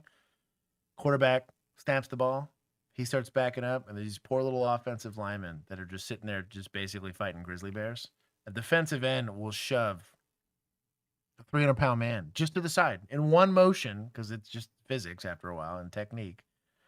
We now have Tweedledee, Tweedledum, and old boy that doesn't know how to secure a gun or a car. And we had time. We had got compliance. Like, So, would you have had him sit on your car or in your car? for a search of a vehicle, I would have been okay with on the car. Something else I actually preferred was on the curb. Now, if it's like raining, I'm not going to make him sit in the water. But I preferred on the curb with his feet crossed, and I actually had an officer stand above him. So if he tried to get up, at least his fight's occurring on the ground, in which we can scuffle with him and use some leverage-based techniques. Standing does not benefit the smaller person. I'll tell you that right now. If I was 5'5" and Juan's 6'1", right, and we decided to get in a fist fight. It was 6'2". Yeah, I'm sorry. I'm with shoes on. How right? dare you? Yeah, shoes. I'm in the 6 foot club, dude. But like, if I'm almost a foot shorter than Juan is, I'm gonna have to likely eat a punch before I can go and go hands on with him. Worse than that, if I'm 160 pounds and Juan's every bit of 250, him being able to do a push up and me being able to do a push up means that when he shoves me, I move. When I shove him, it probably feels like a tickle. It's just physics, right? The only way to combat that is to take him to the ground, because I'm taking a lot of his reach away from him, and I'm taking a lot of that strength away from him if I'm a trained individual. If I'm not a trained individual, we're just getting murdered either way.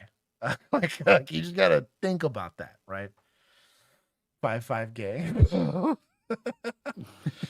All I'm getting Shout out to my short kings. Yeah, all I'm getting at is it's not a winning proposition here. If Brett, we're no all one standing. believes you. He's at 6'3". Says 6'3". I'm 5'11". I'm with the right shoes on. I touch 6 feet, but that's only because my head's really big. If I had a reasonable size head, I would be well under 6 foot. I use the hair tooth to get me a little extra. Right.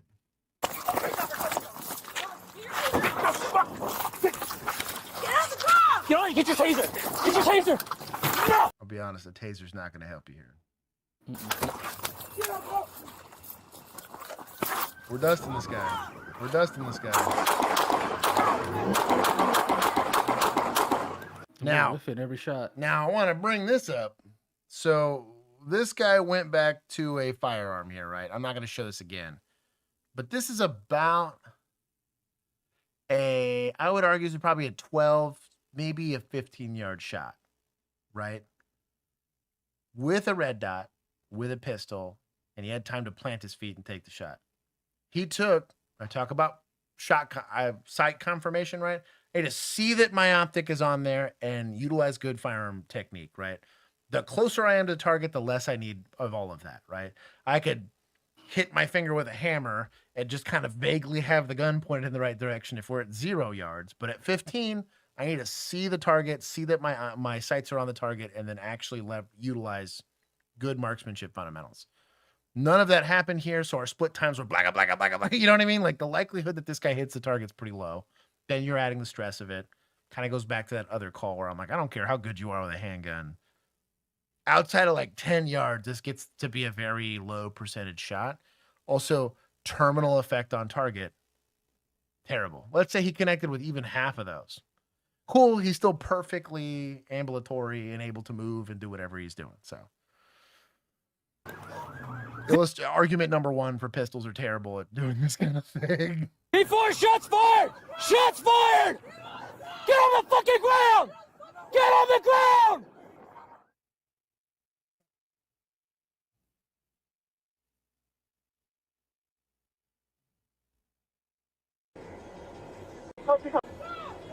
How did this go down? So he knew the gig was up the second they walked back to him. It is her job to make sure that he doesn't. She's not even looking at him. Solid swim move. I talked about defensive ends. That's a swim technique to get by. Good job.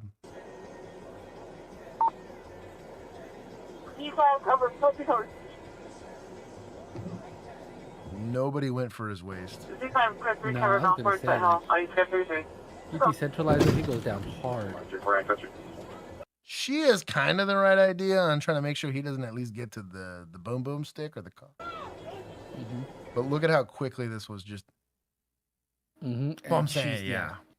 Size disparity here. Bucket clear. Like everybody to him, size disparity. Bro. It's sus. They are incredibly fortunate to have not been dusted at this. This right here, any one of these rounds is hyper fatal. Your ballistic body armor doesn't do shit for this. Like, this is a terrible. Nobody's got a gun out. We're just hanging out here. That's crazy work.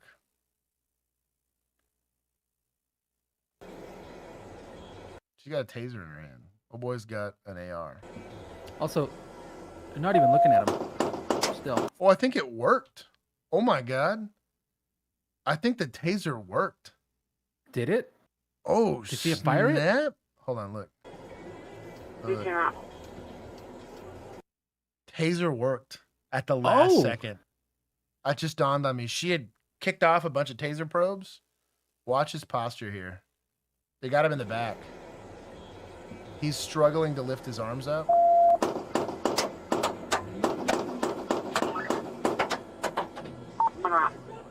Okay, well, shout out to her then. I take it back. Crazy work. I'm still mad at her because that taser doesn't work. Oh, girl's dead. Points to Axon because it did work. That's crazy. I'm going to give points, actually a pretty decent amount of points to Axon for that because it did work. But we got to know he's going actively for a gun. He just fought us. The second he motions towards that car, the round. Again, we're de-escalation people. We don't draw lines in the sand. You shouldn't do that. Terrible idea. Soda Master, where you at? You got your points to Axon. Yeah, exactly. Right. Posted in the Discord earlier. They got points to Axon, and Bill is awake for spicy part of stream. And I was like, oh no, this is not the stream for you. But look at that. Got one at least. Let's see. What was the disposition here? Player get played. They fell off the vests consistently. That's the body cam did to get negative 8,000. 3-4. Be fire cover. Close recover. Get on the ground. Get on the ground. Get on the ground. No one does anything to clench this guy. So it's indicative of bad training. You see this a lot with people. Dallas PD is particularly bad about this. They do what's called red man training, which is effectively just you kind of duke it out and kind of beat up each other and call it DT training because you've exposed that rookie to violence.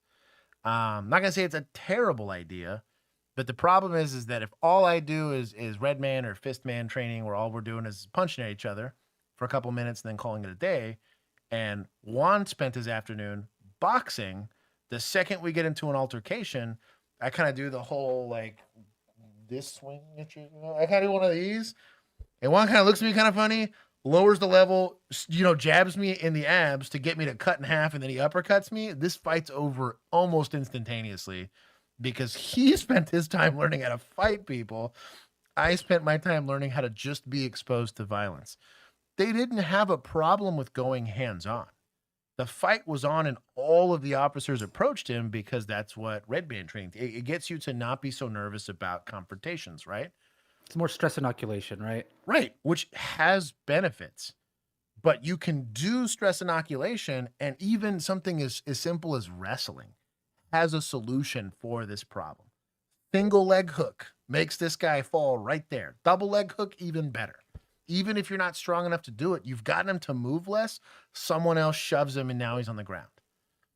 You know? I mean, in this situation, I mean, it's not probably the proved technique, but like just a leg sweep, leg kick while he's running by, trip him. Yeah. Like, is there policy against that, or is that no? No, you can't. He's actively resisting, and I would argue assaultively because he's taken a couple swings at officers. Right now, they're open hand. I think they're just shoves, but even a shove is going to be considered some level of assaultive resistance. He's resisting arrest at this point. He's under arrest, right? He's also going to jail for a felony. He's got weed and a gun in his car, right? And so this is a felony arrest. This guy goes and then assault. A dude in that shot's perfectly acceptable. Like, dude, guy's assaulting people, right? Because the alternative here is I don't do anything to control him. He's allowed freedom of movement. He goes and gets a gun, and what are we doing? We're shooting the guy, right? This is where de-escalation gets stuff super wrong because they believe in their deluded mind I can somehow verbally de-escalate this guy. I gotta say the keywords, the secret phrase, that shuts their brain down. Yeah, Konami code it. Turtle in front of the moving body. Grab the legs, wrap yourself around. Yeah. Like I said, even if none of you are particularly skilled practitioners, this guy's way bigger than you are. Like just slowing down his movement and just dogpiling this guy just to make sure he stops moving around freely just helps. Do the thing where one of y'all gets like on all fours behind him and the other one pushes him over. Dude, that's crazy. Battery on law enforcement is a misdemeanor in California. That's crazy work. Try that in Houston. Just encouraging it. Try it in Houston. I don't like a baton strike to the leg, in my personal opinion. It's not. It's just gonna make him mad. Yeah. It doesn't really do worse when someone's this much bigger than you. That's his baton if you screw up.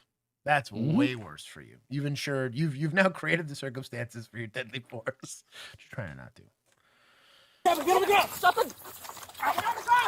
Concrete cover! Get your teeth out! Like right here, he really shouldn't have made it up from there. Too many people are doing this and not going hands on. Yeah, the taser work. That's crazy work. That thing actually. Now, good on her for figuring out that, I got to run. I got a taser in my hand and we're in a deadly force situation. But he make it? I think so. He made it. I don't think he got hit very many times. If he got hit at all. Fucking tighter to L-tram a little bit. There we go. Doing good. I'm guessing he did because they provided medical aid. Why did they have a shield? Sorry. Is this California? That's why. Because they got to wait until the entire department shows up. Shield. Boy got tagged a few times. Yeah, he did. Okay. Here's what I need done right now. Get a med bag. Want to get a med bag? No. He's a big boy. I need you to block off this lane of traffic right here. Good job. Just block Scene it off. management. Look at you. Just turn lane right here. Block it off. Sounds good. I'm gonna move the shield. Get a quick search so we can get medical in. Oh no, he didn't make it.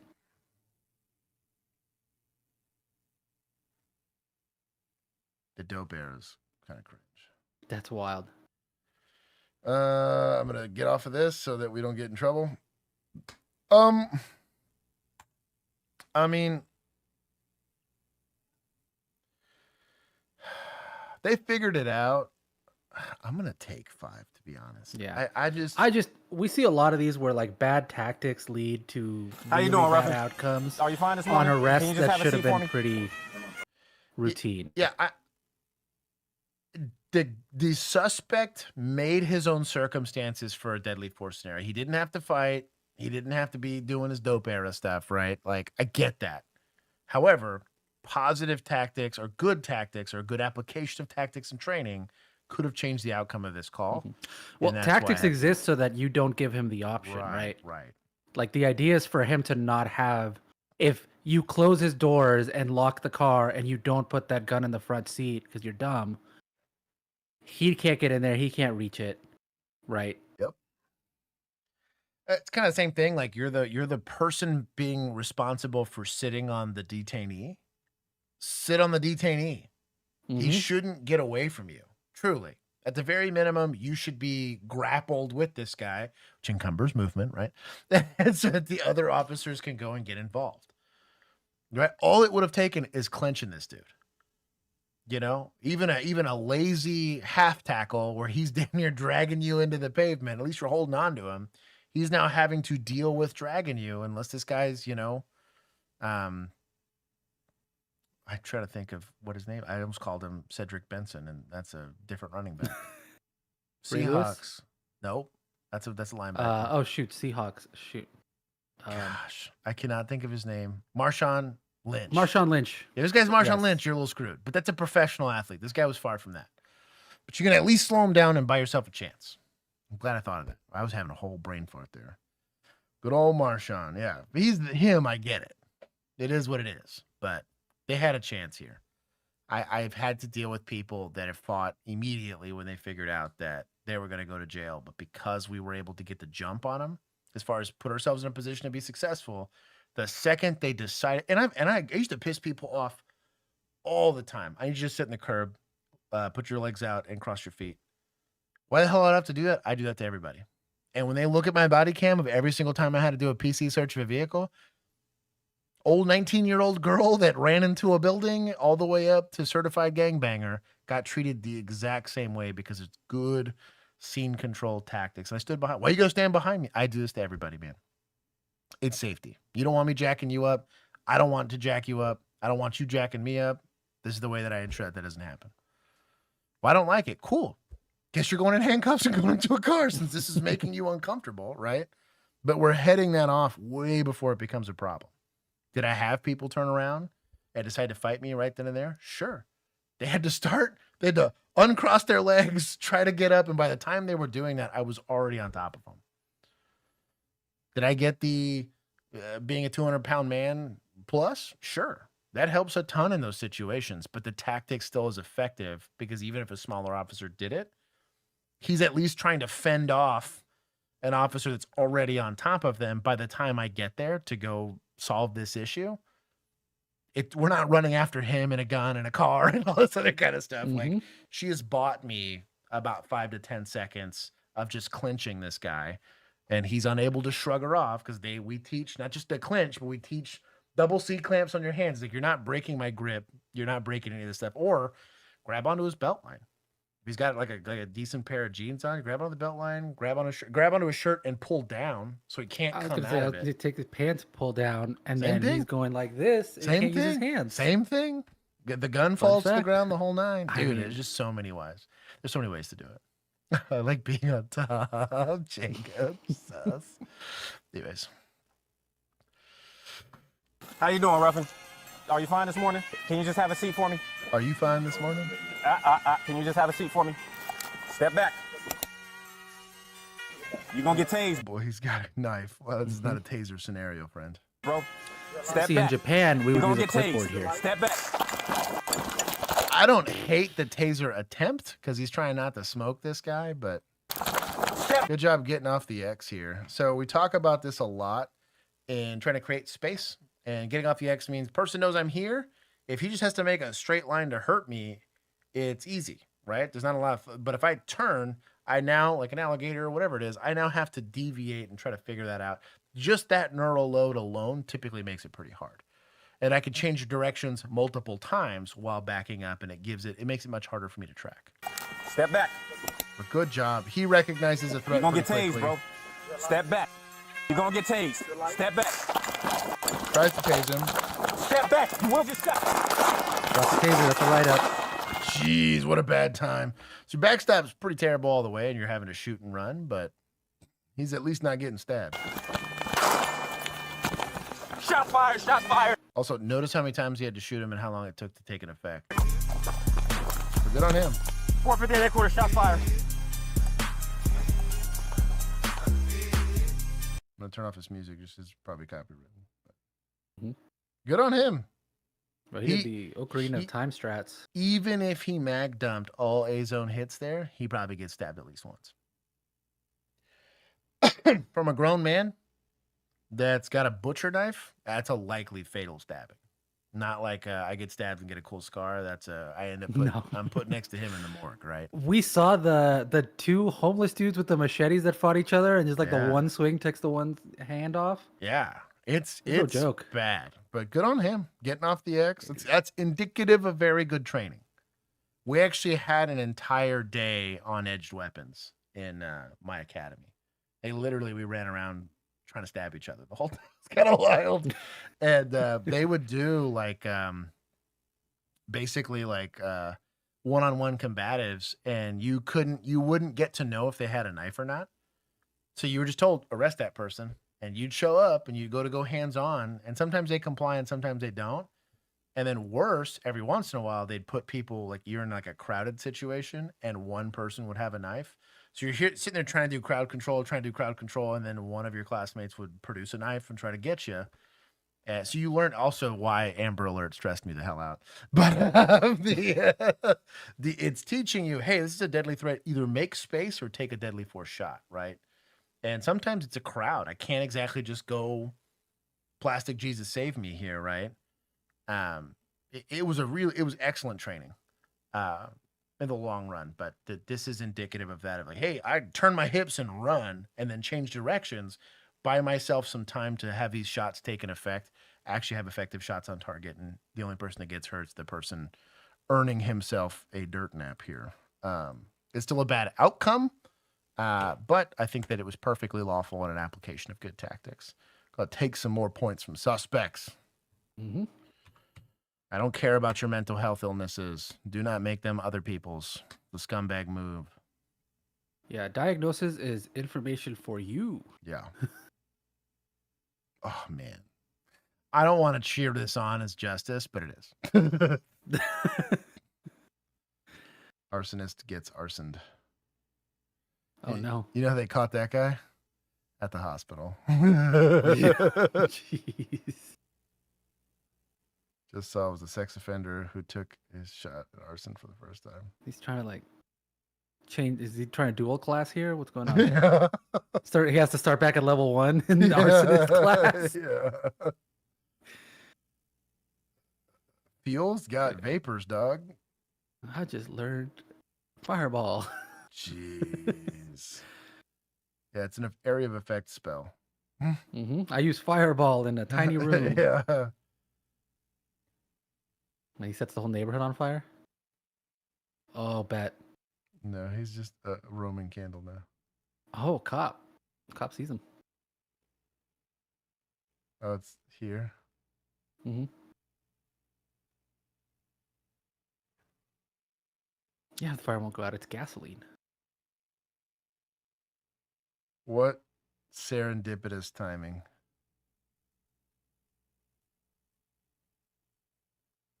Oh, he got it. I bet he's feeling some kind of way, though. Mm-hmm. Yeah, I don't know that you're going to be able to run, my guy. No way. What a call. Look at that. So I saw a dude that was on fire. I was like, well, something's going on.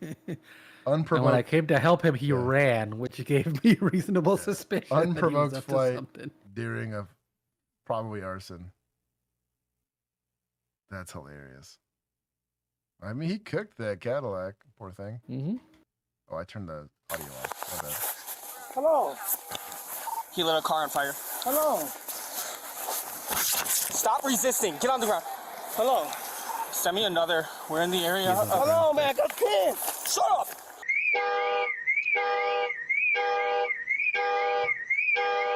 We're in the area of Boulevard. I got Get on your stomach. I got kids. I got kids. Stop resisting.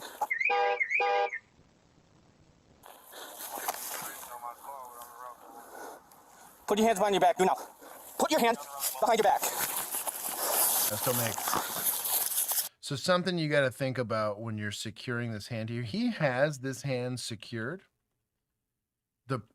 He has it in a handcuffing position. I don't want to say it's secured because if it's secured, he can't take it from you. But when we have it at the small of the back here, we want to try to keep it there. And when we only stick with wrist control, he can roll his body over to try to get it. I think it makes a little bit more sense to either like hop over to the other side of so this guy can't roll into you. You basically literally get under him, or you take this right hand and you actually loop it underneath his elbow and behind his back. So you'd literally have to go through your arm to take that arm back, which is just a better. He might be able to move his wrist, but he's not going to be able to pull that arm in front of him.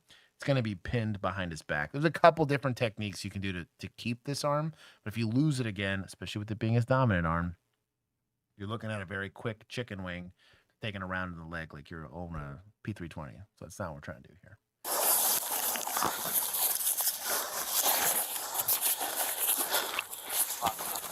211 dispatch. Send fire for this guy too. He's gonna be in custody and he was on fire. Stop resisting! Guys, what in tarnation? Is this a person with no survival instinct? Stop f***ing resisting! Dude failed on some divine smite.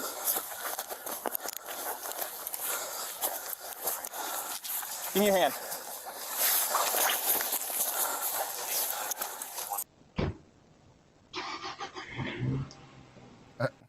Hate the player, not the game. I kind of get it, though. They're like, well, I got to rescue this car. Nervous about this fence, to be honest.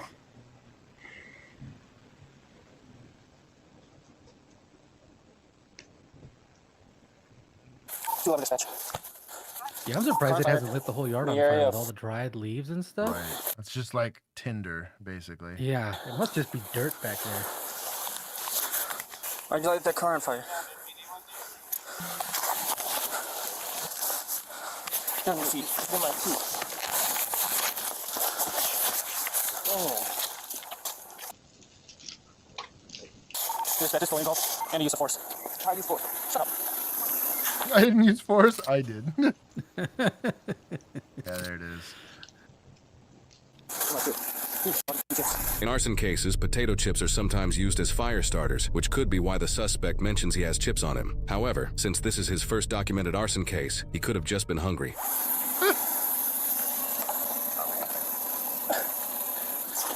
Anything else on you that you know about me?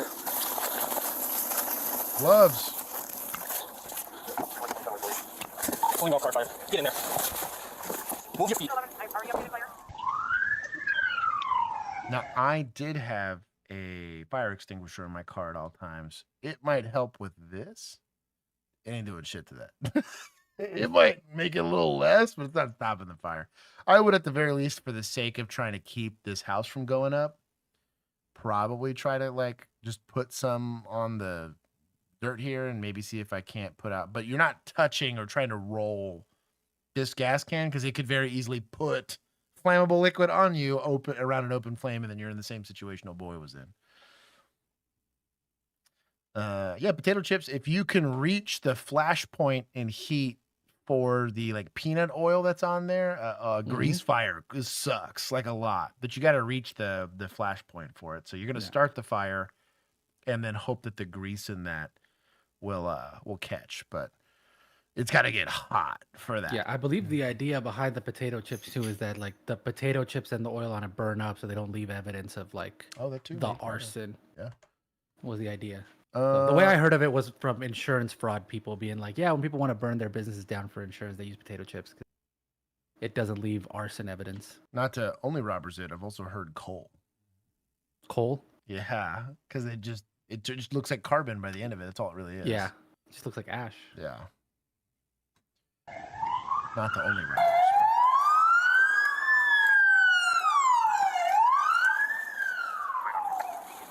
Michael Loving said, my dad told me that the act of arson justifies lethal force in Texas. It would depend on the circumstances.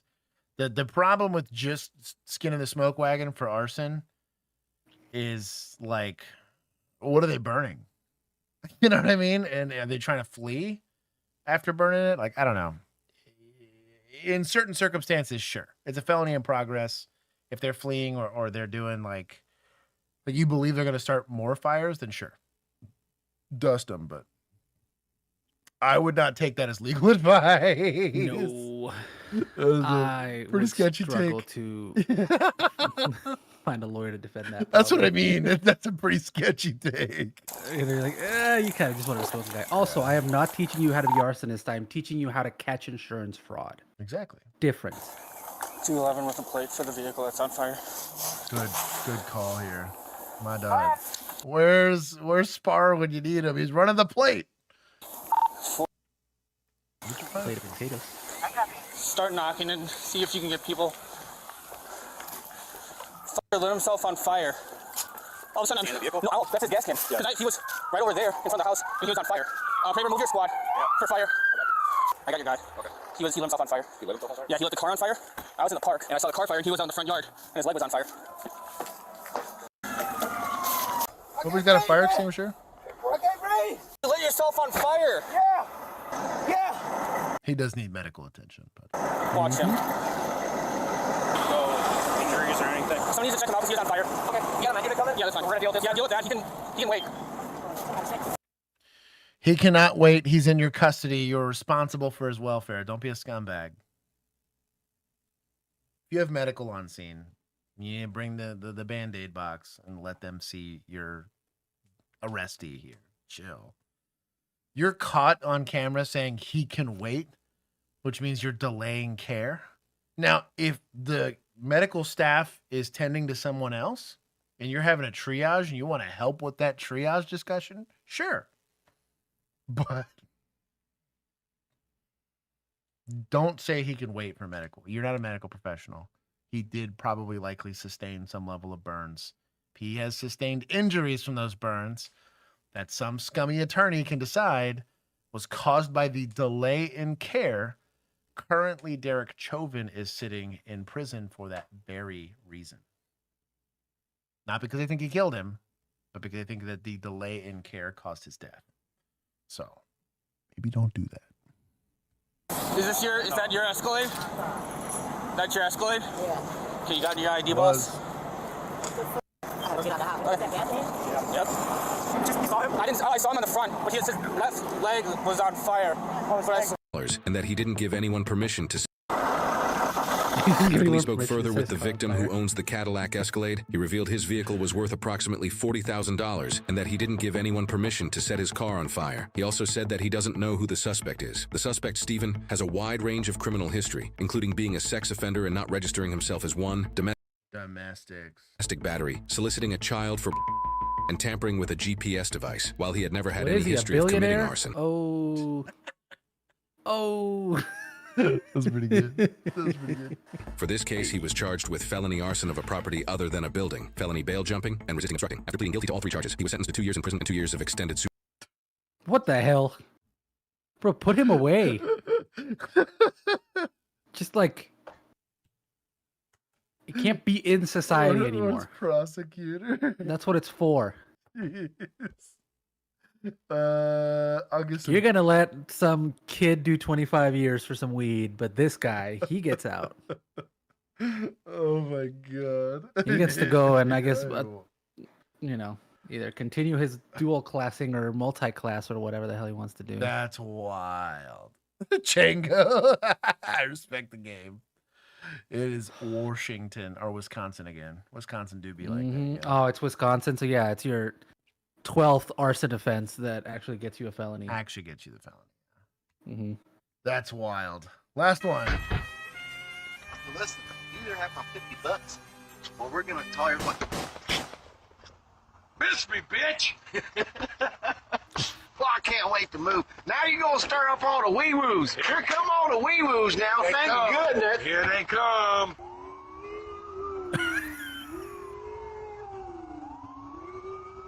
AI be a thing. Yeah. Wow.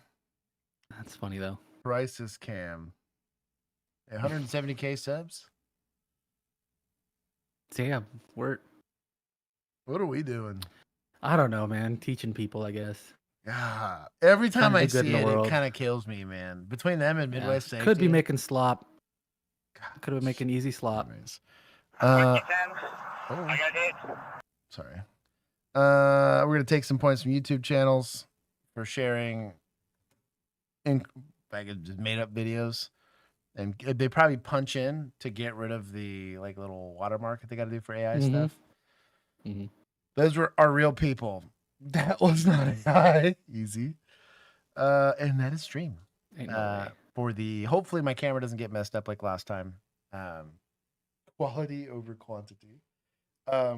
Thank you for everyone that showed up and dropped a like. Thank you for everybody that did these super chats. We are doing another stream on Friday. Be the same time, Central Standard Time. Next week, we will go back to standard stream times. I was out to finish my police training. And then Juan has to work tomorrow. So unless I want to do this by myself, I'm going to wait. So thank you to Vigilantes for putting everything together. They're going to share. It's already up there, the playlist. If you guys want to see this afterwards. No, Django, I have to work, unfortunately. Sorry.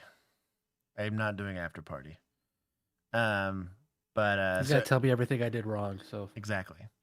But until next time, thank you guys for having patience with us while we sorted out the whole issue. Same time we started tonight. Chill. Yeah, hey, Where's whoa, chat? hey, whoa, Where's hey, chat? hey. Over here complaining. Anyways, I hope you guys have a wonderful rest of your evening, and until next time, peace.